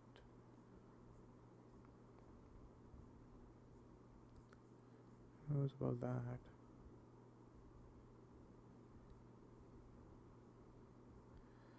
Why am I? Oh, okay, there you go. So I'll bring that down there.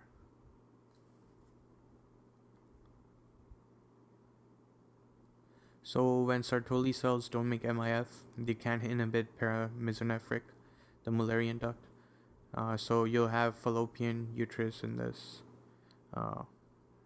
proximal vagina, and you'll also have the internal stuff, right?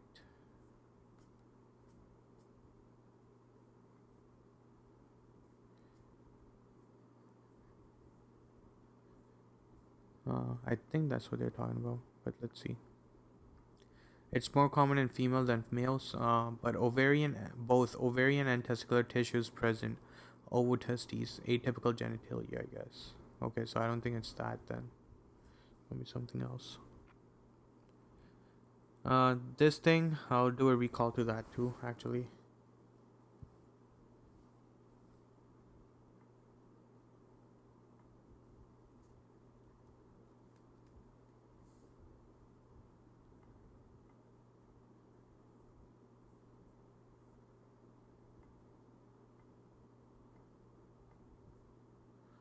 This thing.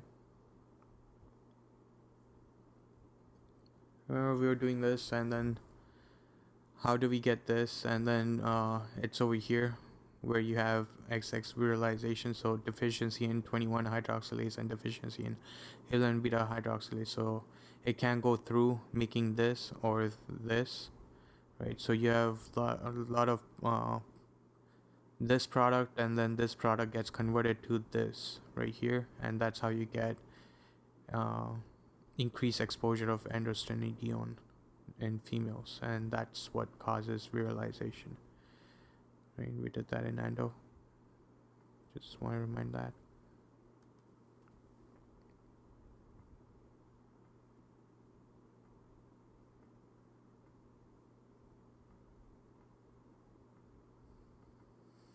Okay, so diagnosing disorders by sex hormones. So you have increase in actually, let's do this.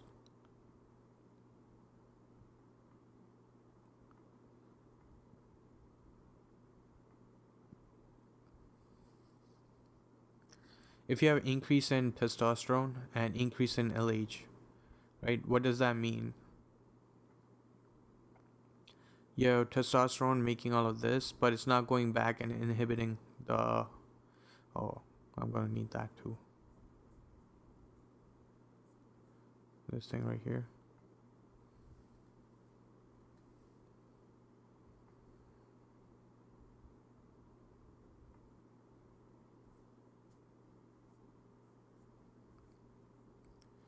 Right, so you have testosterone, right? So there's increase in this, and then it goes back and inhibits the LH, right? However, it's not able to do that, right? So what's happening? There's some form of, no one's listening to the testosterone, I guess, right? So testosterone doesn't have effect on this. So it's called androgen insensitivity syndrome. Okay, let's read about that. This is androgen insensitivity syndrome. That's defect in androgen receptor resulting in female appearing genetic male. Okay, because testosterone is not able to do its thing. So 46XY DSD, female external genitalia. Okay, because testosterone is not able to form internal this thing, and it's not getting converted to this, so everything's gonna seem like female parts. So female external genitalia with scant axillary and pubic hair. Rudimentary vagina. Okay. Uterus and fallopian tubes absent. Uterus and fallopian tubes are absent due to persistence of anti-Mullerian hormone from testes.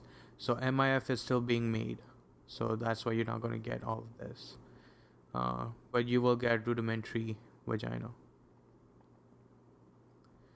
And external genitalia, okay.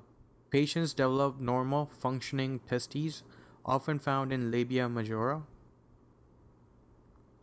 Okay, surgically removed to prevent malignancy. There will be increase in testosterone, because it's required, right? The body's demanding it, so they'll make more, but it's not going to be able to attach to any receptors there. Estrogen, increase in estrogen, and LH. LH, because LH is what stimulates the growth, secretion of testosterone, right? Versus sex hormone disorder. Okay, we'll read about that. So done with androgen insensitive syndrome. You'll have increase in testosterone, increase in LH, but everything seems like female stuff in that one. Okay. If you have increase in testosterone and decrease in LH, so LH is not stimulating testosterone release, but there is increased testosterone coming anyways. So what does that mean? It's probably some kind of tumor or cancer, right? So it could be either that testosterone secreting tumor is just making it on its own, or it could be that the person's taking exogenous androgenic steroids or anabolic steroids. Okay, so it could be that. If that's happening, what's gonna happen to testes? It's gonna stop producing and functioning, right?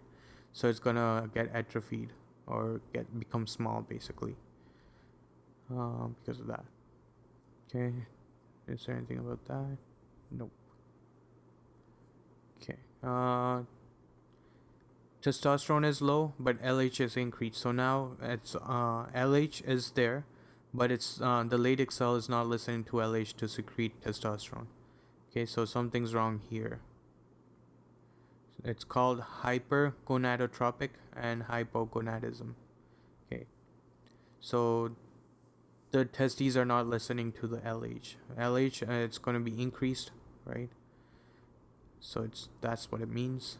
And then there is decrease in testosterone and decrease in LH. That's hypogonadotropic and hypogonadism. So hypogonadotropic and hypogonadism. Okay.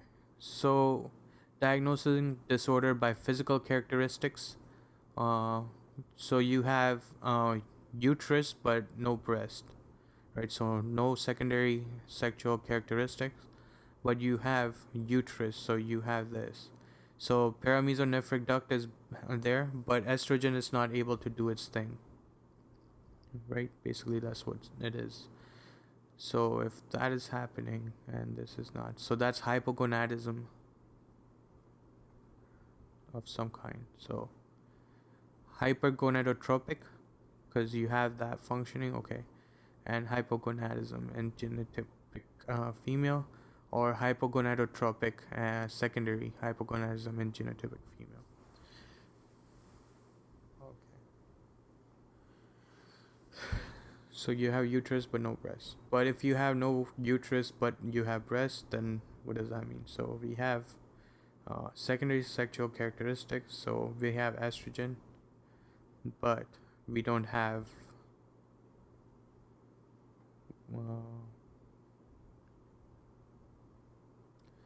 this is being inhibited, right? That's what it means.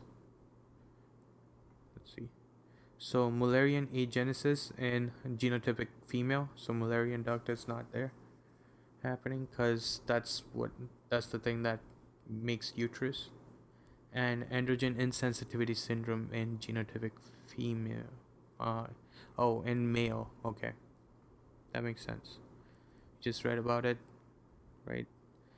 Because that means you have this, but it's not listening. So hormones suggest male, but physical appearance suggests female. Okay, let's move these to the side. Aromatase deficiency. So aromatase is inside the adipose tissue that synthesizes estrogen. Okay. Inability to synthesize endogenous estrogens.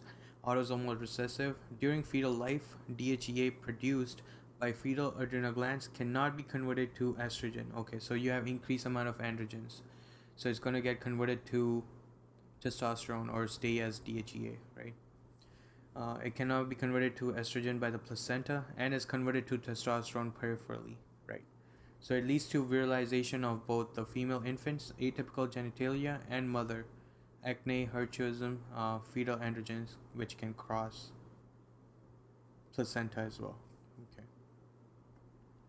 So it comes from the fetus to the mother. That's how it crosses over and affects the mother as well because of that.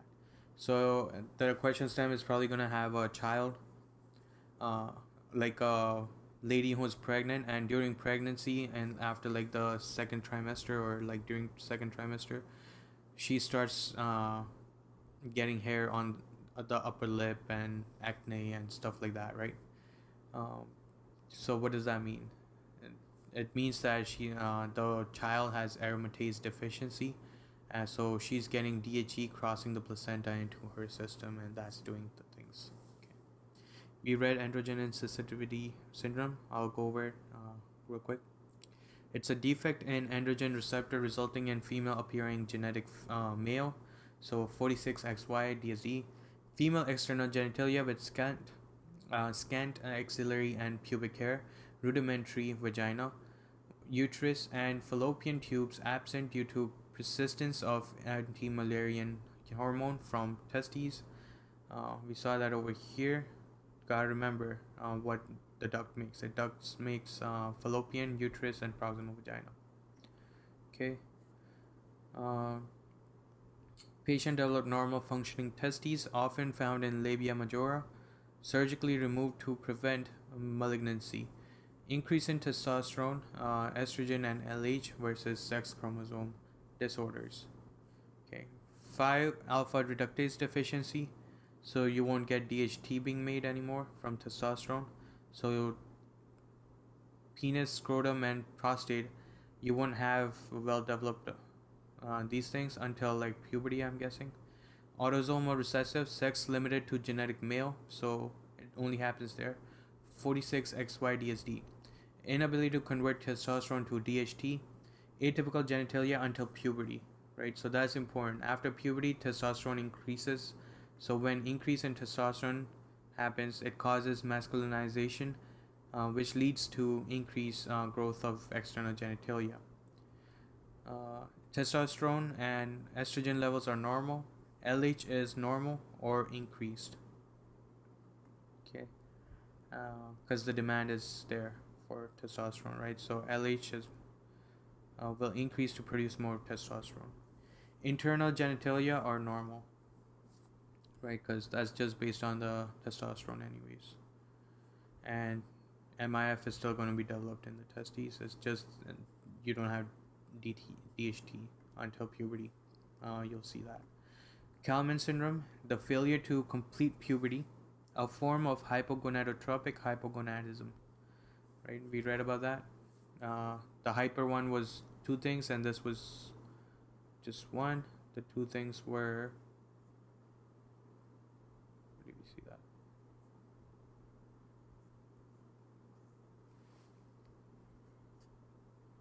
I'm skipping on it now. Right here, right.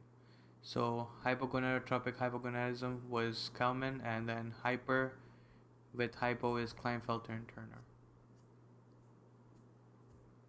Okay, so Kalman, the failure to complete puberty, a form of hypogonadotropic hypogonadism, defective migration of neurons, and subsequent failure of olfactory bulbs to develop. So that's why you get the anosmia that I was talking about. It leads to decreased synthesis of GnRH in the hypothalamus, hyposmia or anosmia, decreased GnRH, FSH, LH, and testosterone. Everything's decreased because everything, relies on this. So if you don't have this to start off with, this is down the line. Infertility, low sperm count in males, amenorrhea in females. Okay, let's get rid of that and that. Placenta accreta spectrum. Okay, so these are placental disorders. So that's myometrium right there, and that's placenta. Formerly called morbidly adherent placenta. So abnormal invasion of trophoblastic tissue into uterine wall, Risk factors are priors. Okay, so morbidly bad abnormal invasion of trophoblastic tissue into the uterine wall. So for that, you need to know what that means.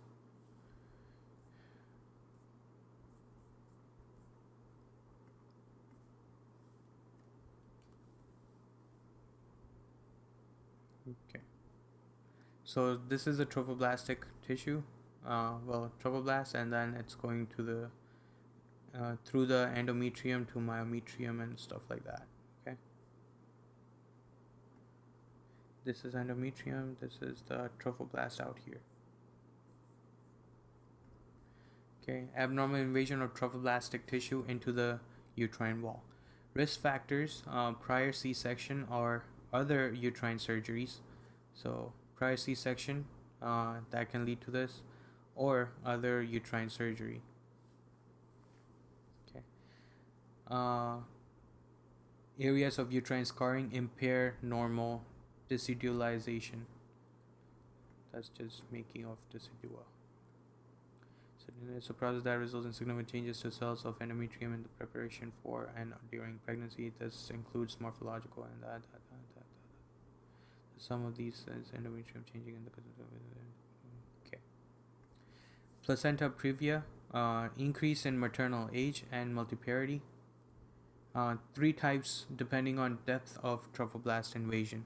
Okay, so 1, you have eccrita that attaches to the myometrium instead of overlying decidua bacillus. So normally that's where it should be, but instead of that, it's actually attaching to the myometrium.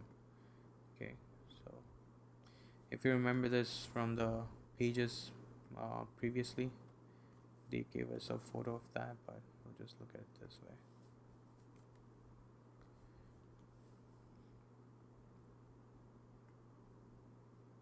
So this would be the decidua, right? So decidua peritilis, and then this is the myometrium. Right on top of the myometrium, you would have endometrium lining it. Okay. So placenta eccrita attaches to myometrium instead of overlying decidua bacillus without invading it. Most common type. Placenta increta partially invades into myometrium. Okay, so this is myometrium. Placenta percarata, that's completely invades through the myometrium and serosa. So it perforates. So perforates. So through myometrium and serosa, sometimes extending into adjacent organs as well. For example, bladder, causing hematuria. Okay, so eccrita attaches to the myometrium. Okay, so this is normal placenta. Placenta eccrita, so it's going to attach to the myometrium. Okay. Okay, so endometrium, this is the thing. Okay. So I guess this is what they're talking about, the placenta developing over there, right? So it's going to touch normally it just touches the endometrium. Okay. And then in eccrita, it attaches to the myometrium instead of the endometrium, right? And then in increta, it goes into or invades the myometrium, and then placenta percreta, it perforates through the myometrium and serosa too, sometimes adjacent to this. Okay, it presents with difficulty separating placenta from uterus after fetal delivery and severe postpartum hemorrhage. Upon attempted manual removal of placenta, often extracted in pieces. Placenta previa, so they give you a preview when you look through the vagina, right? So attachment of placenta over internal cervical ostium. A preview of the placenta is visible through the cervix, not vagina, cervix. I mean, okay. So risk factor, prior C-section and multiparity. So these are the risk factors. It's important to remember risk factors for these. Okay, at least. Mostly prior C-section is risk factor for everything. Okay. And multiparity. Presents with painless vaginal bleeding in 3rd trimester. So if you have painless vaginal bleeding, keep a note on what causes that as well. Okay. Low-lying placenta, located less than 2 centimeters from, but not covering the internal cervical ostium. Okay. So it's like that. This is a preview, right? So if you look through, you'll just see the head, but now through the cervix, but now you're seeing the placenta as well, right? So if you see the placenta, it's called placenta previa. What if you just see the umbilical cord? Because normally you're not supposed to see that, right? Then it's called vasa previa, preview of the vessels. So vasa previa is fetal vessels run over or less than 2 centimeters from the internal cervical ostium. Risk factor is filamentous insertion,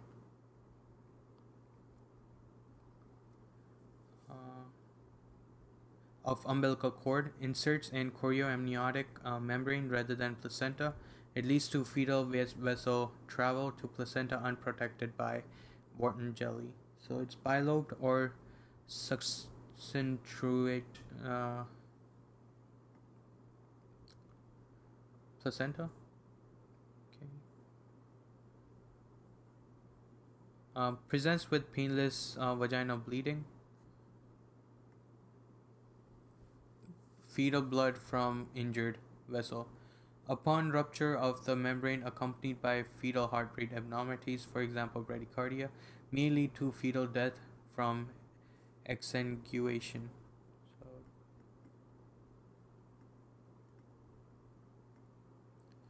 it means the action of draining a person, animal, or organ of blood.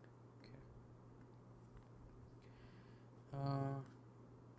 Should we? What does that mean? Let's look up this thing. I get bilobed. I guess it's separated segments of placenta. Okay, so yeah, separated, and bilobed is just, two lobes of that. So this is a separated segment of placenta, right? Okay. I have note on that too, so let's look at that.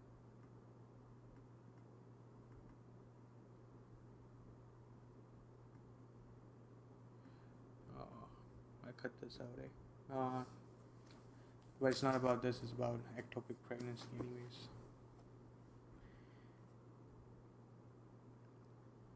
If it seems like ectopic but pregnancy test is negative, treat it like ovarian torsion. It's gonna be around infundibular or suspensory ligament plus utero-ovarian ligament. Okay.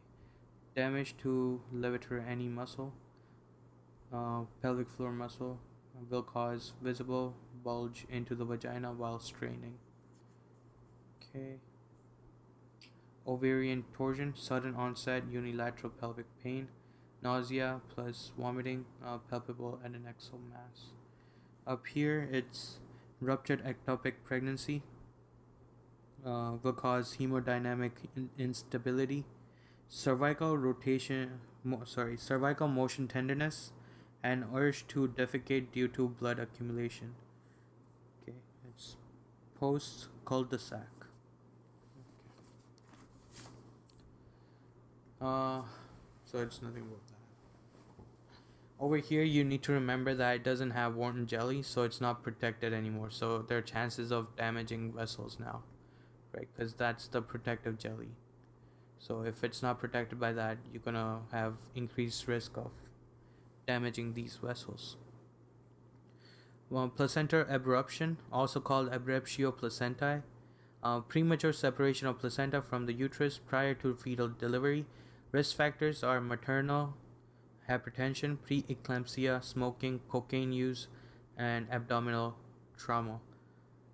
Presents with abrupt, painful bleeding. So here it's painful instead of that. Let's make it bloody. In third trimester, can lead to maternal hypovolemic shock due to hemorrhage, and DIC due to release of tissue factor from injured uh, placenta. And this is important. This is the reason why you get DIC.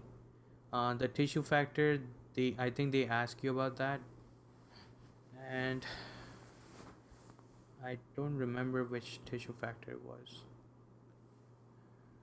If someone knows, just comment on it. Fetal distress, for example, hypoxia, may be life-threatening for both mother and fetus. Okay, so it's also called abruptio placenta. It's premature separation of placenta from the uterus prior to fetal delivery. Okay, so risk factors: maternal hypertension, preeclampsia, smoking, cocaine, and abdominal trauma. But it's mostly gonna come up over here. Preeclampsia, activate intrinsic pathway. It does, but uh, tissue factor. It was one of the FGFs or VEGF or something like that. That's what I was looking for. And it does actually do that, but the thing is, in pregnancy you're already at a hypercoagulable state, right? Because your body anticipates hemorrhage during delivery, so that's why you already increase your coagulation cascade and all that stuff.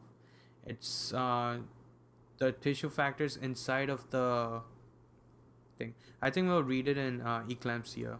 I think it'll come there. We'll read it there. Okay. Uterine rupture. Full thickness disruption of uterine wall. Risk factor is prior C-section. Again, usually occurs during labor and subsequent pregnancy. Abdominal trauma. Presents with painful vaginal bleeding, fetal heart rate abnormalities, for example, bradycardia, easily palpable fetal parts, loss of fetal station. May be life-threatening for both mother and fetus. Okay, so uterine rupture is just full thickness disruption of uterine wall. Okay, this presents with painful vaginal bleeding. So that you can easily palpate fetal parts. Okay, station maybe like that. Okay. Postpartum hemorrhage. It's greater than expected blood loss after delivery, leading cause of maternal mortality worldwide. For etiology, fortis, tone, uterine atony, which leads to soft bogey uterus, most common trauma, for example, laceration, incisions, and uterine rupture. Tissue, retained products of conception, thrombin, coagulopathy. Treatment is uterine massage, oxytocin. If refractory, surgical ligation of uterine or internal iliac arteries. Fertility is preserved since ovarian arteries provide collateral circulation, and that's important as well. They usually ask about this when they're talking about ligating uterine arteries to do hysterectomy or something, and then they'll be like, what's gonna happen to ovaries? They're gonna be okay because they have collateral circulation. Ectopic pregnancy. Implantation of fertilized ovum in site other than uterus, most often in ampulla of fallopian tube, because that's where fertilization happens. Risk factor is tubal pathologies. So if you had gonorrhea or chlamydia in the past, that means you had pelvic inflammatory disease, and after it was resolved and everything, there was scarring. So the scarring is gonna cause what? It's gonna cause healing and stuff. But what it's gonna lead to is like, if some bit of this and this right here gets attached to each other, that will prevent the ovum to, or like the fertilized egg, to go past it, right? So then this is where it's gonna end up developing instead of going to the uterus and uh, implanting on the endometrium. Implantation of fertilized ovum inside other than the uterus, most often in the ampulla of this.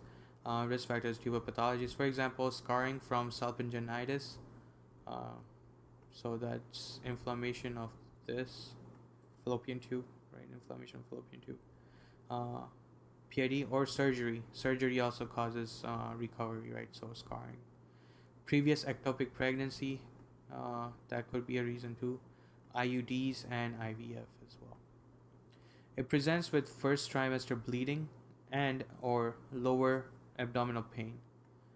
Okay, so you have to differentiate between appendicitis, this ovarian torsion, and all that stuff. This was abscess, Crohn's, uh, ficillus, obstruction at the uh, sickle valve, the ileocecal valve, and all those reasons, right? On the right side. On the left side, it's usually easier because there are only like three things, like ulcerative colitis, the one that happens in old people.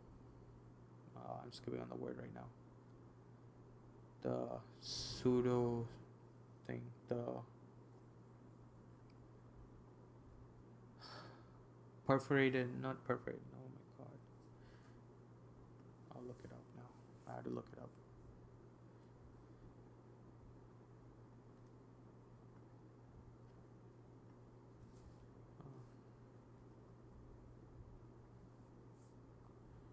Somewhere. No.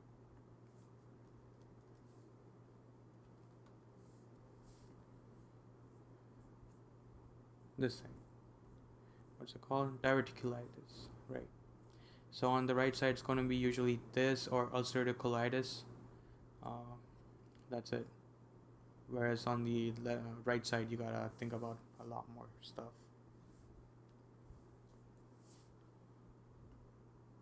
to differentiate.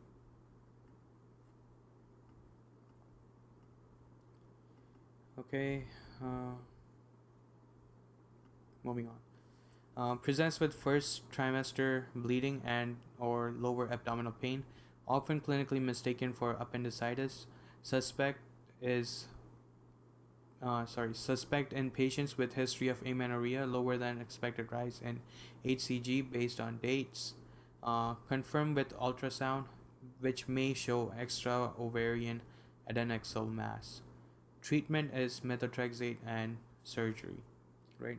So clinically, when we check for this stuff, we ask for last menstruation date, right? And sometimes they remember, but someone who's not capable, I don't know, for some reason she can't remember it. But to give you a date, she'll just give you a random date. So when you do it, HCG findings are going to be different, right? So they'll ask you a question about it. So what could be a reason for these findings? It's going to be that she messed up on the date. Before you go on to something else, you gotta think about did she give you the correct date or not. Okay. Treatment is methotrexate, right? What does it do? It breaks down the DNA, right? And surgery. Interstitium. You have uterus and ovaries, so it goes to that fallopian tube, and then it implants on the endometrium. So this is called the interstitium. This is called the isthmus. Okay, the green part is the interstitium. Yellow part is the isthmus. Pink part is the ampulla. Blue is infundibulum in there. So it can attach right here in the ampulla, or it can go into the isthmus. Highest risk of tubal rupture. Ampulla is the most common site.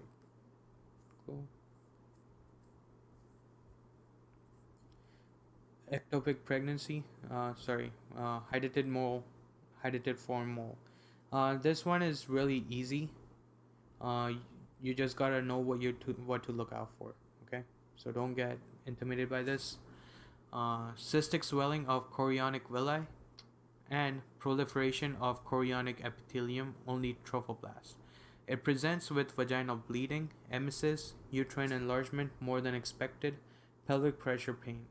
So all of this is very vague. That's not going to tell you it's hydatidiform mole, right? So you don't have to memorize that stuff.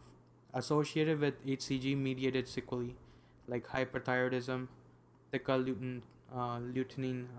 lutein cysts, hyperemesis gravidum, and early preeclampsia before 20 weeks of gestation. Okay, I guess you can remember that part right there, but it's still not going to pinpoint this. What will? It's these things right here. So treatment is dilation and curettage with or without methotrexate. Usually you do give that. Monitor HCG. Okay, that's because you have rise in HCG if you have a mole. Okay, so there's complete mole and partial mole.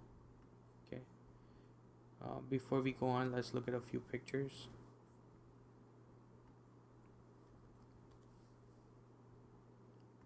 This is what it looks like, or this. Okay, this is a normal uterus. One with the mole is going to be like this. So what does it mean, a mole? It's basically it's a baby, but it's not baby, but like a fetus, and it's not being developed properly because of something wrong with their DNA, or could be something else, right? But this is called molar pregnancy then. Okay, so there are two types of molar pregnancy. One, it could be complete, and these are complete, and then there's one that's partial. Okay, so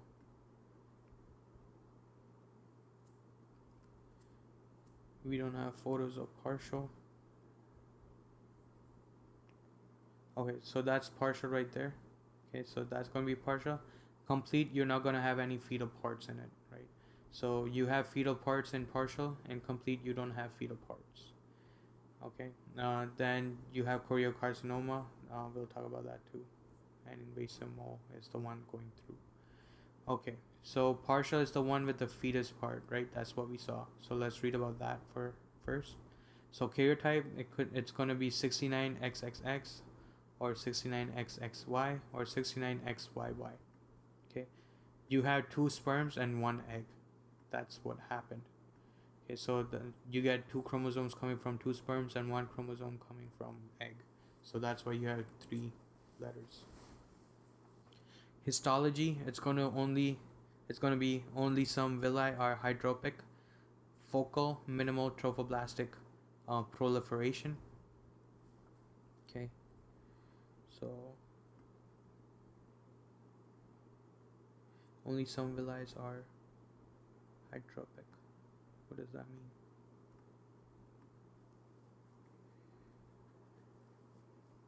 Doesn't help. Focal minimal trophoblastic proliferation. So it only proliferates at some parts, I guess.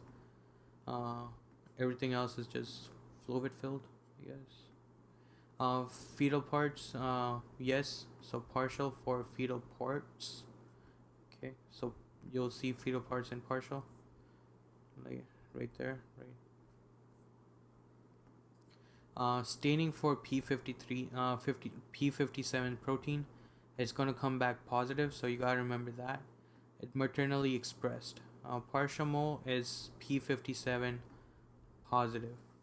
Okay. Uterine size, so negative. HCG is going to be increased. Imaging, you'll see fetal parts. That's important. Risk of invasive mole,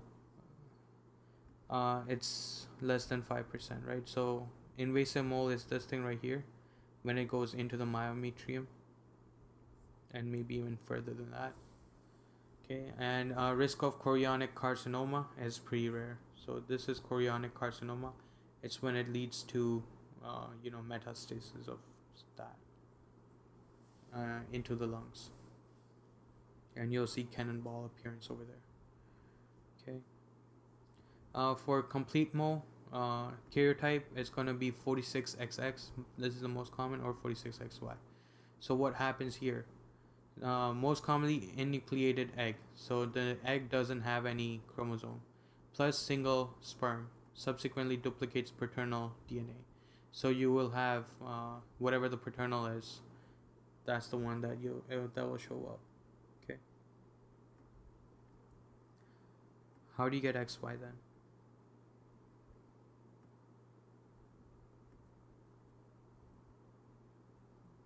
No idea. Moving on. Histology, hydropic villi, circumferential and diffuse trophoblastic proliferation. Okay, so only some villi are hydropic here. Here, all of them are hydropic. Circumferential and diffuse trophoblastic proliferation, whereas this, it was only focal, so part of it. Here, it's complete. So that's also a way to do this. You gotta remember this. They might test you on that instead of this. So they'll ask you what happened. So you have 2 sperms in 1 egg, and this you have enucleated egg and a single sperm in this complete one. There are no fetal parts here, right? Because we didn't see any fetus over here. Staining of P57 protein is going to be negative. It's partially imprinted. Paternally imprinted. Uterine size is increased in complete mole, okay, because it pushes outwards, right? So you can see this whole thing getting filled up, right? HCG is increased a lot. Imaging is going to be honeycomb uterus or cluster of grapes, so like that, or snowstorm on ultrasound. That's vivid, isn't it? Vivid description. Risk of invasive mole is 15 to 20%, and risk of choriocarcinoma is 2%. Going on from this. So, what is choriocarcinoma? It's this thing. It's rare malignancy of trophoblastic tissue. Okay, so trophoblastic tissue, we know what that is. Cytotrophoblasts and syncytial trophoblasts without chorionic villi present. Okay. Oh, that's what they mean. Chorionic villi. Okay, got it. Most commonly occurs after an abnormal pregnancy. For example, hydatid form mole abortion can occur non-gestationally in gonads. Presents with abnormal uterine bleeding, HCG-mediated sequelae, dyspnea, and hemoptysis. Hematogenous spread to lungs, cannonball metastasis, and treatment is methotrexate. For this, we'll look at some scans because it's important.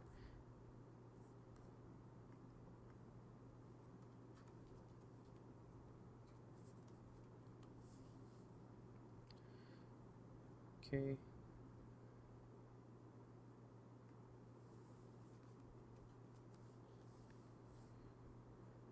So that's what it will look like. It looks like little cotton balls, right? A little cotton balls there. This is if they give you something like this, it's gonna be your cannonballs, and that's cannonball for choriocarcinoma. Okay. So yeah, it presents with abnormal uterine bleeding, HCG mediated sequelae, dyspnea, and this hematogen spread to lungs, cannonball metastasis. Okay, so what can they ask about this? I guess they'll just give you this and they'll ask you what is going on. It's that they're suffering through this cancer. And treatment is methotrexate. Cool. Next. Hypertension in pregnancy. So now we're doing eclampsia. So just by default, anyone who's pregnant will have increase in blood volume and all that stuff, right? Because we want to increase oxygen delivery to the fetus. Also because now the demand has increased for oxygen and all the nutrients and everything. So there'll be increase in that naturally anyways. So gestational hypertension. So BP will increase more than 140 to Uh, okay, so in gestational hypertension, if it increases from this, uh, 140 by 90 mmHg after 20 weeks of gestation, no pre-existing hypertension, no proteinuria or and organ damage. Hypertension prior to 20 weeks of gestation suggests chronic hypertension. Okay, so it's natural, it's okay as long as you don't have any of these, and prior to that, it's going to be chronic hypertension.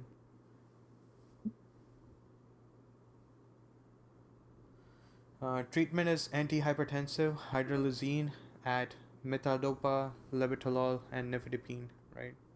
This is an easy way to remember it. Hypertensive moms love nifedipine. 10 minutes. Okay. We'll finish eclampsia. Okay. So, and you have to know all of these. It shows up in CVS as well, right? So. Antihypertensives, hydralazine, alpha methyldopa, labetalol, and nifedipine. Delivery at 37 to 39 weeks, uh, and that's the treatment as well. So, delivery of the child. Okay, preeclampsia.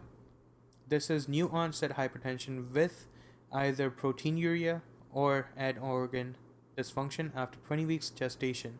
So, onset of preeclampsia. So, the person will have systolic will be like 150 or 160, so that's going to be preeclampsia. Okay, if it happens less than 20 weeks of gestation, sorry, no, after 20 weeks of gestation. So if it happens before 20 weeks of gestation, it suggests molar pregnancy. Okay, molar pregnancies are these that we just read about. Caused by abnormal placental spiral arteries, which leads to endothelial dysfunction, vasoconstriction, and ischemia. Risk factors are history of preeclampsia, multifetal gestation, chronic hypertension, diabetes, chronic kidney disease, autoimmune disorder. So anything that's related to hypertension, everything. For example, antiphospholipid syndrome, right?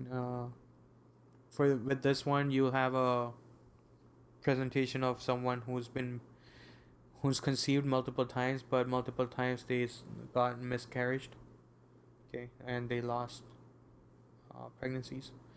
Obesity and age more than 35 years old. Okay. Complications: placental abruption, coagulopathy, renal failure, pulmonary edema, uteroplacental insufficiency, may lead to eclampsia and or HELP syndrome. Treatment is antihypertensive, IV magnesium sulfate to prevent seizure, definitive in delivery, prophylaxis, aspirin. Okay, so you gotta remember treatment for these and complications for these as well. So this is the important bit here. So we'll go over that again. Placental abruption, coagulopathy, renal failure, pulmonary edema, uteroplacental insufficiency, and may lead to eclampsia or HELP. Okay. Treatment is antihypertensive. Ones that are safe are hydralazine, alpha methyldopa, labetalol, and nifedipine. Okay. IV magnesium sulfate to prevent seizure. This is important. Okay. And definitive is delivery. So what happens when you have seizure and hypertension after this, right? That causes stuff. That's called eclampsia. So preeclampsia with seizures.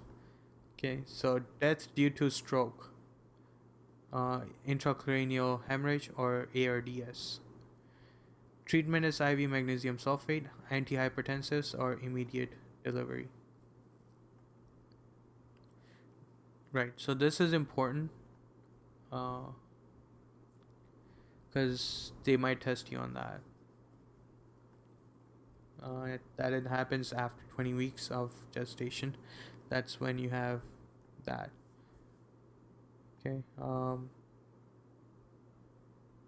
What else? That's it. HELP syndrome. How much time do I have? 6 minutes. Yeah. That's preeclampsia with thrombotic microangiopathy of the liver, hemolysis, elevated liver enzymes, low platelets. Okay, and this is a triad. And when they give you a triad and a question, you have to understand that those are, testing you on the concept of those triads. So don't go looking for other things.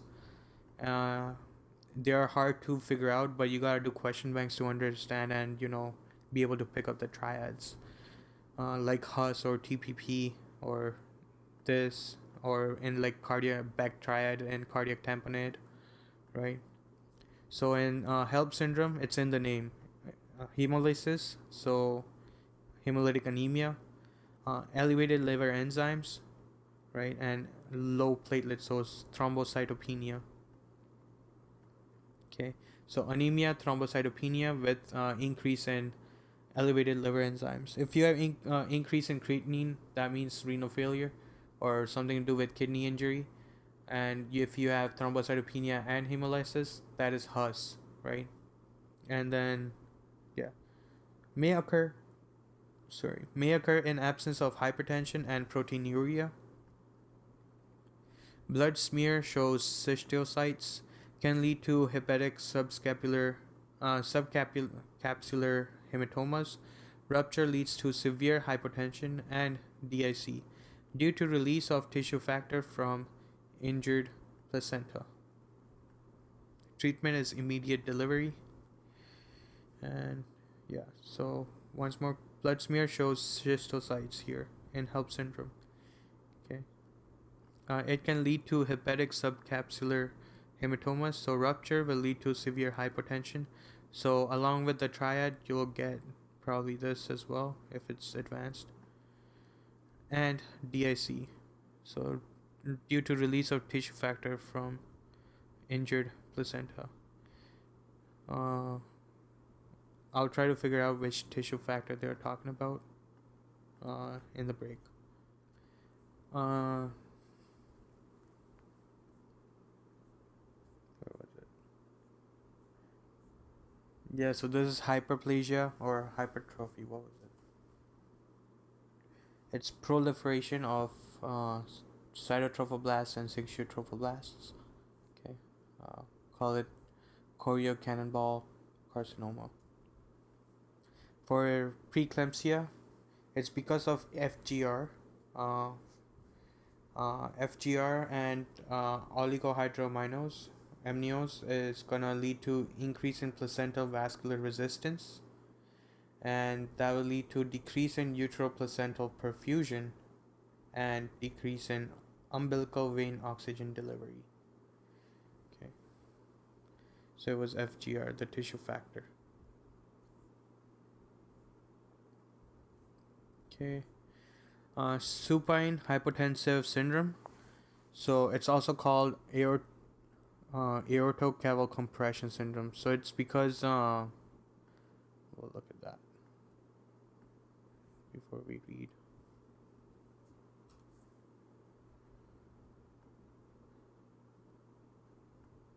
So the child is gonna press onto this, all right, the vessels, the inferior vena cava, and that causes this. So it's seen at more than 20 weeks of gestation when the fetus is developed quite a bit. Supine position leads to compression of abdominal aorta and IVC by gravid uterus. It leads to decrease in placental perfusion, can lead to pregnancy loss. And decrease in venous return, hypotension.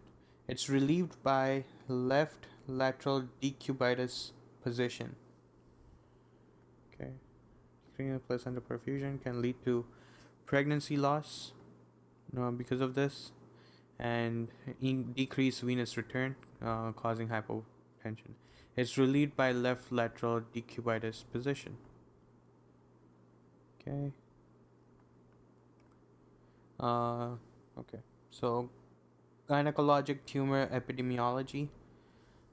Incidence, it's endometrial more than ovarian, which is more than cervical. Cervical cancer is more common worldwide due to lack of screening or HPV vaccination. Prognosis. Cervical, best prognosis, diagnosed less than 45 years old. And, okay. So, prognosis is best when it's diagnosed early, so less than 45 years old. Uh, More than endometrial, which is middle age, about 55-year-old, which is more than ovarian, which has the worst prognosis if it's more than 65 years. Okay, CEO. So cervical has the best prognosis and it's the most common one. Endometrial is incidence is higher for this, and prognosis middle. Ovarian is the worst. Prognosis. Okay. I don't know if they test you on that or not. Valvular pathology, or vulvar. My bad. So vulvar pathology, non-neoplastic, Bartholin cyst and abscess. It's due to blockage of Bartholin gland duct causing accumulation of gland fluid. It may lead to abscess secondary to obstruction and inflammation. It's usually in reproductive aged female. So uh, that's what it looks like. They might just give you a photo of this and just ask you what's happening. It's gonna be your Bartholin cyst and abscess.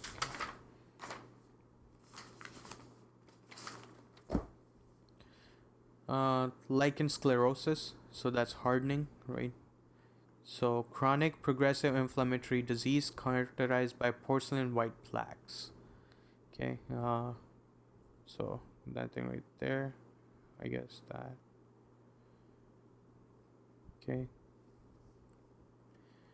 that can be hemorrhagic, eroded, or ulcerated, may extend to anus, producing figure 8 appearance, increase in incidence in prepubertal and postmenopausal females, presents with intense pruritus, dyspareunia, uh, difficult or right. Okay, so difficulty or having sex hurts, painful sex and sexual intercourse. Okay, dysuria and dysgeusia. What's that?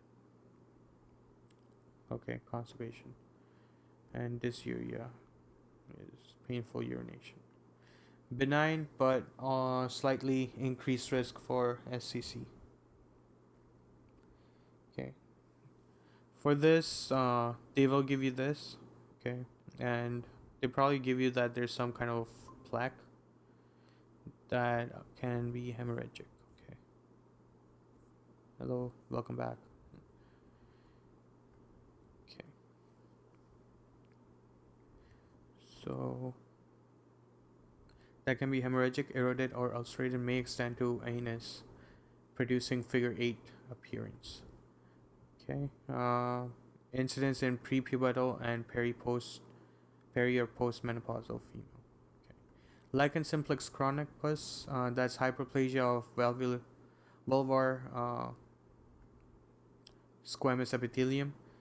Presents with leathery thick vulvar skin with enhanced skin marking due to chronic rubbing or scratching.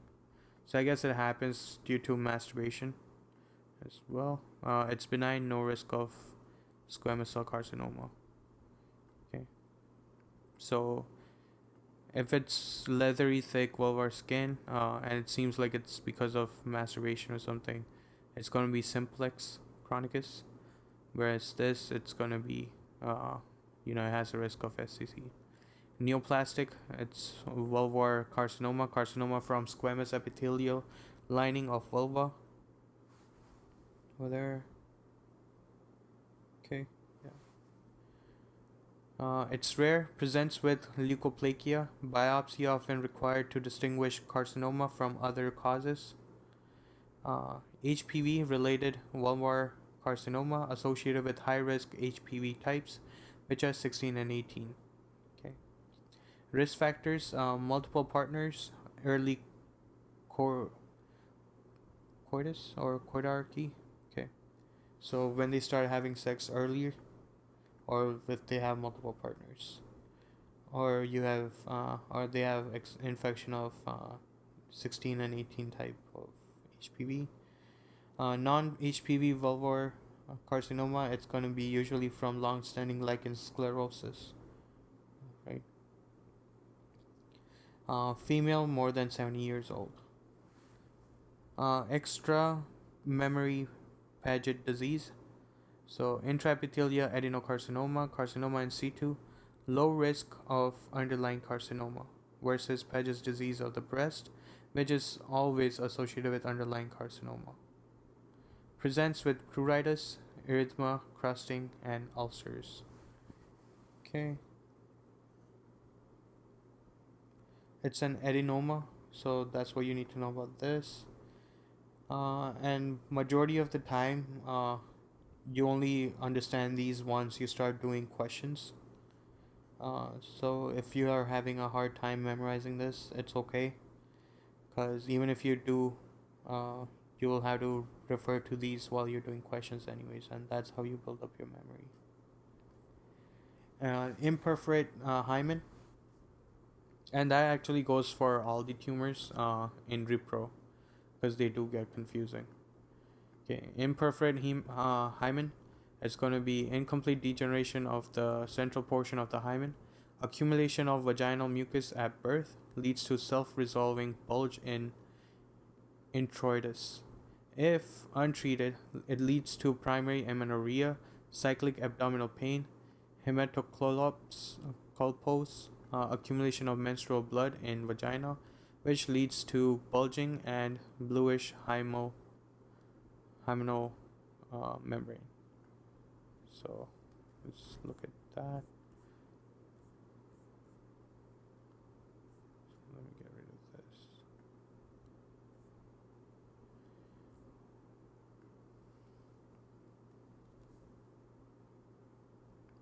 Okay, so they'll give you a photo of something like this, right? Or it's gonna be something clear, okay, something like that.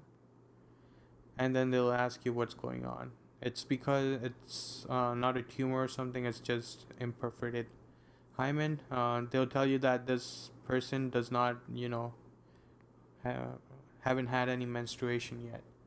Okay, so incomplete degeneration of central portion of the hymen, accumulation of vaginal mucus at birth, self-resolving bulge in introitus, so inside itself.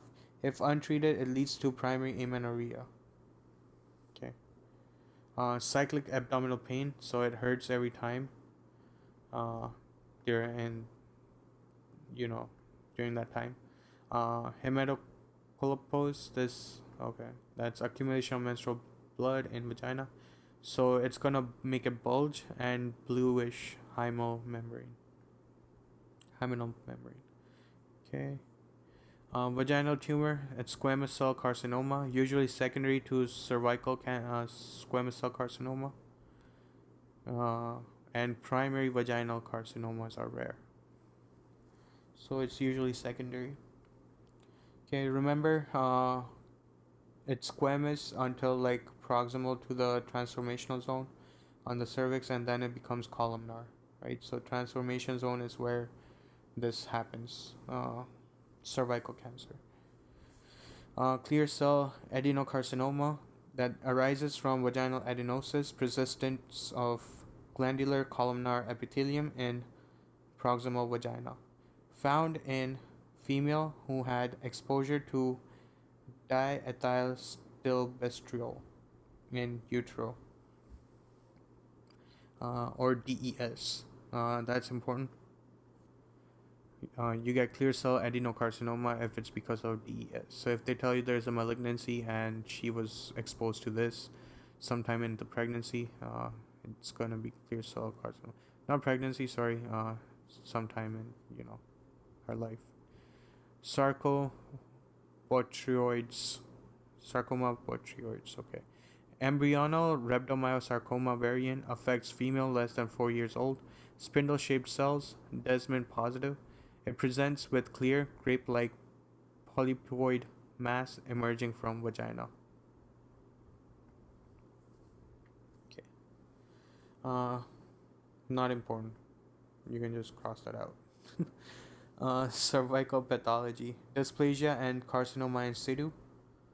That's okay. This is the important one. Okay, and those are called coilocytes, right? And these are different than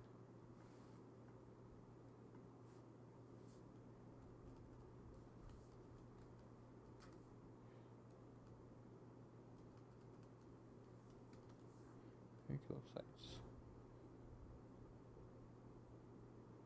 Okay, so these are coilocytes. What's poikilocytes? Is that even a thing?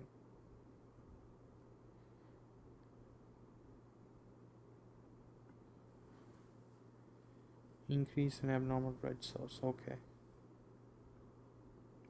Never mind then. Coilocytes, right? So if you see something like this, it's going to be this cervical cancer. Let's look at a few more pictures before we go on.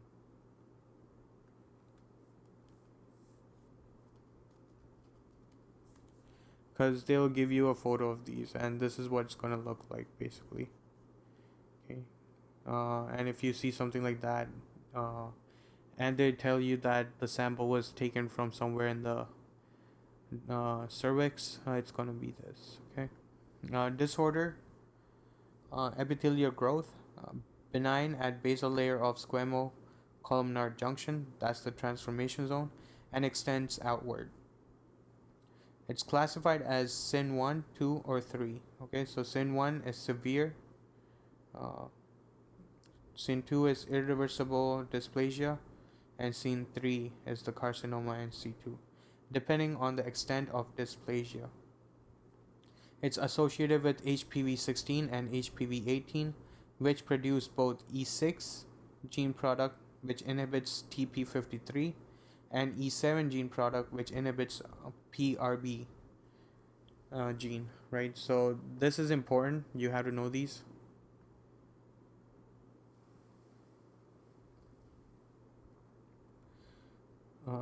Which produce before both produce. Okay. So they produce E6 and E7. So E6, if you flip it over, it's gonna look like P. So E6 is P. So TP53, and E7 is RB. So it's, P is before R, like 6 is before 7. That's how they want you to remember it. So you gotta remember that E7 is for it inhibits RB gene. Okay. Coilocytes. It's cells with wrinkled racinoid nucleus and perinuclear halo. Are pathognomic of HPV infection. May progress slowly to invasive carcinoma if left untreated. Typically asymptomatic, detected with pap smear. Or presents as abnormal vaginal bleeding, often postcoital. Risk factors are multiple sexual partners, HPV, smoking, early coitarchy, DES exposure, or immunocompromise, for example, HIV and transplant. Important one is smoking. That's what's going to cause it. Another important one is this, multiple sexual partners. And another important one is this, and also HPV. The other two left over, it's not really that important, but these are. Invasive carcinoma, often squamous cell carcinoma. Pap smear can detect cervical dysplasia before it progresses to invasive carcinoma. A diagnosis via colposcopy and biopsy. Lateral invasion can block ureter, which causes hydronephrosis and lead to renal failure. Okay. Primary ovarian insufficiency, also called premature ovarian failure. Premature atresia of ovarian follicles in females of reproductive age, most often idiopathic, associated with chromosomal abnormality, for example, Turner syndrome, Fragile X syndrome, premutation, or autoimmunity. Need karyotype screening. Patients presents with signs of menopause after puberty but before age 40. Less than decreased estrogen, you'll have increase in LH and FSH though. Okay, that's also streak ovary in Turner syndrome. So if they talk about streak ovaries, it's gonna be Turner syndrome. For Fragile X, they usually give you the CGT CGG, as they'll ask you about that instead, and they'll tell you that they have, what was it, toupee and giant gonads. So CGG for congenitally giant gonads. That's how I remember that one. Okay. Most common cause of anovulation, pregnancy, right? And polycystic ovarian syndrome, obesity, HPO axis, that's hypothalamic pituitary ovary axis abnormality, immaturity. Prematurity, ovarian failure, hyperprolactinemia, thyroid disorders, eating disorders, competitive athletics, Cushing syndrome, adrenal insufficiency, chromosomal abnormalities, for example, Turner syndrome. Uh, they don't really test you on these things as much. They test you on something in detail, like Turner syndrome, they'll test you on, and then they'll give you these things as symptoms, right? But this is just going into the concepts of it, so that's why. Functional hypothalamic amenorrhea, also called exercise-induced amenorrhea, severe caloric restriction, increase in energy expenditure, and or stress. So this is important. It's someone who actually is just active, and they usually have BMI that's less than like 18.5. Uh, and or they'll be teenagers or 16-year-olds, who are in high school, and that's going to be the presentation. And then, or they're like into veganism and all these trends and stuff, but they run a lot. So when they do that, um, they come in, like the mother's concerned about her, period cycle. So when you see BMI that's less than 18.5, or she's working out a lot, you should think of this. It's called exercise induced amenorrhea or functional hypothalamic amenorrhea. Okay, so there's severe caloric restriction, increase in energy expenditure, right? So veganism or increase in expenditure is like, they're on the sports team or they run a lot, and or stress will lead to functional disruption of pulsatile GnRH secretion. So then if you don't have it in a pulsatile manner, you're going to have decreased LH and FSH and estrogen, right? Because it suppresses their secretion then. Pathogenesis include decrease in leptin due to decrease in fat, right? So that's how you need the fat to convert testosterone to estrogen as well. So, because that's where aromatization also happens for, you know, the androstenedione or whatever that gets secreted out of the adrenal glands, the cortex of it. Okay, so it's associated with eating disorders and female athlete triad. That's decreased calorie availability, excessive exercise, decrease in bone mineral density, and menstrual dysfunction. Polycystic ovarian syndrome, that's these. Okay.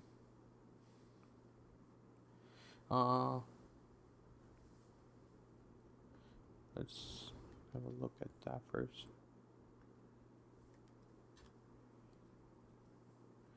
Okay, kind of like what polycystic is, but that.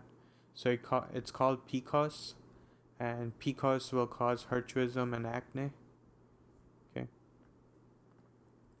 hyperinsulinemia and or insulin resistance hypothesized to alter hypothalamic hormonal feedback response, which leads to increase in LH and FSH, increase in androgens, for example, testosterone from theca interna cells, decrease in rate of follicular maturation, which leads to unruptured follicles and cysts, plus anovulation.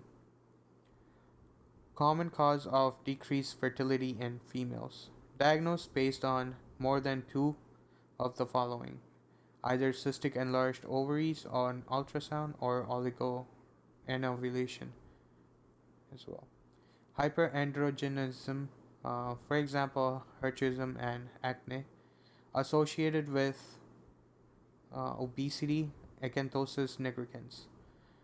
Increased risk of endometrial cancer secondary to unopposed estrogen from repeated anovulatory cycles. Treatment is cycle regulation via weight reduction. Okay. So decrease in peripheral estrone formation. OCPs prevent endometrial hyperplasia due to unopposed estrogen and clomiphene ovulation induction. Spironolactone, finasteride, and flutamide to treat hirsutism. Okay, so it's this thing leading to increase in this and this from theca cell, but decrease in follicular maturation. So that's the one that causes estrogen release, right? So unruptured follicles plus anovulation. Common causes decrease in fertility and all that stuff. Yeah. If you see hirsutism and acne, you gotta suspect this, especially if they have diabetes along with this. Unless they're older. If they're older, like in their menses and stuff, menopause and stuff, then it's gonna be it's because of menopause that they have that. Okay. And primary dysmenorrhea, a painful menses caused by a uterine contraction to decrease blood loss. Leads to ischemic pain mediated by prostaglandin. Treatment is NSAIDs, acetaminophen, hormonal contraceptives. Okay. Painful menses, it's caused by uterine contraction due to decreased blood loss, leads to ischemic pain. Ovarian cysts, usually asymptomatic but may rupture, become hemorrhagic, or lead to adnexal torsion. Follicular cysts, functional physiologic cysts, most common. So from here, everything's important. They test you on all of these things now. Okay. Usually asymptomatic but may rupture because hemorrhagic or lead to adnexal torsion. Follicular cysts, functional physiologic cysts, most common ovarian mass in young females, caused by failure of mature follicle to rupture and ovulate. May produce excess estrogen, usually resolve spontaneously. There's corpus luteal cyst, that's functional cyst caused by failure of corpus luteum to involute after ovulation. May produce excess progesterone, usually resolves spontaneously. Theca lutein cyst, that's also called hyperreactio luteinalis, caused by HCG overstimulation, often bilateral, multiple. Associated with gestational trophoblastic disease, for example, hydatid form mole and choriocarcinoma. Okay, let me see if I have something for that. Okay. So nothing for these. Cool. So they'll give you they'll tell you it's not malignant, it's something else. There's some kind of cyst in the ovaries, and then they'll tell you what's going on, and then you're supposed to figure out that which one of these it is. Okay.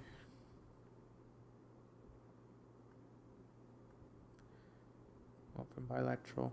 So if it's happening on both sides, it's going to be this one. It's associated with gestational trophoblastic disease, like these.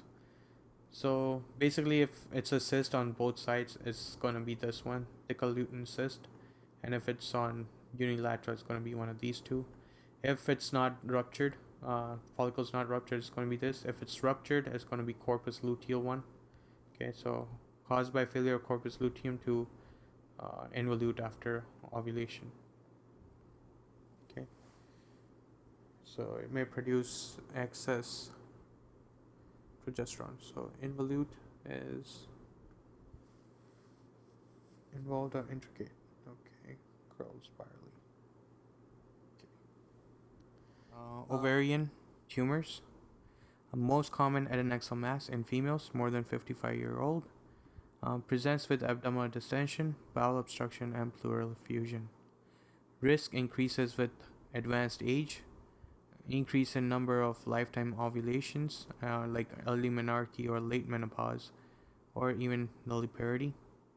Endometriosis, again, that's just the lining of the uterus is found somewhere else.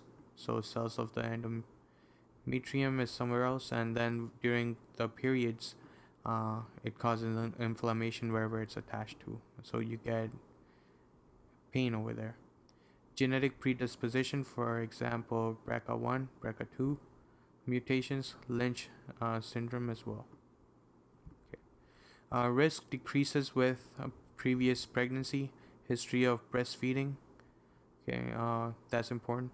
OCPs and tubal ligation. So all of these decrease this. Endothelial tumor are typically serous. Okay. So it's lined by serous epithelium, natively found in fallopian tubes and often bilateral. So epithelial tumors are going to be bilateral more than not. Or mucinous, lined by mucinous epithelium, natively found in cervix. Monitored response to therapy relapse by measuring CA125. The way I remember it is that there's one woman with 2 ovaries that had now 5 ovaries. So it turned from 2 to 5. So that's cancer. So ovarian cancer. Not good for screening. Okay. Germ cell tumors can differentiate into somatic structures, for example, teratomas, or extraembryonic structure, for example, yolk sac tumors. Okay, so these are germ cell tumors. Those are these ones happening over here. Okay. Can differentiate into somatic structure, for example, teratomas, or extraembryonic structures, for example, yolk sac tumor, or can remain undifferentiated, for example, dysgerminoma. Sex cord stromal tumors develop from embryonic sex cord, develops into theca and granulosa cells of follicle, Sertoli and Leydig cells of seminiferous tubules, and stromal, so ovarian cortex derivatives. It's okay if you don't remember that. We're gonna go through it one by one. What's important to gain from here is the risk factors for ovarian tumor. So it increases with these things right here, and yeah, that's it. Type. So if it happens in the epithelium, and usually it's the serous layer, right? That's what they said. Most typically it's in the serous layer, lined by serous epithelium. Okay, so epithelial tumor, that's serous cystadenoma, sorry. So anything that's an adenoma in it, it's going to be benign. If it's carcinoma, it's going to be malignant. Okay. So there are two. One, it's going to be serous, or one, it's going to be mucus. Okay. So serous cyst adenoma, it's benign. Most common ovarian neoplasm. It's lined by fallopian tube, like epithelium, right? So if it's found in fallopian tube, it's going to be serous cyst adenoma if it's benign. Then you have mucinous cystadenoma. We were told where that is found as well. It's found in cervix. So benign, multi-oculated and large, lined by mucus secreting epithelium.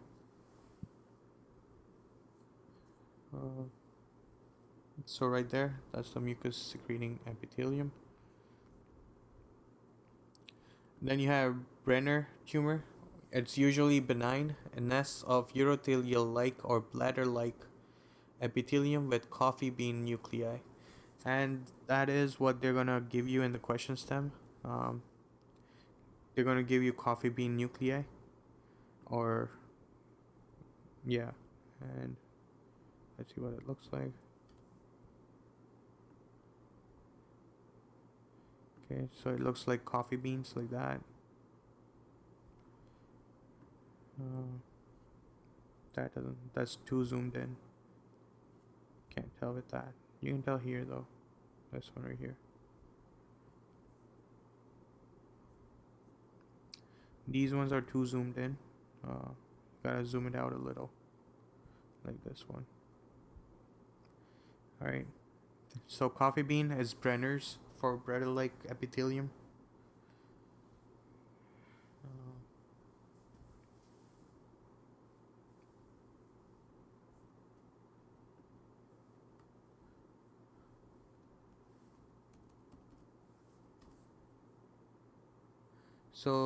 This is what the epithelium looks like, right? It's an ovary, but it looks like a bladder. Okay, so when it looks like a bladder, but it's an ovary, you have a Brenner tumor. And this is mucinous cyst adenoma. Mucinous happens over here, right? So that's what it is. Over here. Sorry, not there. Here. Okay, now serous carcinoma. It's most common malignant ovarian neoplasm, and you'll have pneumoma bodies. Okay, so if they give you that, that should be fairly easy. If they tell you there are pneumoma bodies, and it's on the epithelial surface of the ovary, it's gonna be serous, right?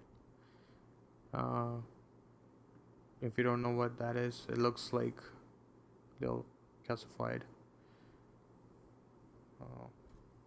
onion. Okay. Like that.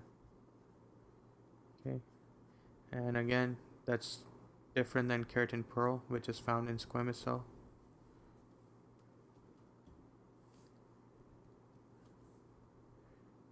Okay, so that's a keratin pearl. That's a pneumoma body. Okay. Nope, that's a keratin pearl too. My bad. So keratin pearl, it doesn't look like an onion, but sometimes it does. It's weird, but learn to differentiate between them. Okay. Mucinous carcinoma, it's malignant, rare, maybe metastatic form, epinecial or other GI tumors. It can result in pseudomyxoma peritonia or tinea, intraperitoneal accumulation of mucinous material. So when they say GI tumors, it's actually the Krukenberg tumor. We read about it in GIT. Krukenberg tumor was named after John Krukenberg. Metastatic adenocarcinoma to ovary, and so you'll have symptoms of thick stomach and ovary. So large amount of mucin with displaced nuclei, resulting in a signet ring appearance. Right, so mucin secreting signet cells. If you remember signet cells, it was the ones that look like a ring, and if they give you that, it's easy to pinpoint that it's stomach cancer, right? Wait, not ring. So, okay, so they look like rings. Okay, like a ring right there. It's because there's mucin inside the cell. It's pushing the nuclei to the side, and that's why it looks like that. Okay. Moving on to germ cell tumors. So we did the tumors for these epithelia, right? And now on to germ cell tumor. Okay. Okay, so for this teratoma, okay, so ovarian type characteristics, and now we're doing germ cell tumor, mature cystic teratoma. It's also called dermoid cyst. Okay, and the thing about this is we need to know what it looks like in a histo.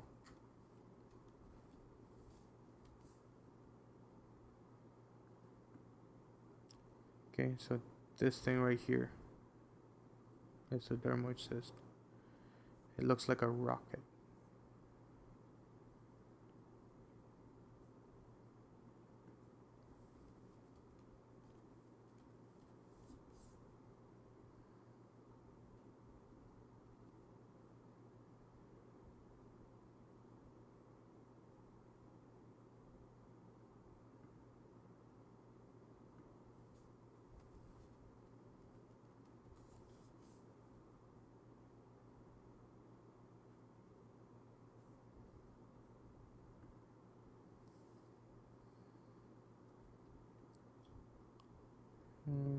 A little bit over there, but that's not what I'm looking for. Hold on.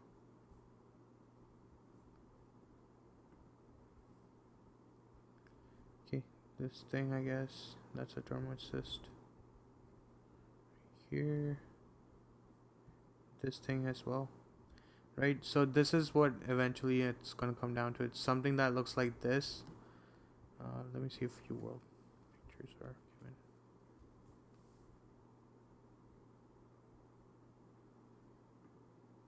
Right, so that's a hair follicle right there.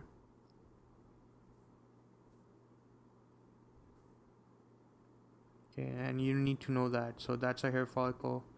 This is a hair follicle too, or this. Okay, so if that's given, it's teratoma. So you need to know that too. Also called dermoid cyst, benign, most common ovarian tumor in young female. A cystic mass with elements from all three germ layers. So it's pretty easy to figure out that it's this, right? When you have an ovary with teeth and hair and sebum growing on it, it's going to be teratoma.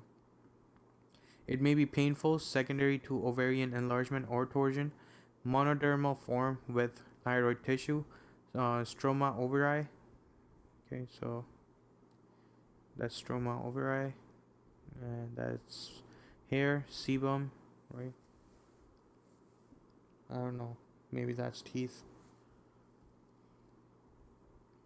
Okay.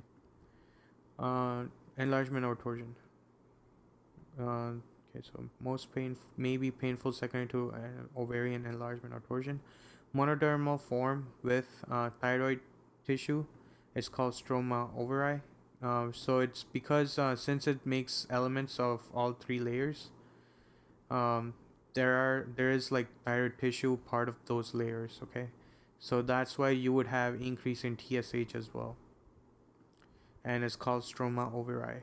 It may present with hyperthyroidism. Malignant transformation is rare, usually to squamous cell carcinoma though. Okay, the one with keratin pearl. That was mature. Immature teratoma also exists. It's malignant and aggressive. It contains fetal tissue, neuroectoderm. Okay, so if you have neuroectoderm in there, it's going to be immature because this one doesn't have neuroectoderm. Congenital, commonly diagnosed before age 20 and typically represented by immature embryonic like neural tissue, and that's important to remember. Then you have dysgerminoma. So for this one, you remembered like, oh, how did I do that? Hold on.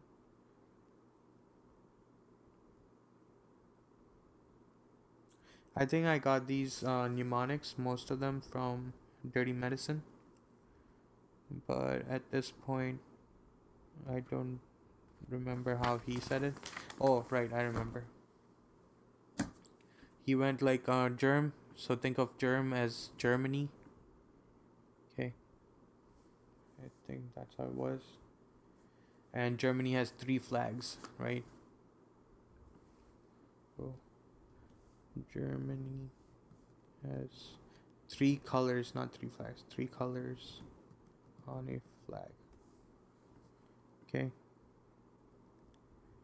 So the 3 colors represent the 3 things. So this germinoma, malignant, most common in adolescents, equivalent to male seminoma but rarer, sheets of uniform fried egg cells. So tumor markers are increasing HCG and increasing LDH. Okay, so 3 things are represented by 3 colors on the German flag.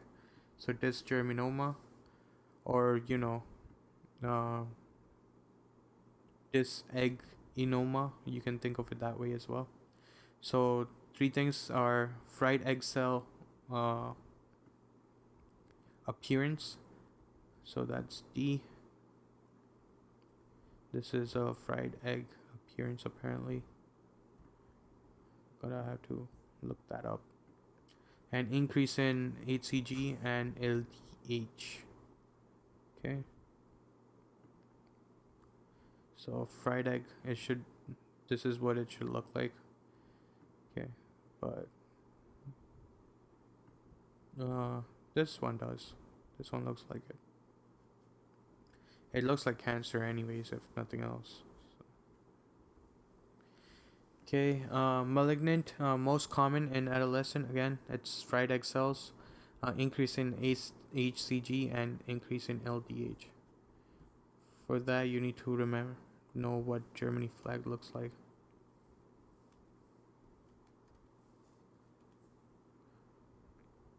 Okay, so you can just write it out. So fried egg appearance. Let's give that a yellow color. Fried egg appearance. Increase in HCG and increase in LDH. Okay. Then you have yolk sac tumor. This one was right. So for this one, it's yolk sac. So S is for Schiller.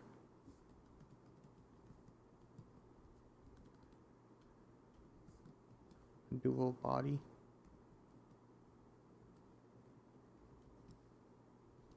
Then A is for increase in AFP, and C is for children. So it's given here now anyways, but back then it wasn't there.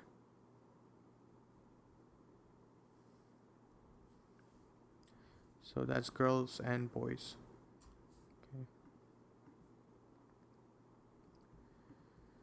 Okay. So also called endodermal sinus tumor, malignant, aggressive, yellow, friable, hemorrhagic mass. 50% have Schiller dual bodies. It resembles glomeruli, arrow in E. Okay, so it looks like a glomeruli. Good luck with that. They don't actually give you that for this. They'll give you a photo for this one though. Maybe for this one. I haven't seen one for this anywhere. So have Schiller dual bodies, resembles glomeruli, arrow in E. Tumor markers, increased AFP, occurs in children and young adult females. Okay. Onto sex cord stromal tumors. Okay, so that happens in follicle and cortex. Fibroma. So for fibroma, it was, let me see.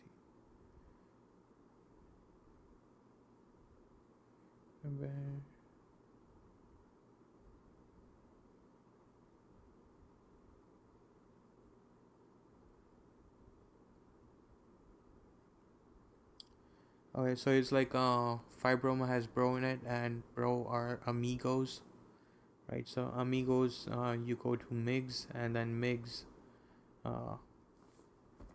it's a whole story with that. So let me just write that out.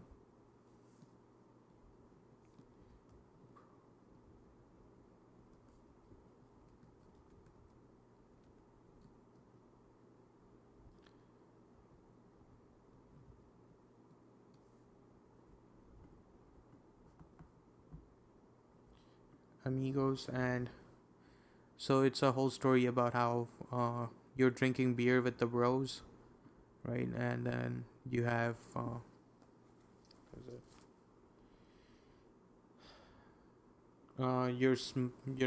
Drinking with the bros and probably smoking too. So it's affecting your lungs, which is causing pulmonary embolism, or sorry, pleural effusion. The beer is giving you pot belly, so ascites and ovarian fibroma.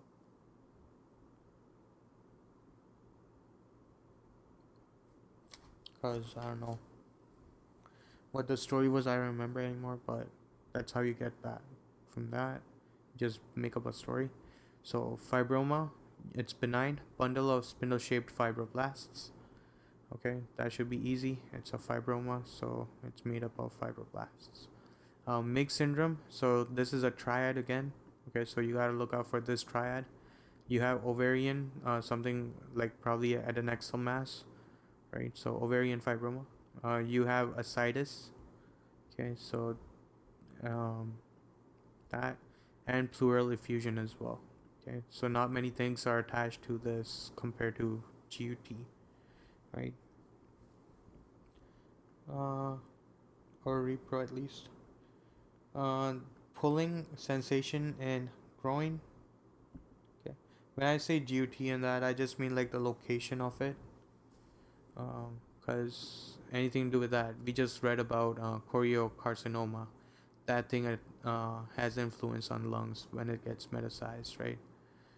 But not that many things do that. Another is like let's see, alpha 1 antitrypsin deficiency, right?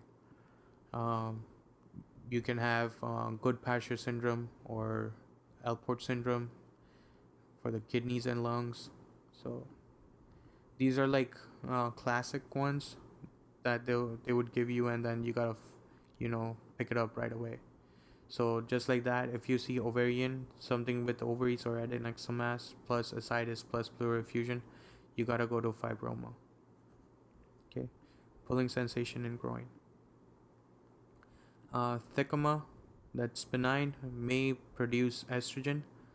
Usually presents as abdominal uterine bleeding and postmenopausal female. Uh, Not that IMP. Sartoli Leydig cell. So this one is known as Sir Lady cell tumor. Sir Lady cell tumor. So Sartoli Leydig cell, you can just call it Sir Lady cell tumor, because that's what the presentation will show. It's benign, uh, gray to yellow-brown mass, resembles testicular histology with tubules and cords lined by pink Sartoli cells, may produce androgens and cause virilization. For example, hirsutism, male pattern baldness, and clitoral enlargement. Okay, so clitoral enlargement will look like a penis. Male pattern baldness will be there, and they have facial hair, right? Because of that's what this means. So it's gonna be a lady who looks like a sir. So Sir Lady cell tumor. There will be hirsutism, clitomegaly, and voice deepening. Okay. Uh, you will find rinky crystals in this. Okay. It's in my notes, so I think it's this one, but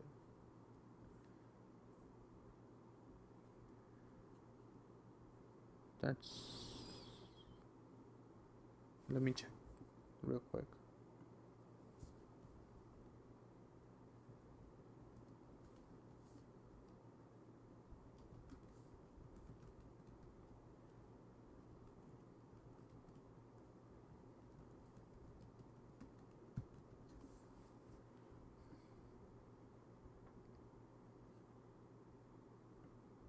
Okay, so they're found in all Leydig cell tumors. Okay.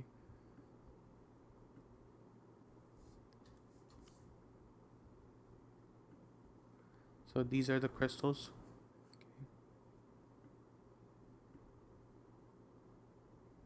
No thanks. But mostly if they give you something like this and they tell you it's a tumor, it's gonna be your Sertoli latex tumor. Normally what they'll do is they'll give you all these tumor names, so that's how you figure out that they're talking about the tumor anyways, and not about something else. So you only have to differentiate it between these. So that makes it easier because now you know majority of them. Right. So if there's one that's showing you like a viralization, uh, that's going to be this one. Okay. Uh, granulosa cell tumor, most common malignant cell cord, stromal tumor. Okay, hold on. Let me give you the mnemonic for this first, and then we'll go on reading about it.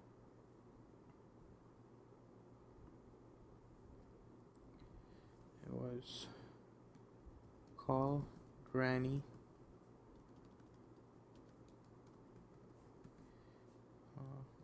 Exner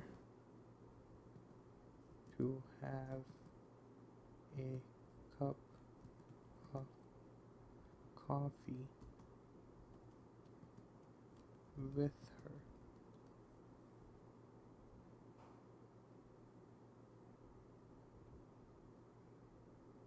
But she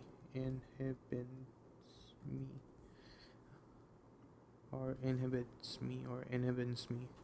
I just added that to Dirty Medicines one because it helps if you remember it this way. Uh, okay, so first let's read it and then we'll go into this. So most common malignant sex cord stromal tumor predominantly occurs in females in their 50s. Often produces estrogen and or progesterone. Okay. Presents with postmenopausal bleeding, endometrial hyperplasia, sexual precocity and pre-adolescence, breast tenderness. Histology shows Call Exner bodies or granulosa cell arranged haphazardly around collections of eosinophilic fluid resembling primordial follicle occurs in arrow in F, so like that. Tumor markers increase in inhibin. Okay, give granny a call. Okay, so remember how we were reading about the granulosa cells and all that stuff, the Theca cell and granulosa cell, right? And we were like, okay, so FSH acts on this, and FSH is like Sartoli, and Sartoli is gonna release that and get influenced by FSH to release inhibin. And then we came to a conclusion that granulosa is responsible for inhibin. When we were looking at the lines, that was going like this, and then like a little bit that, and then it like that. Right, so that's where this is coming from. Just trying to attach that to this. Okay. So coffee bean. Where did that come from?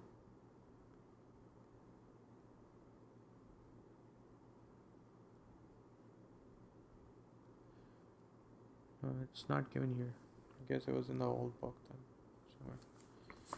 Anyways, it's a coffee bean nucleus. Okay, that's where that comes from. Uh, that's why there's coffee, and they'll tell you that there's coffee bean thing, like they did over here in the burner one. Coffee bean nuclei. It happens in this one as well. So just add to your notes. Um, there's increase in estrogen and increase in progesterone. Okay, so that's a marker. Granulosa cell tumor, ovarian mass, yellow and firm, plus thickened endometrium is what you're going to see. Plus, you will see cuboidal cells in coffee bean sheet. Cuboidal cells, so I guess that's the coffee bean one. And sheet as well as in microfollicular pattern with gland-like structure containing eosinophilic material called the Call-Exner body, which leads to secrete estrogen and inhibin. Let me actually do this. So we're on to this. So this is what I was reading. So granulosa cell tumor. Uh, Ovarian mass, yellow and firm, plus thickened endometrium. So this is what the question stem's gonna have. They'll tell you that there is ovarian or adnexal mass. It's yellow and firm. Uh, Plus thickened endometrium is found, and then they have cuboidal cells in sheets as well as in microfollicular pattern with gland-like structure containing eosinophilic material, which is called the Call-Exner bodies. Okay, it leads to excrete, or it secretes estrogen and inhibin. Okay, that's it. Stroma ovaries, remember that's from teratoma, because teratoma has all layers, and then it also has layer of thyroid tissue. So stroma will cause decrease in TSH. Okay, so it secretes T4 then instead, right? So obviously not TSH, it secretes T3 and T4. I think I said TSH over here. That's wrong. Because it's thyroid, right? TSH gets secreted from the pituitary. Thyroid toxicosis, and it will have oily substance as well on that. Okay. This one is important to figure out. And usually they'll give you this. So if they give you inhibin, it's easy to remember if you remember the mnemonic.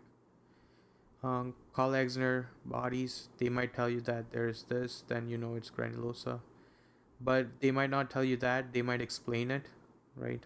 They'll tell you that it's eosinophilic material in the gland, or this. Okay, and that's done with that. On to uterine, right? So anything else? So sac I told you about, beer with bros, pulmonary from smoking, but I think that's going to confuse you, so don't think of it that way. But just remember the triad. Okay, Sir Lady, Hirschism, clitomegaly, and voice deepening. Okay, and hair follicle, rinkies, crystal, and Sir Lady. Okay, uterine. Okay, uterine conditions, non-neoplastic uterine conditions, adenomyosis. Okay, so extension of endometrial gland. Let me see. Glandular into uterine myometrium. Okay, so and it's basically extension of the endometrium into the myometrium, caused by hyperplasia of basal layer of endometrium. Presents with dysmenorrhea, abnormal uterine bleeding, and uniformly enlarged soft globular uterus. Okay. Treatment is GnRH agonists, hysterectomy, excision of organized adenomyoma. Okay. So the presentation for this is going to be dysmenorrhea and heavy menses and uniformly enlarged uterus. So if they use this word, uniformly enlarged uterus, they're talking about adenomyosis. If they use these words, they're talking about this as well. Okay.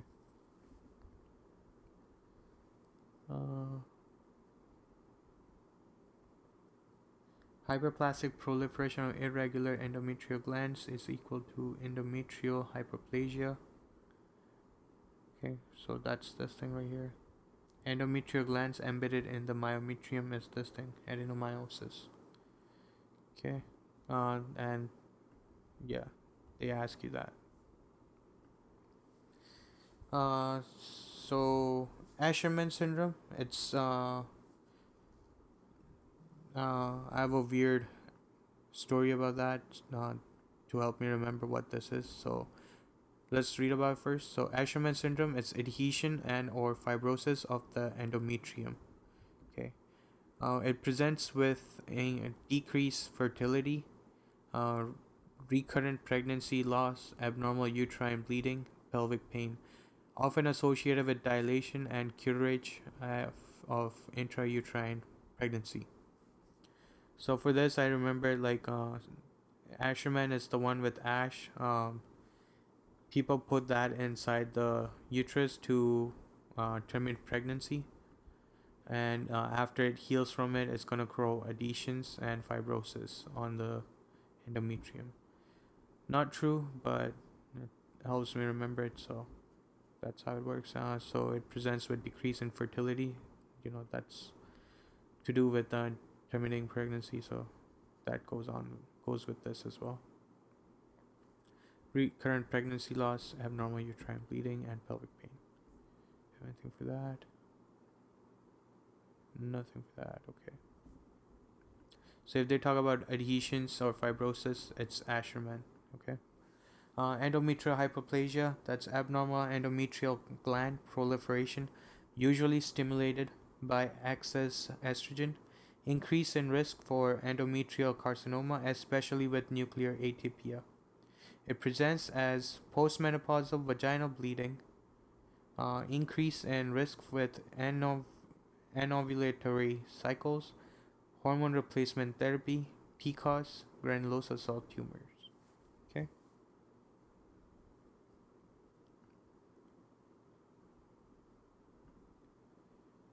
Endometriosis. So for this one, they just tell you, give you a histology, like in words. They'll explain what it looks like, and this is what it's gonna look like. Just endometrial hyperplasia. Then they'll ask you why it's happening. It's because of estrogen. Okay, and remember the risks. Right. So it risks complications or endometrial carcinoma. That's it. I guess all this is pretty obvious.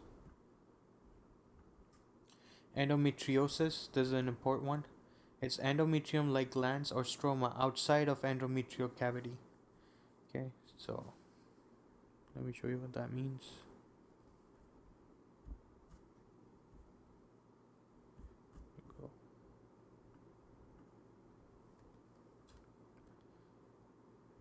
Okay.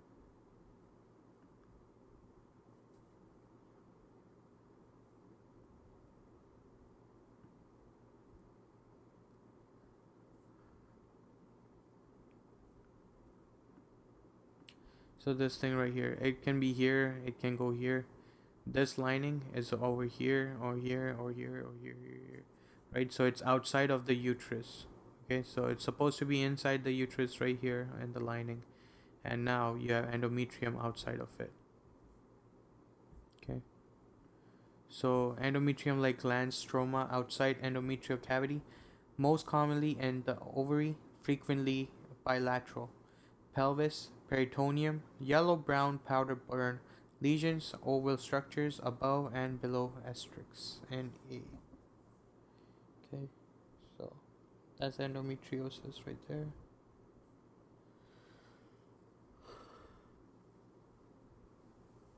In ovary, appears as endometrioma, filled chocolate cysts. They actually look like chocolate cysts. So remember that for this.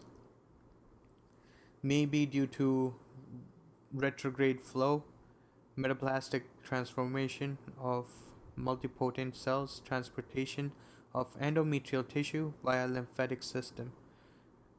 It presents with pelvic pain, dysmenorrhea, and dyspareunia, dysuria, dyschezia. That's important as well. Pain during intercourse. Um, Wait, no, this one. Pain during intercourse, and this is constipation, I guess. Uh, Abnormal uterine bleeding, infertility, a normal sized uterus. Treatment is NSAIDs, OCPs, progestins, GnRH agonists. This because you want it not to be pulsatile anymore, so when it's increased, it's gonna suppress ovulation, right? Denazole laparoscopic removal of endometriosis. Okay, so it's ectopic endometrial gland and hemosiderin macrophages. Uh, the buzzword for endometriosis.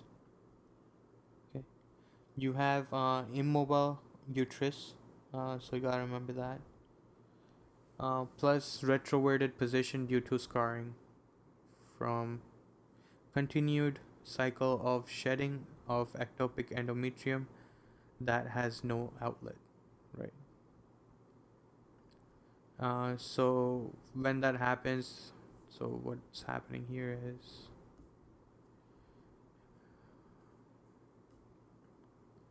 it keeps shedding, right? It's outside, and then it tries to leave this area right here, but it's not able to go out because there's no outlet anywhere.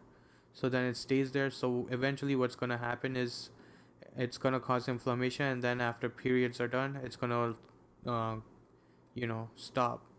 So then this will start healing. So when it starts healing, this is going to start getting stuck or glued to this area right here, and that's why you have the dysesthesia or whatever, and that's what they mean by uh, retroverted position due to scarring. Okay, so it's immobile mass.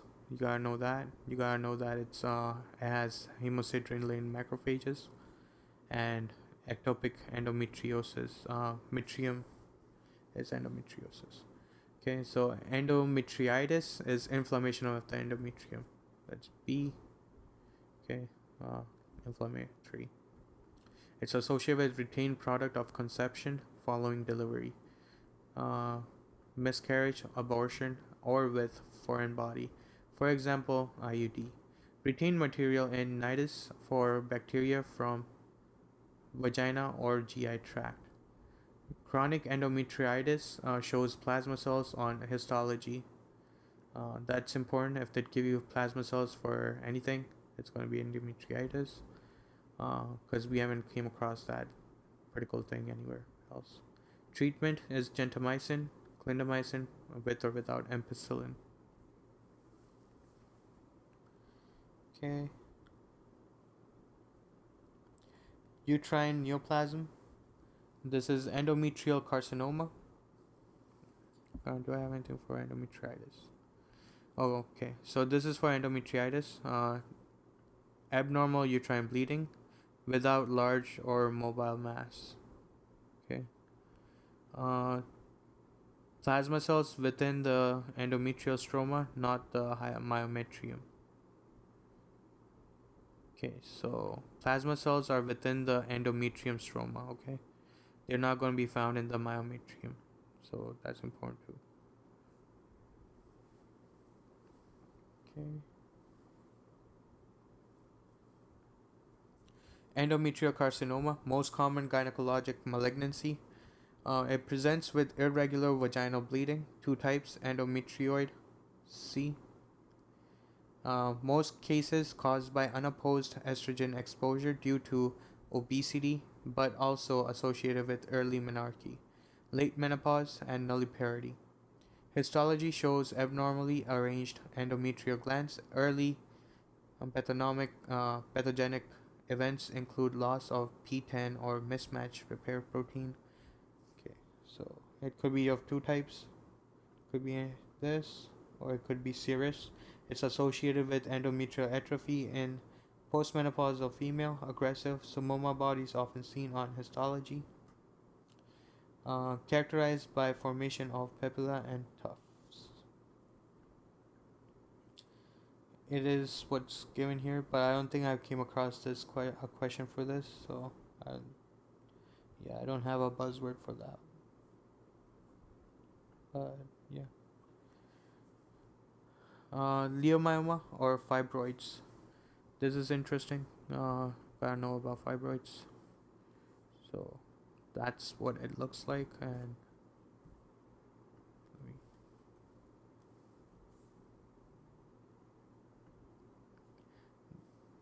that's where you will see it, like that or that, that or that. If it's over here, it's gonna be called subserosal fibroid. If it's here, it's intramural fibroid. If it's on top of the muscle or myometrium, it's gonna be submucosal fibroid. Okay, and here it's called pedunculated fibroid. Okay, and that's just a normal fibroid. Okay, so most common tumor in female often presents with multiple discrete tumors. So like that, 1, 2, 3, 4.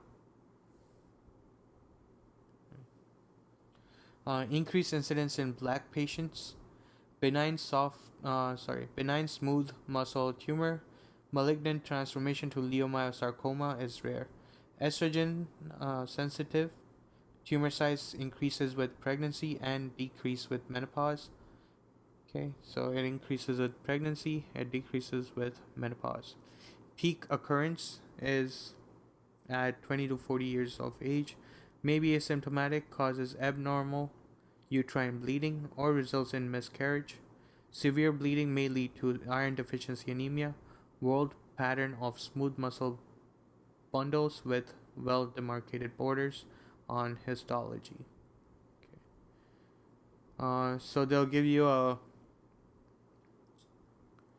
histology of whatever, wherever it is or whatever it is, right? And you'll see some kind of difference between two layers, right? So this one is world pattern, right, compared to the normal one right here. So it looks like world. So world pattern is for fibroid. Okay. Monoclonal proliferation of monocytes and fibroblasts.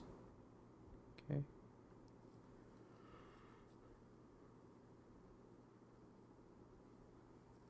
Gonna know this from fibroma of somewhere else, right? But for that one, it was in ovaries, where it was fibroma for this, right? But they give you all that stuff. Okay. Okay, so fibroid is also made up of fibroblasts. Okay. Leiomyosarcoma, that's malignant proliferation of smooth muscle arising from myometrium. It arises de novo, not from leiomyomas. Okay. Malignant transformation to this is rare, so that's why it's not that to this. So this one just comes up spontaneously. Usually in postmenopausal females, exam shows single lesion with areas of necrosis. Sorry. So this one is in postmenopausal female, whereas this one was in 20 to 40 years old. Okay. Okay, breast pathology. Onto breast. Let's take a break here and then we'll continue. Okay. Breast pathology. You have the nipple, the duct, the lactiferous duct, the terminal duct or lobular unit, and the stroma. Okay. So in the lactiferous duct, you can get intraductal papilloma, abscess,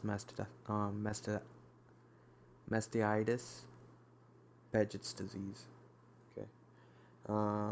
In the terminal duct, you can get fibrocystic change, DCIS, LCIS, ductal carcinoma, lobular carcinoma, and in the stroma you can get fibroadenoma, phylloid tumor, or phylloids tumor. Okay. Benign breast diseases. Fibrocystic changes, most common in premenopausal females 20 to 50 years old. It presents with premenstrual breast pain or lumps, often bilateral or multifocal. Non-proliferative lesions include simple cysts, fluid-filled duct dilation, blue dome, papillary epicrine change, metaplasia, stromal fibrosis. Risk of cancer is usually not increased And proliferative lesions include these two types: sclerosing adenosis, which is acne and stromal fibrosis associated with calcification, slight increased risk of cancer. And then you have epithelial hyperplasia. These are cells in terminal ductal or lobular epithelium, increased risk of carcinoma with atypical cells. So that happens over here. Okay, you get two types: acne and stromal associated with calcification, slight increased risk of cancer. Epithelial hyperplasia, cells in terminal ductal or lobular. Right, so terminal duct, so that would be this right here, or the lobular would be this units, right? These over there. So it can happen there or there. Okay. Increased risk of carcinoma with atypical cells.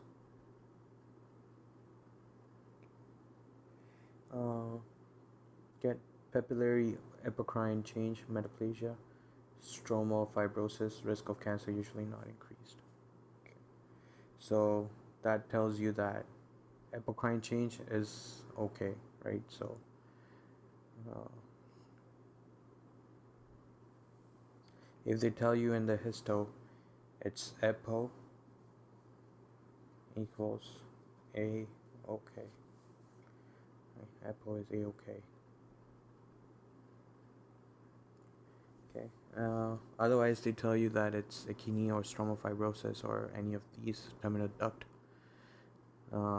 It's gonna be your fibrocystic changes. Inflammatory processes, so fat necrosis, it's benign, usually painless, lump due to injury to breast tissue, uh, calcified oil cyst on mammography, right? So necrotic fat and giant cell on biopsy. Up to 50% of patients may not report trauma. Okay, it just happens to be there. So it's usually when they're playing sports or something and they have like, heavy breasts. They can get fat necrosis because that, or it could be just there without any traumas. Okay, lactational mastitis occurs during breastfeeding. Increased risk of bacterial infection through cracks in nipple, as aureus is most common pathogen. Treat with antibiotics and continue breastfeeding. Okay, so that's gonna be, over here at the nipple. Okay, abscess or mastitis, right? Normally, when they have that, and it's because of bacteria, they would think like they shouldn't breastfeed, so they should continue breastfeeding without, you know, even if it's not treated. So, but you treat it with this antibiotics and continue breastfeeding. Okay, it's important that you keep doing that. Mastitis is because of S. aureus. It happens because of insufficient milk drainage, causing milk stasis. That leads to this. Okay. For example, they might be breastfeeding and then they fell asleep for a long time, and it just, you know, that's how they got the infection. Uh, in mastitis, it's gonna be warm, swollen, tender, and yeah, so warm, swollen, and tender breast. Okay. Benign tumors, fibroadenoma, intraductal papilloma, or phalloid tumors. Okay. So fibroadenoma, most common in females less than 35 years old. Okay. Small, well-defined mobile mass. Tumor composed of fibrous tissue and glands. Increased size and tenderness with increase in estrogen, for example, pregnancy, prior to menstruation. Risk of cancer is usually not increased. Okay, so we saw fibroadenoma over there, and also phalloid tumors over here as well. Okay, so small, well-defined mobile mass. So this right here. Okay, Uh,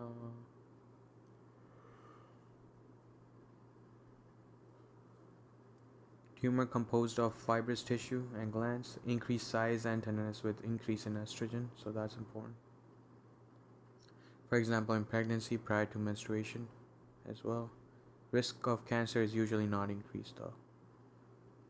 Intraductal papilloma, small fibroepithelial tumor within lactiferous ducts, typically beneath areola.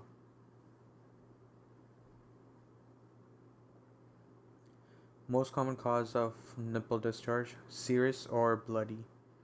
Okay, slight increase in risk for cancer. Okay, phylloid tumor, that's large mass, like here,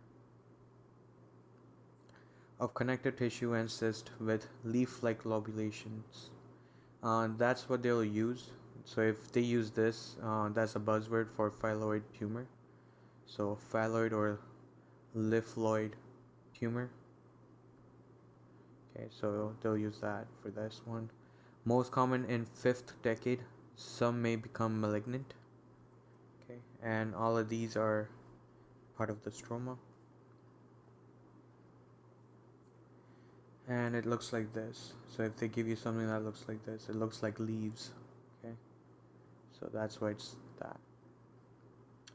Gynecomastia, breast enlargement in males due to increase in estrogen compared with androgen activity, physiologic in newborn, pubertal, pubertal, and older males, but may persist after puberty.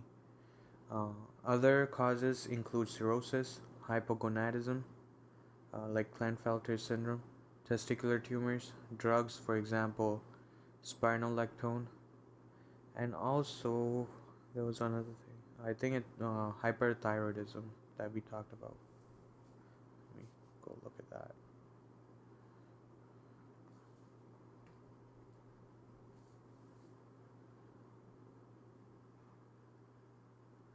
Right.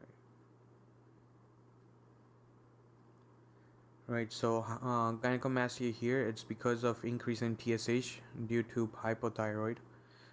TSH is structurally similar to prolactin, so prolactin will lead to gynecomastia in males, right? And in hyperthyroidism, it's because hyperthyroid increases conversion from testosterone, okay, leading to gynecomastia there. Okay, so the mechanisms are different, but they both lead to gynecomastia.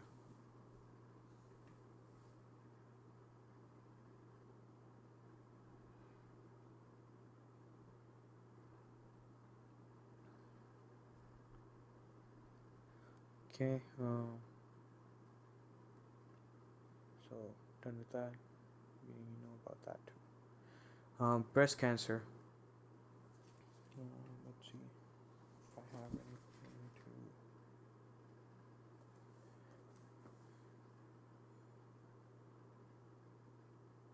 to add to this.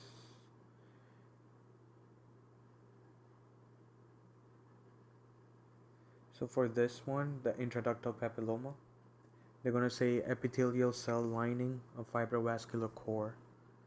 That's like the buzzword for that. Okay.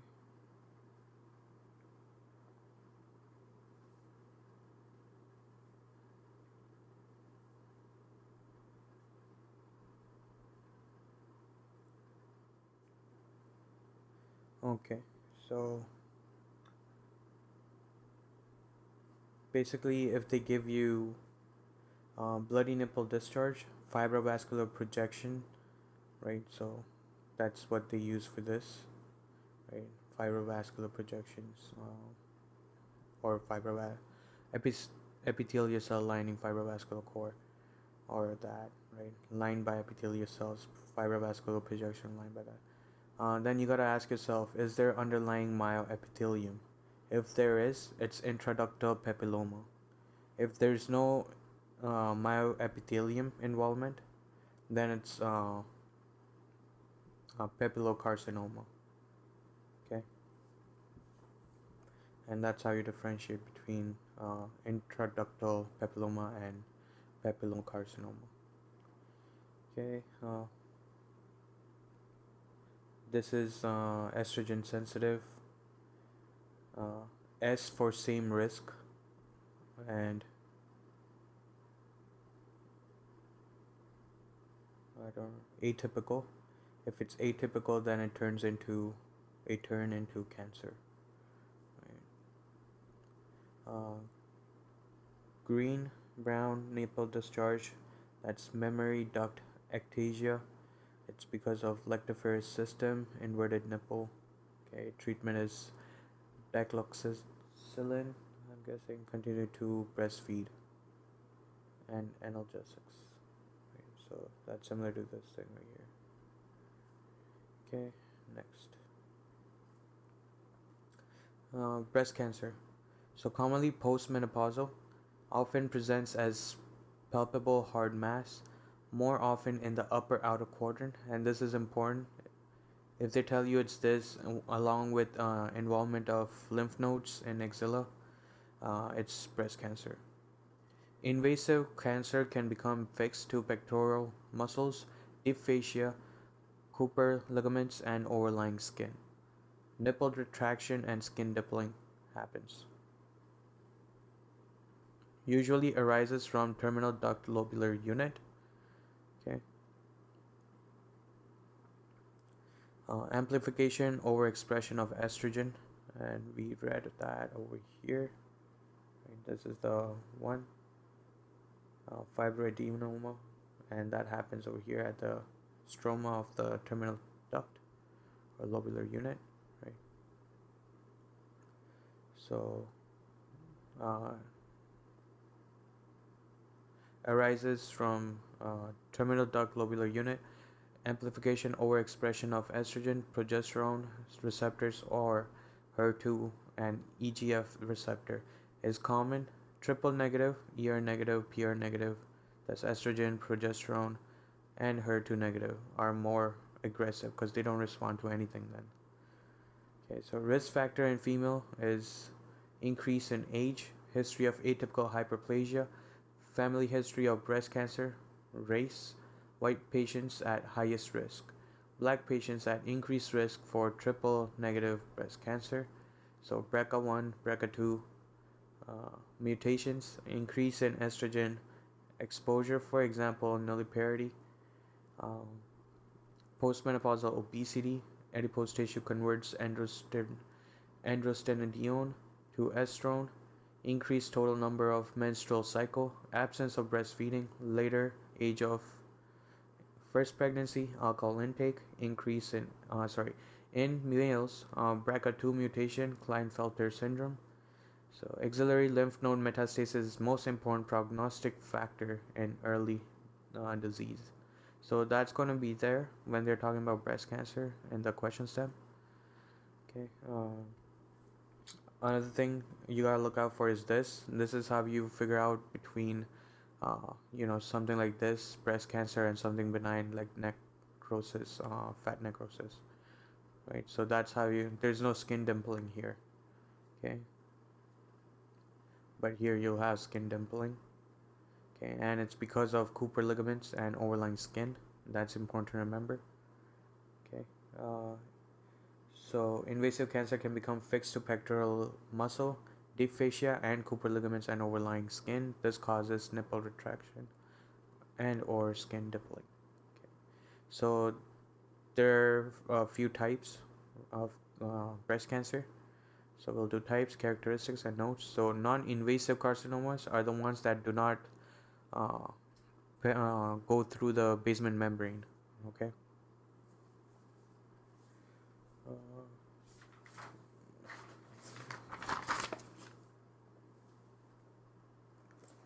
Okay, wait, so I have a note on that. Cooper ligament is a suspensory ligament. Okay, so it's the same as suspensory ligament, Cooper ligament. Okay. Okay, so non-invasive carcinoma, ductal carcinoma in situ, or DCIS. Okay. and we saw that over here. It fills ductal. Uh, it fills ductal lumen, black arrow, and B. Okay. So, okay, that fills ductal lumen, black arrow, and B. Indicates neoplastic cells in duct. Blue arrow shows engorged blood vessels. Okay.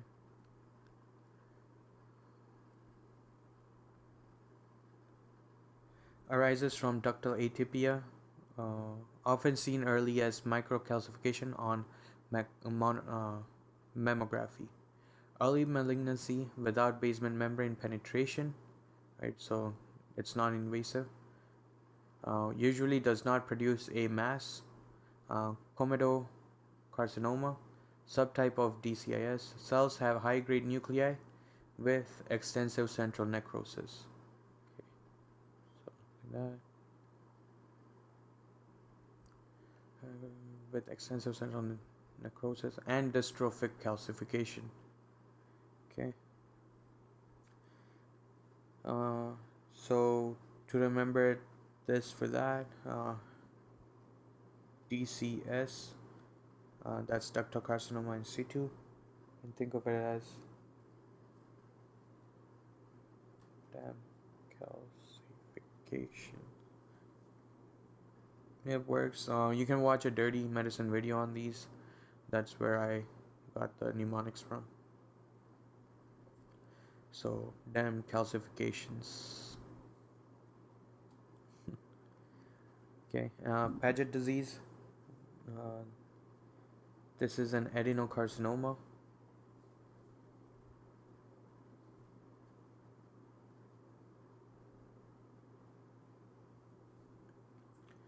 And that's what you need to know about that. So, extension of underlying DCIS, invasive breast cancer up to the lactiferous ducts and into the contagious uh, skin of nipple, which leads to eczematous patches over the nipple and areolar skin. So D, it's gonna be like that. Um, and yeah, this is basically what they'll give you, that it's eczematous patches over skin, uh, right? So they'll say that, and it's pretty easy to figure out that it's this. So Paget cells, intraepithelial adenocarcinoma cells. Let's look at that.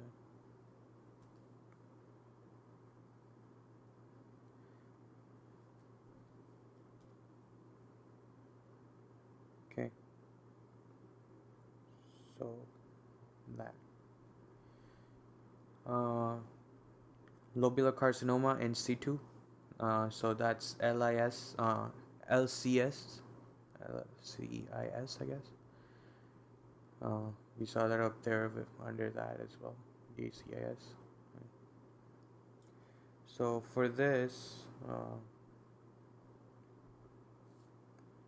LCS, that's, it lacks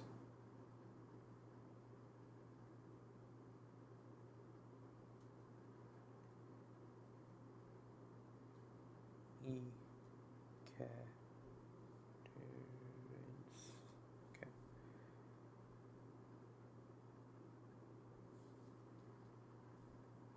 Lacks cadence, but E cadence. Okay. So that's, I remember that one. Lobular carcinoma in situ, that's decreased E cadherin expression, no mass or calcification, uh, incidental biopsy finding. There's increased risk of cancer in either breasts, uh, versus DCIS, same breast and quadrant for DCIS. Okay, and yeah. So now, if this one does go through the basement membrane, it's going to turn into an invasive carcinoma, and now it's invasive ductal carcinoma. Okay, so firm, fibrous, rock hard uh, mass with sharp margin and small glandular duct-like cells in desmoplastic stroma, most common type of invasive breast cancer. If this one goes through, it's gonna make invasive lobular carcinoma, right? So it's still decreased in E-cadherin expression, so that will lead to orderly row of cells, single file, okay, like that, and no duct formation. Often lacks desmoplastic response. Often bilateral with multiple lesions in the same location.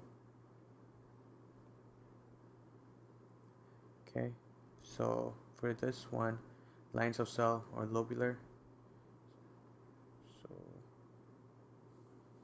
ILC for invasive lobular carcinoma, or individual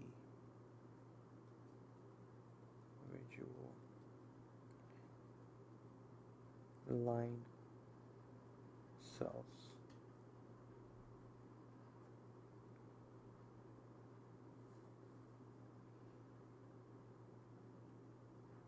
Okay, so when you see orderly rows of cells and no duct formation, often lacks desmoplastic response, it's going to be individual line cells that leads to invasive lobular carcinoma.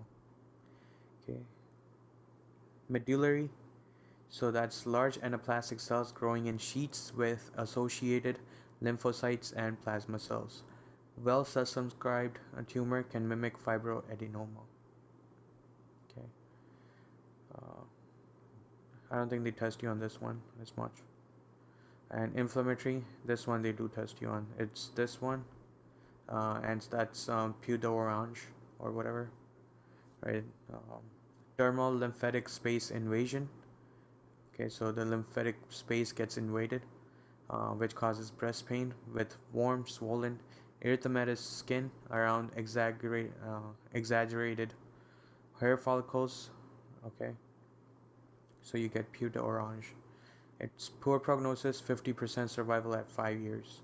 It's often mistaken for mastitis or Paget disease, usually lacks a palpable mass. So you gotta differentiate between these three when it's something like this, right? So it's inflammatory if it's warm, red and orange in color, and there's no palpable mass.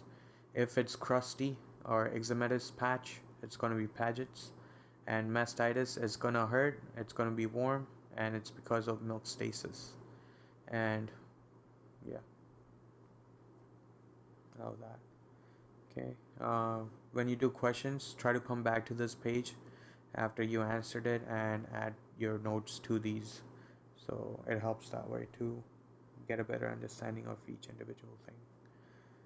Okay. On to penile pathology. So for this one, I think of it like pyrone. It sounds like macaroni, and macaroni is, you know,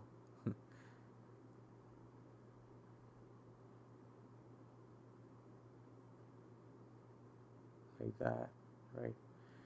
So kind of looks like macaroni. So that's how I remember pyrone disease is macaroni disease. Abnormal curvature of penis due to fibrous plaque within tunica albuginea, right? Uh, that's important to remember the patho of this. Um, Associated with repeated minor trauma during intercourse. Okay. So it gets hurt and then it gets recovered, hurt, recovered, and then you end up with a fibrous plaque over there. It can cause pain, anxiety, erectile dysfunction. Consider surgical repair or treatment with collagenase injections. So collagenase, it has ACE, so it's gonna break down the collagen fibers, right? So they'll strain it out. Okay, so collagenase injection once curvature stabilizes. Distinct from penile fracture, rupture of uh, tunica albuginea due to forced bending. So that's different than this. This is fibrous plaque forming on this. Okay, and this is just fracture.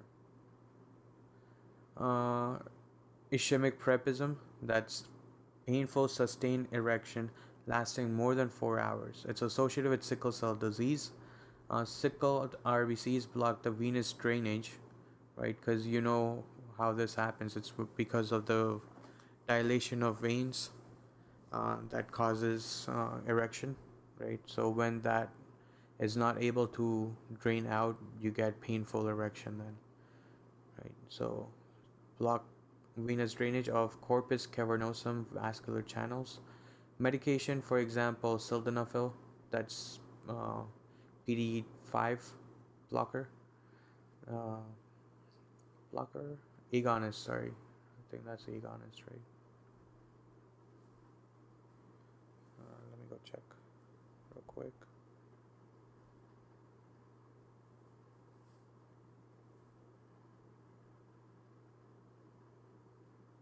Inhibitor, okay.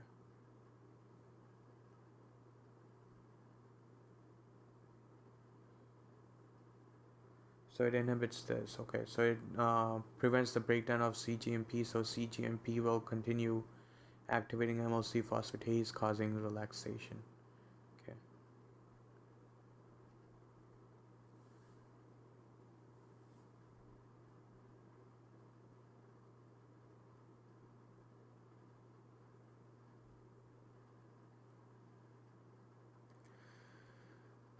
Okay. So medication, for example, sildenafil, trazodone, treat immediately with corporal aspiration, intracavernosal phenylephrine, or surgical decompression to prevent ischemia. Okay. Squamous cell carcinoma, you'll see the keratin pearl in this as well, seen in the US, but more common in Asia, Africa, South America. Most common type of penile cancer, precursor in situ lesions, Bowen disease in penile shaft, presents as leukoplakia, white plaque. Erythroplasia of Quirat, that's carcinoma in situ of the glands, um, presents as erythroplakia, so red plaque. Bovinoid papulosis, that's carcinoma in situ of unclear malignant potential, presents as reddish papules.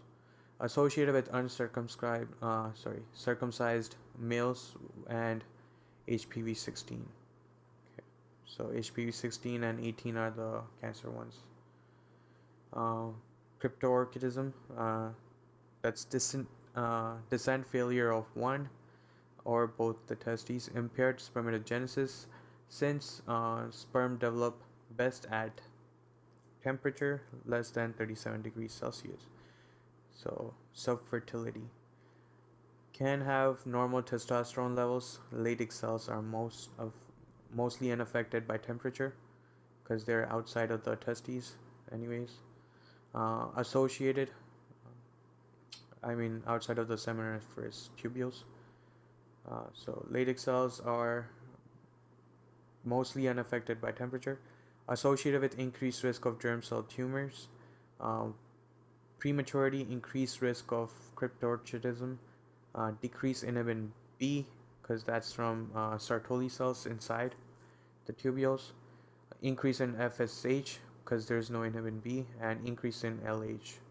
So testosterone, decrease in bilateral cryptorchidism.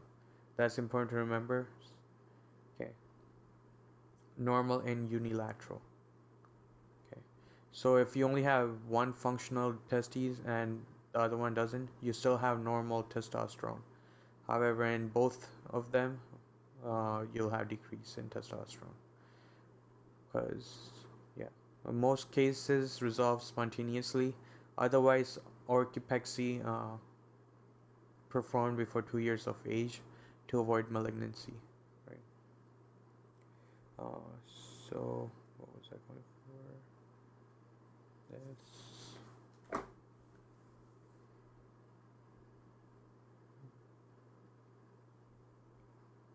Right, so I was going to look at what these were again.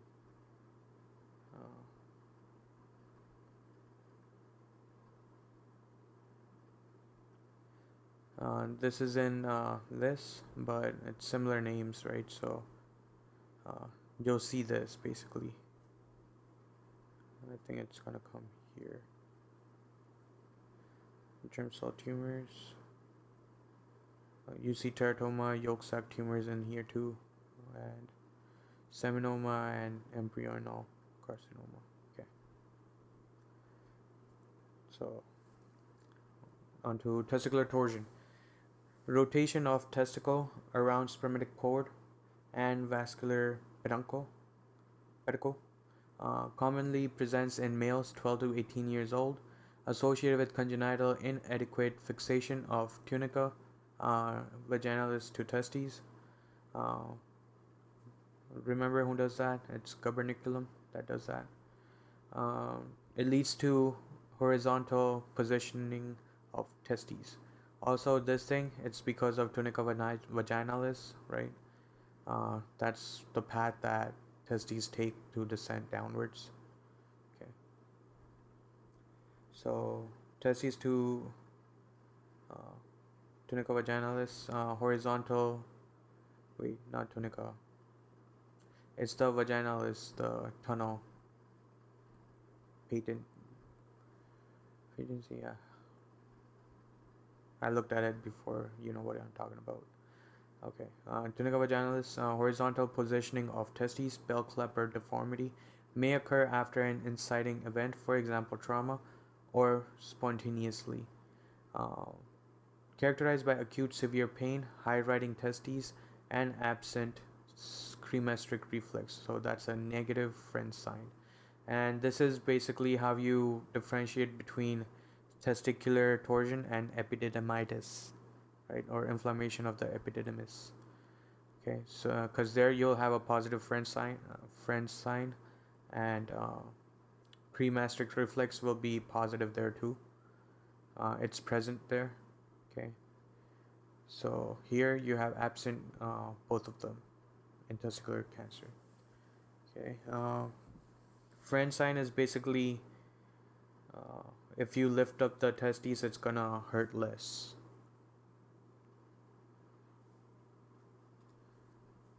Okay, so French sign is an evaluation used to determine the cause of the testicular pain. It is performed by lifting the scrotum and assessing the consequent changes in pain. A positive French sign indicates relief of pain upon elevation of the scrotum and associated with epididymitis. Okay. Treatment is surgical correction, orthopexy within 6 hours. Okay. Right, so you can do that within 6 hours, or manual detorsion if surgical option unavailable in time frame. If testy is not viable, then orchectomy. Orchiopexy is when orchiopexy, when performed, should be bilateral because the contralateral testy is at risk for subsequent torsion as well. Okay, varicocele, that's dilated vein in pampiniform plexus due to increase in venous pressure. Most common cause of scrotal enlargement in adult males, most often on left side because of increase in resistance to flow from left gonadal vein drainage into left renal vein. Right-sided varicocele may indicate IVC obstruction, for example, from renal cell carcinoma invading right renal vein. Can cause infertility because of increased temperature, diagnosed by standing clinical exam uh, or Vasilva maneuver. Distension of inspection and bag of worms on palpation. So that's the buzzword. If they give you that, it's varicocele. Uh, that's what they use. Okay. Augmented by Vasilva. Okay, so it's diagnosed like that. So you stand up, you do the Vasilva, and then there's distension on inspection, and you get the bag of worms. Or you can do ultrasound. It does not transilluminate. Okay, so that's important. That's how you differentiate with hydrocele. Treatment is consider surgical ligation or embolization if associated with pain or infertility.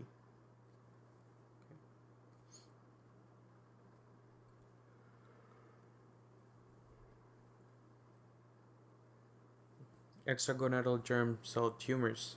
So arise in midline location in adults, most commonly in rectoperitoneum, mediastinum, pineal, and suprasellar regions. In infants and young children, sacrococcygeal teratomas are most common. So that's most common there, and that, okay. Benign scrotal lesions, testicular masses that can be transluminated versus solid testicular tumors. So the ones that you can transluminate are congenital hydrocele, so common cause of scrotal swelling in infants, like that, due to incomplete obliteration of processus vaginalis. Yeah, so that's the one I was talking about, not tunica vaginalis. It's processus vaginalis which helps descend it. Like that's the route that testes descend with, processus vaginalis. It's most spontaneously resolves within 1 year. Okay, communicating hydrocele because it's communicating with the peritoneum. Okay, acquired hydrocele, that's scrotal fluid collection, usually secondary to infection, trauma, tumor. If bloody, it leads to hematocele. Non-communicating hydrocele. Okay, because this one does not communicate with the peritoneum. Okay, then you have spermatocele, that's cyst due to dilated epididymal duct or reed testes. Paratesticular fluctuant nodule. Okay, so you have tunica vaginalis over here, testes, epididymis, vas deferens going up, testicular artery, and pampiniform plexus right there. Okay, in hydrocele, you have fluid in here. Okay, so it's coming down from this thing. Okay, processors vaginalis, that's not been obliterated yet, so that's where it came from. In spermatocele, um, it's a cyst due to dilated epididymal duct or Reed's testes. Okay, so right there. In varicocele, it's this thing, the vessels, right? Dilated veins in the pampiniform plexus due to increase in venous pressure. Okay, because of it's common in left because it drains into the renal vein and renal vein into IVC. And testicular torsion is just everything screwed up like that, like the wires from your earphones in your pocket. So it's like that, and then it brings up the testicle, deattaches it from here, and it hurts. Okay, so testicular tumors. Germ cell tumors account for approximately 95% of all testicular tumor. Arises from germ cells that produce sperm. Most often occurs in young males. Risk factors are cryptorchidism, Klinefelter syndrome. Can present as mixed germ cell tumor. Do not transluminate because these are solid tumors. Usually not biopsied due to risk of seeding scrotum. Removed via radical orchiectomy. So that was germ cell, and then you have sex cord stromal tumors. Okay, it develops from embryonic sex cord, develops into Sartoli and Leydig cells of seminiferous tubules, theca and granulosa cells of follicle derivatives. Okay, so develops from Sartoli and Leydig cells and seminiferous tubules, theca and granulosa cells of follicle. 5% of all testicular tumors are sex cord tumor. It's mostly benign. So 95% it's going to be germ cell tumors. So what does that consist of? Germ cell tumor is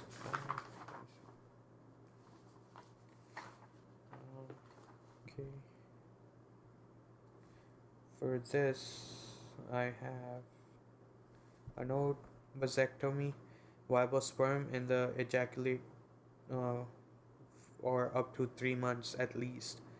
Uh, or at least 20 ejaculations after the procedure. Okay, so it's basically a note about how even after vasectomy they gotta be careful because they still have viable sperm for at least 3 months or 20 ejaculates uh, after the procedure. So you gotta warn them about that. Okay, so uh, there are two types of germ cell tumors. One is seminoma, and the others, all of these are termed under non-seminomatous tumor or non-seminomatous germ cell tumor. Okay, so if they give you something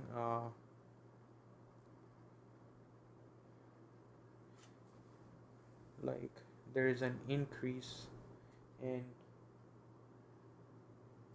LDH or increase in AFP, it's gonna be non-semino non.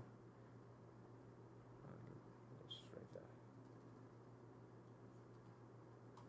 equals to non-seminomatous germ cell tumor. Okay, so that's all of these. Okay, uh, why? Because you know this is the most common one, and if it's not this, then it's going to be one of these. It's easier to differentiate between these. We'll go through it, but you gotta know that. Okay. All right. So seminoma, it's malignant, painless. Uh, okay. Malignant, painless, homogeneous testicular enlargement. Most common testicular tumor, analogous to ovarian dysgerminoma, so it does not occur in infancy. Large cells in lobules with watery cytoplasm and uh, fried egg appearance on histology.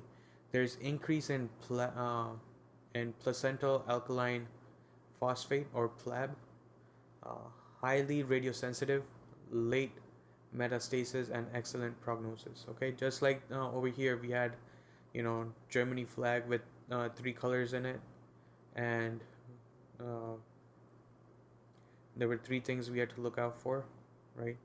It was HCG, LDH, and fried egg cells, right? Similarly, it's same thing over here. Uh, Instead of LDH, you're looking out for PLAP, okay? And there's still fried egg appearance over there as well, okay?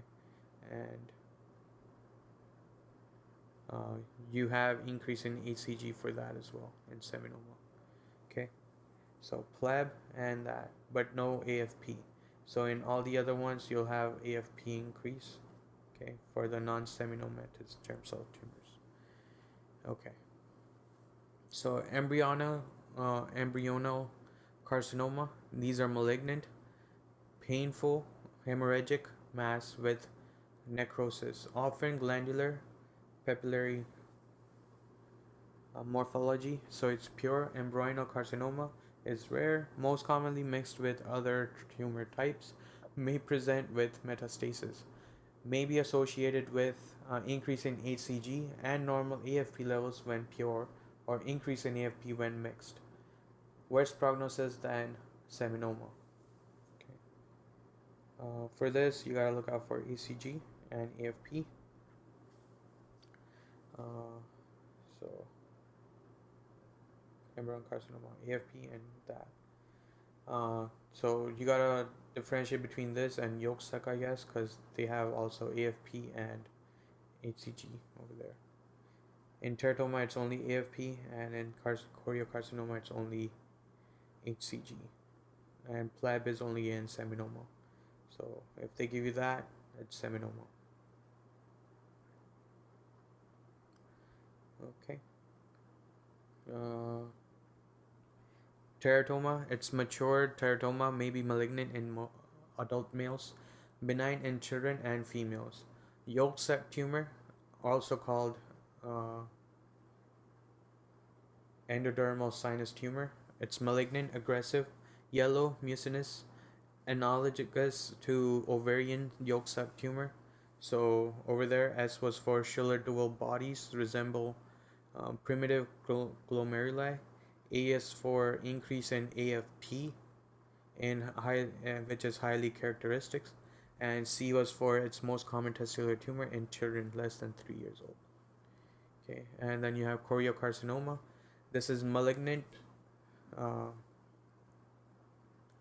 disordered syncytotrophoblastic and cytotrophoblastic elements. So it's enlargement of these, okay, or proliferation, not enlargement. Sorry, proliferation of syncytotrophoblasts and cytotrophoblasts is choriocarcinoma. Okay, we read that about and under the molar pregnancies. That's where it was, the cannonball ones. So it's malignant, disordered, syncytotrophoblastic and cytotrophoblastic elements. It's hematogenous metastasis to lungs and brain. Increase in HCG may produce gynecomastia. Symptoms of hyperthyroidism. Beta subunit of HCG is similar to beta subunit of TSH. Okay.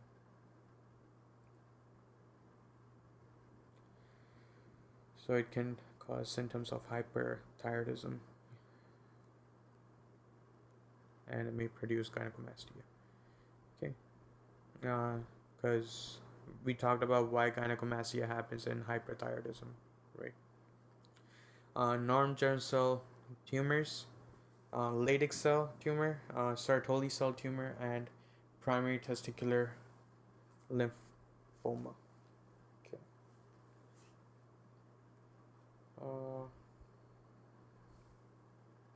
So in this one, they'll give you there's increase in HCG and increase in thyroid hormones, and they might even tell you there's non-tender enlarged mass.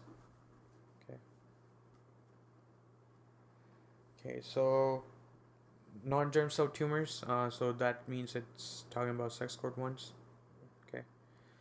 So Leydig cell tumor, mostly benign, golden brown color. It contains rinky crystals. Okay. So that's why I had it in Sir Lady one. I was confused about that one over there. It's eosinophilic cytoplasmic inclusions. That's what they are, and we read about it in Sir Lady. Okay. Resembling Sartoli, the pink Sartoli cells.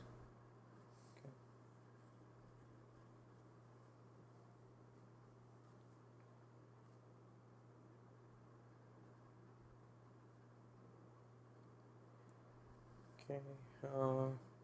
Yeah. So Rinke's crystal, you gotta know what that is for Leydig cell tumor. It produces androgens or estrogens. You get precocious puberty and gynecomastia because of this.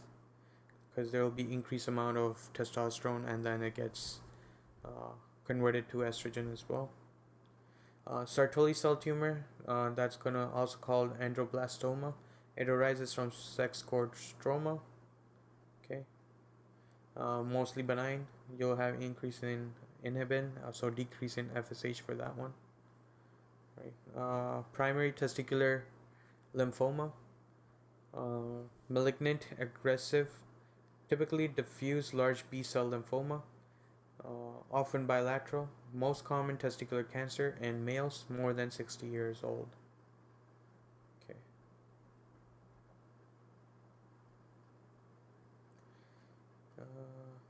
Epididymitis and orchitis.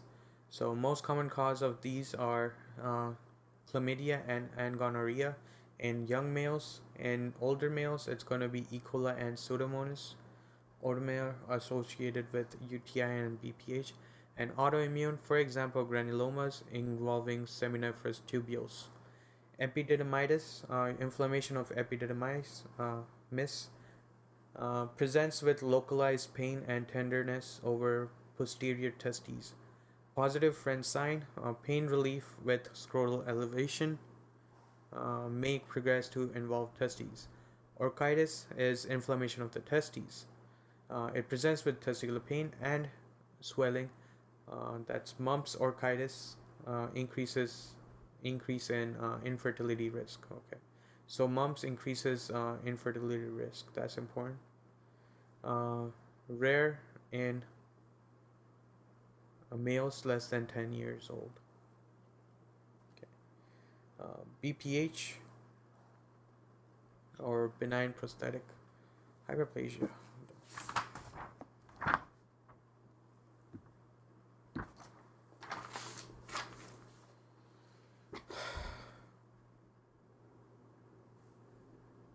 Benign prostatic hyperplasia.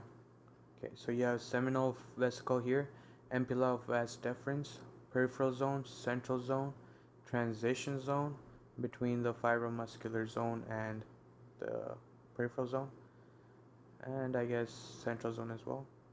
So that's the transition zone, and you have the urethra here. Okay. It's common in males more than 50 years old, characterized by smooth, elastic, firm nodular enlargement. It's hyperplasia. It's benign prostatic hyperplasia, not benign prostatic hypertrophy, right? So hyperplasia of transition zone, which compress the urethra into a vertical slit. So this thing is gonna, press into it, causing a vertical slit. Uh,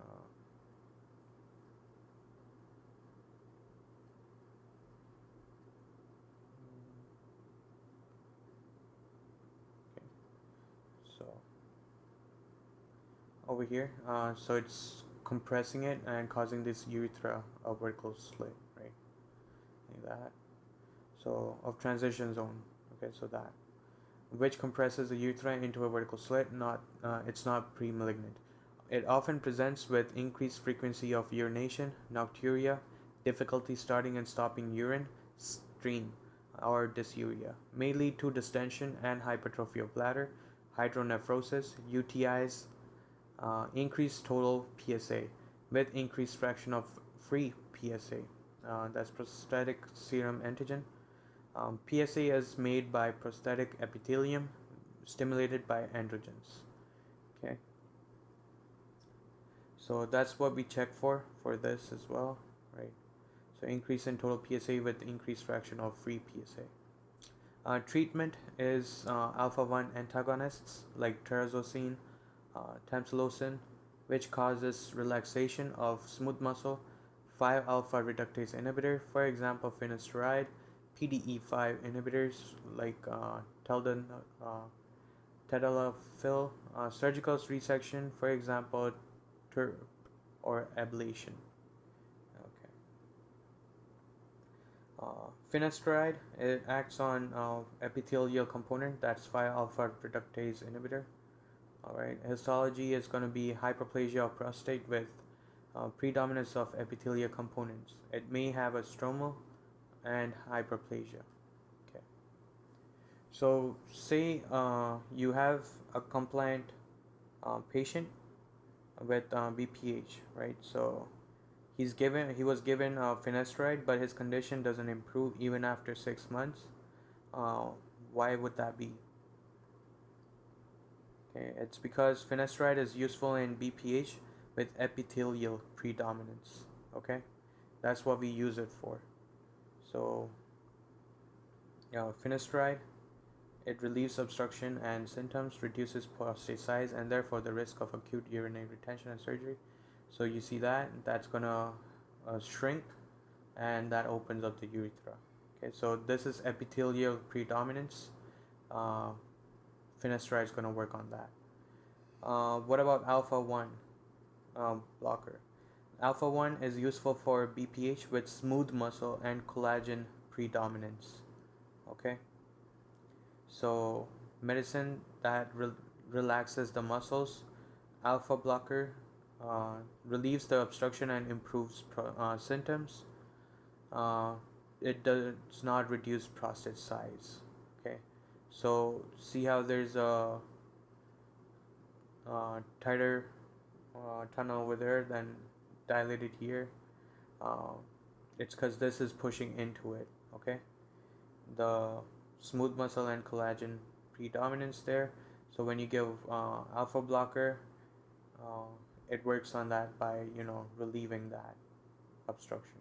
Okay, so it relaxes the prostate muscles. Again, that's on uh, smooth muscle and collagen predominance. So what happens when neither is working? Why is that? When finasteride doesn't work or alpha 1 blockers don't work, it's because they don't work on BPH with collagen predominance. Okay, so if it's a collagen predominance, none of the medicines will work. Okay, moving on. Prostatitis. It's characterized by dysuria, frequency, urgency, low back pain. Uh, it's important. That's how you figure out this. You will have warm, tender, and enlarged prostate. Okay. Acute bacterial prostatitis in older males, most common bacteria is E. coli. In young males, it's chlamydia or gonorrhea. Chronic prostatitis, either bacterial or non-bacterial, for example, secondary to previous infection, nerve problems, and chemical irritation. Okay. Prostatic adenocarcinoma, it's common in males more than 50 years old, arises most often from posterior lobe or peripheral zone of the prostate gland. Okay, so peripheral zone is this one, or the posterior aspect of it, right? Of the prostate gland, and is most frequently diagnosed by increase in PSA and subsequent needle care or core biopsies. That's transrectal. Okay, that's important. That is transrectal. Um, so if they say this person has had surgery on the abdomen or something, how would you get a biopsy from it? It doesn't matter because you do it transrectally anyways. Okay, and it's ultrasound guided. Histologically graded using Gleason grade. That's important to know what that is. It's based on glandular architecture and correlates closely with metastatic potential. Okay, prostatic acid phosphate and PSA are useful tumor markers. So increase in total PSA with decreased fraction of PSA. Decreased fraction of free PSA. Okay, osteoblastic metastasis in bone may develop in late stages, as indicated by lower back pain and increased serum ALP and PSA. Okay, so that's important. ALP, right? That's because of bone diseases. So osteoblastic metastasis in bone may develop in later stages in prostatic adenocarcinoma.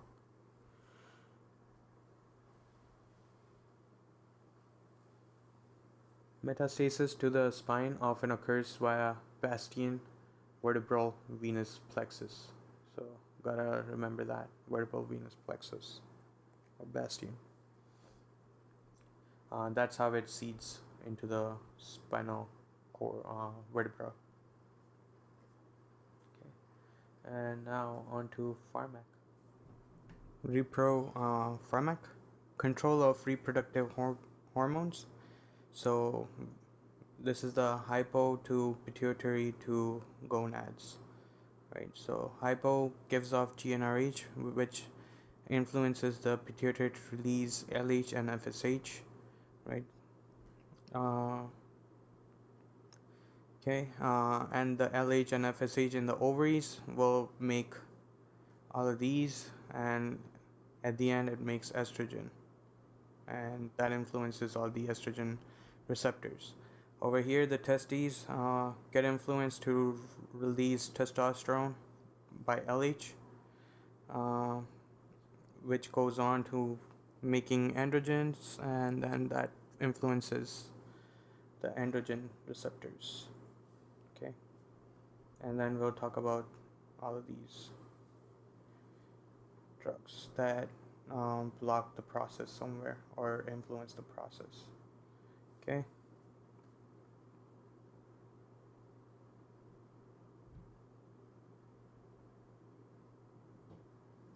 Okay, gonadotropin releasing hormones. So leuprolide, right? That's a agonist for GnRH, right? Or analog for GnRH. So gonadotropin releasing hormone analog. So leuprolide, uh, goserelin, nephrilin, hystrelin. Mechanism is it acts as GnRH agonist when used in pulsatile fashion. Okay. When used in continuous fashion, first transiently as a GnRH agonist, you get a tumor flare, but subsequently acts as a GnRH antagonist. Downregulate GnRH receptor in pituitary, which leads to decrease in FSH and decrease in LH. It leads to a decrease in estrogen in females and a decrease in testosterone in females. Okay.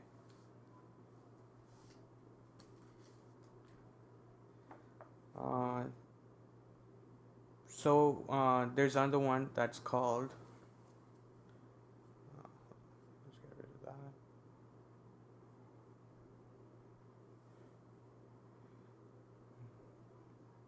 Bicalutamide.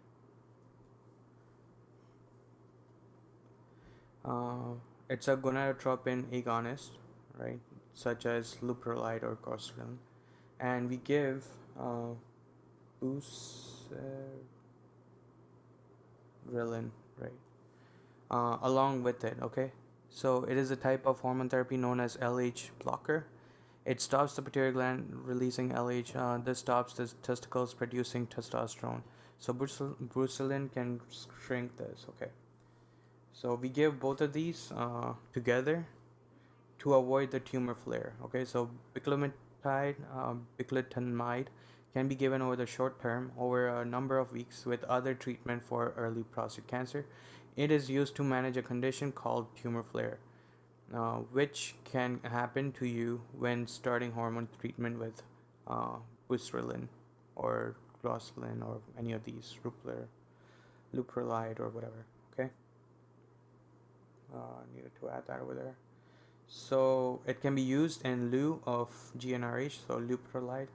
Right? Clinical use is uterine fibroids, endometriosis, precocious puberty, prostate cancer, infertility, pulsatile for pregnancy, and continuous for cancer. That's how we use these. Adverse effects are hypogonadism, decrease in libido, erectile dysfunction, and nausea or vomiting. Okay. Uh, Relics. Okay. Uh, okay. So relics mechanism is GnRH antagonist. No startup flare. Clinical use is prostate cancer. Adverse effect is hot flashes and liver toxicity. Right. So for the side effect, you can. It's in the name. It degrades L for liver, Li. Right.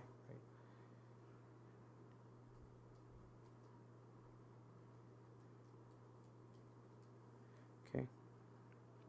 So that gotta remember that it's used for prostate cancer, but they're gonna ask you about the toxicity. Okay, estrogen or ethinyl estradiol, DES, or mestrenol. Okay, clinical use is hypogonadism or ovarian failure.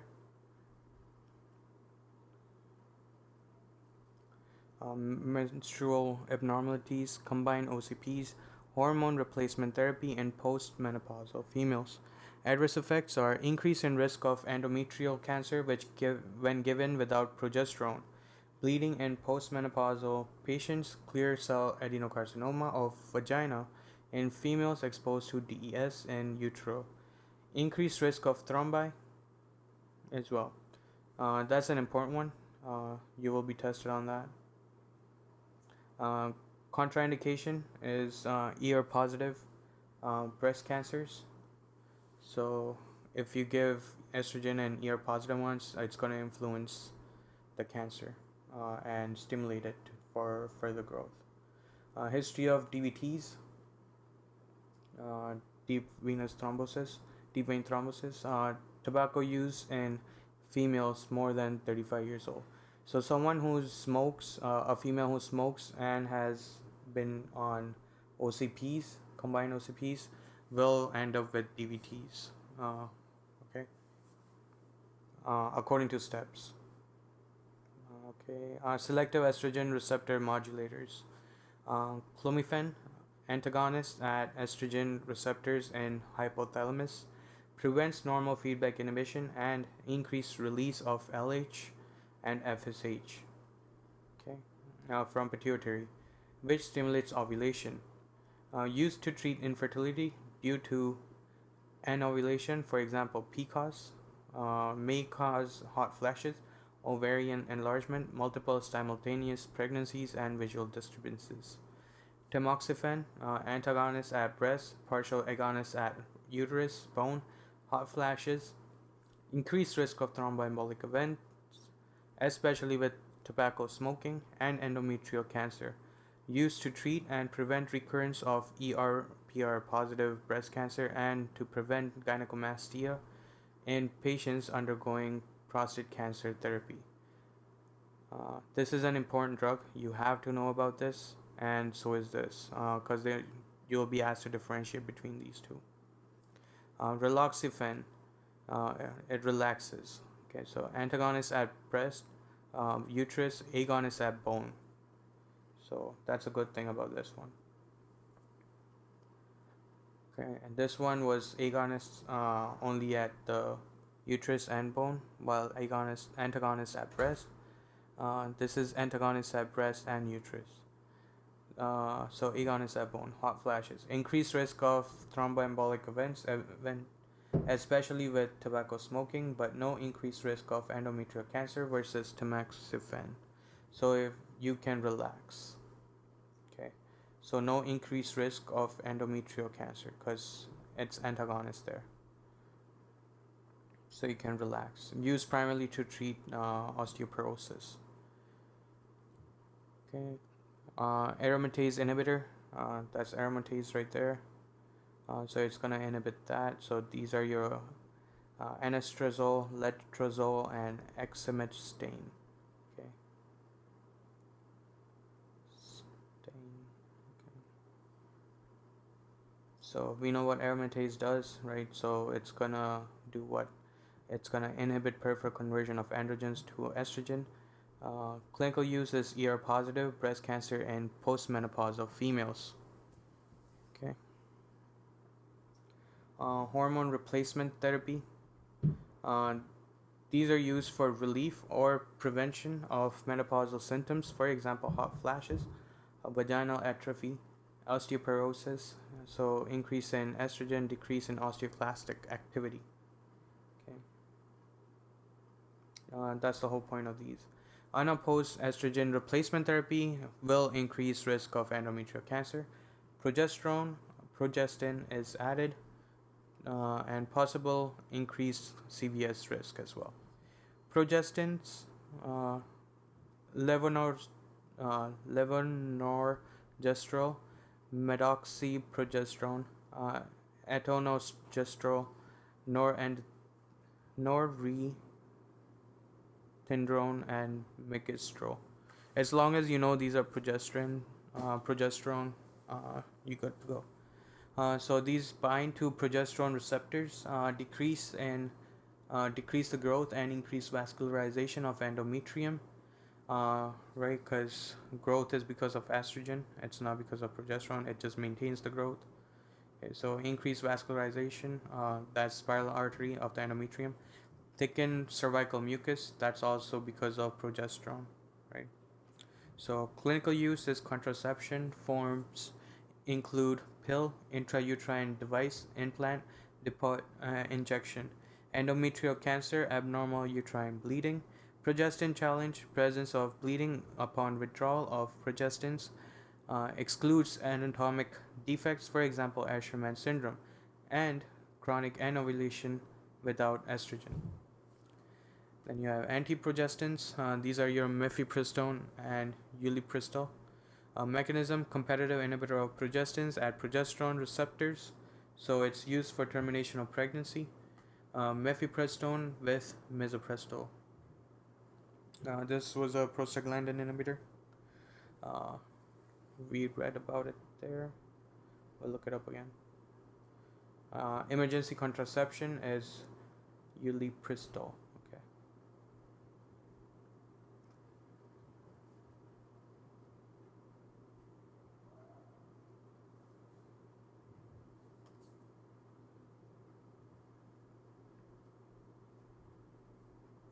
So misoprostol is not an inhibitor; it's an analog. Sorry. So PGE1 analog. It increases production and secretion of gastric mucus barrier, decreases acid production. Clinical use: prevention of NSAID peptic ulcer. Also used off-label for induction of labor. Okay, so induces labor. So that's why you use it with mifepristone. Okay, to induce termination of pregnancy.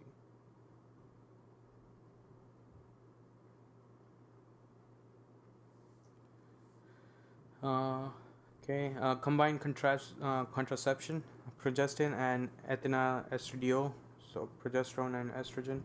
It forms include pill, patch, or vaginal ring. Estrogen and progestin inhibit LH, FSH, and thus prevent estrogen surge. No estrogen surge will lead to no LH surge, right? And that will give you no ovulation then.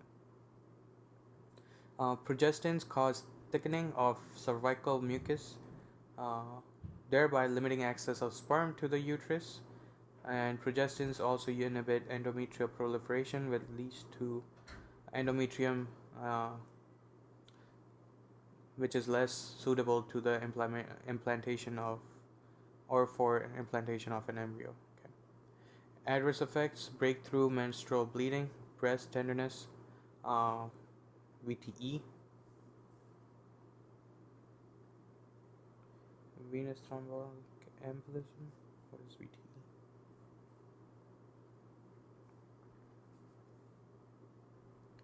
Venous thromboembolism. Okay. Hepatic adenoma is contraindicated in people more than 35 years old who smoke tobacco. It increases risk of CVS events. Patients with increased risk of cardiovascular disease including history of venous thromboembolism, coronary artery disease or stroke, migraine, especially with aura, breast cancer, and liver disease. So contraindicated in all of these conditions. That's the one that produces coagulating factors, right? Copper intrauterine disease. A mechanism produces local inflammatory reaction toxic to sperm and ova, preventing fertilization and implantation, hormone free as well. Clinical use: long-standing reversible contraception, most effective emergency contraception. Um, it basically creates, local inflammation, so nothing will be hospitable for implantation or blastocyte or whatever. So adverse effect: heavier or longer menses, dysmenorrhea, insertion contraindicated in active pelvic inflammatory disease. IUD may impede PID resolution, so that's why you should wait until it's resolved.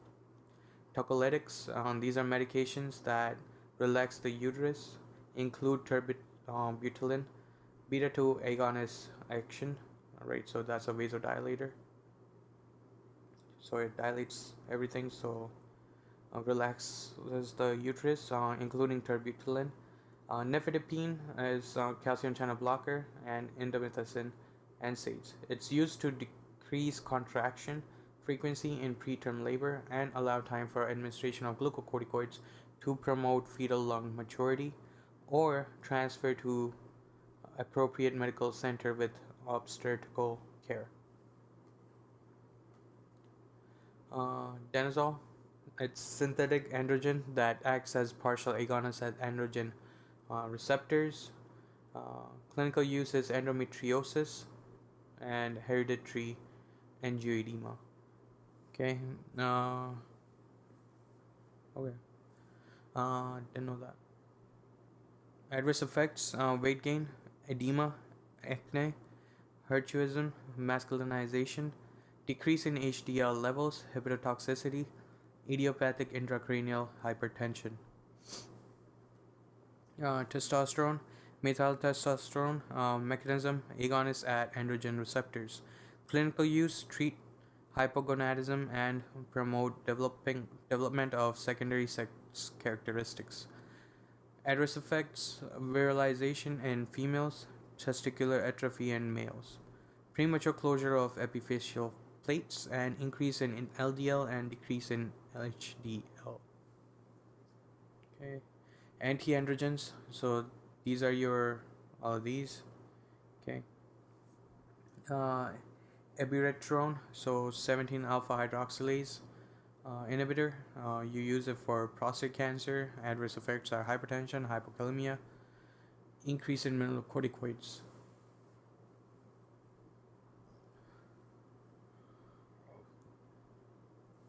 Okay. Remember, this was the one that was converting. I don't remember what it was called, but it was like this, right? 3 lines, and then this area built aldosterone. This was the one with cortisol, and this is all of this was like androstenedione and all that, androgens and stuff, right? So conversion from this to this to this, it was because of 17 lyase or hydroxylase or something, right? So now that is not gonna happen. So you'll get more of this product, which is androgens. Uh, Aldosterones, right? So aldosterone is a mineralocorticoid. So that's why you get increase of that. Okay. So it's not gonna get converted to this either. So decrease in steroid cortisol or synthesis. Okay. So ebiretrone.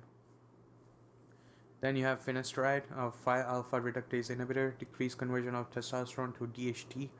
BPH, male pattern baldness, adverse effect is gynecomastia, most important one, and sexual dysfunction. Flutamide, bicalutamide, that's non-steroidal competitive inhibitor at androgen receptor. Uh, that's the one we looked at. Decrease in steroid binding. It's used for prostate cancer, adverse effect is gynecomastia, and sexual dysfunction. Ketoconazole, it's also a 17 alpha hydroxylase and lyase inhibitor. It's used for prostate cancer as well. It will cause gynecomastia. Spironolactone, it's androgen receptor and 17 alpha hydroxylase and lyase inhibitor as well. So we got this, and this. So you just gotta remember these one because the other ones are inhibitors for this. Okay, but this one's used for PCOS and amenorrhea adverse effect. Okay. Tamsulosin mechanism is alpha 1 antagonist, selective for alpha 1 and D receptor in prostate versus vascular alpha 1b receptor. So it leads to decrease in smooth muscle tone that will increase urine flow. Clinical use is BPH. I usually mix this one up with tamoxifen, so gotta look out for those. Okay, they're different, but they both are used for prostate stuff. Okay, and minoxidil, its mechanism is direct arteriolar vasodilation. Clinical use is androgenic alopecia, pattern baldness, and severe refractory hypertension. So let's look at this now. So we had clomiphene. It's a GnRH agonist. Okay, so via blocking negative feedback, we had degradalix or whatever. It degrades liver, so it had hepatotoxicity. It inhibits GnRH as well. These ones act like GnRH. Okay, so if you increase it in pulsatile matter, it acts as a positive, and if it's continuous, then it's acts as a negative. And we use continuous for cancer, okay, and pulsatile for fertility. LH, on this side we had LH making releasing testosterone, so ketoconazole and spironolactone will inhibit that. We had a 5 alpha reductase inhibitor, finasteride, uh, so that's going to inhibit DHT. And then we had androgen receptor complex, they get inhibited by this flutamide, cyproterone, and spironolactone. On this side we had danazol, right, and oral contraceptives. They block the ovaries from releasing or doing any of these, right. Cyclone P450 gets inhibited by ketoconazole and danazol as well, so you won't get any androstenedione or testosterone. Anastrozole, letrozole, and exemestane, which inhibits aromatase, right? So you don't get estrogen in the adipose tissue either. And you have tamoxifen and raloxifene, which act as this, which act directly on the estrogen receptors. Okay, and that's it.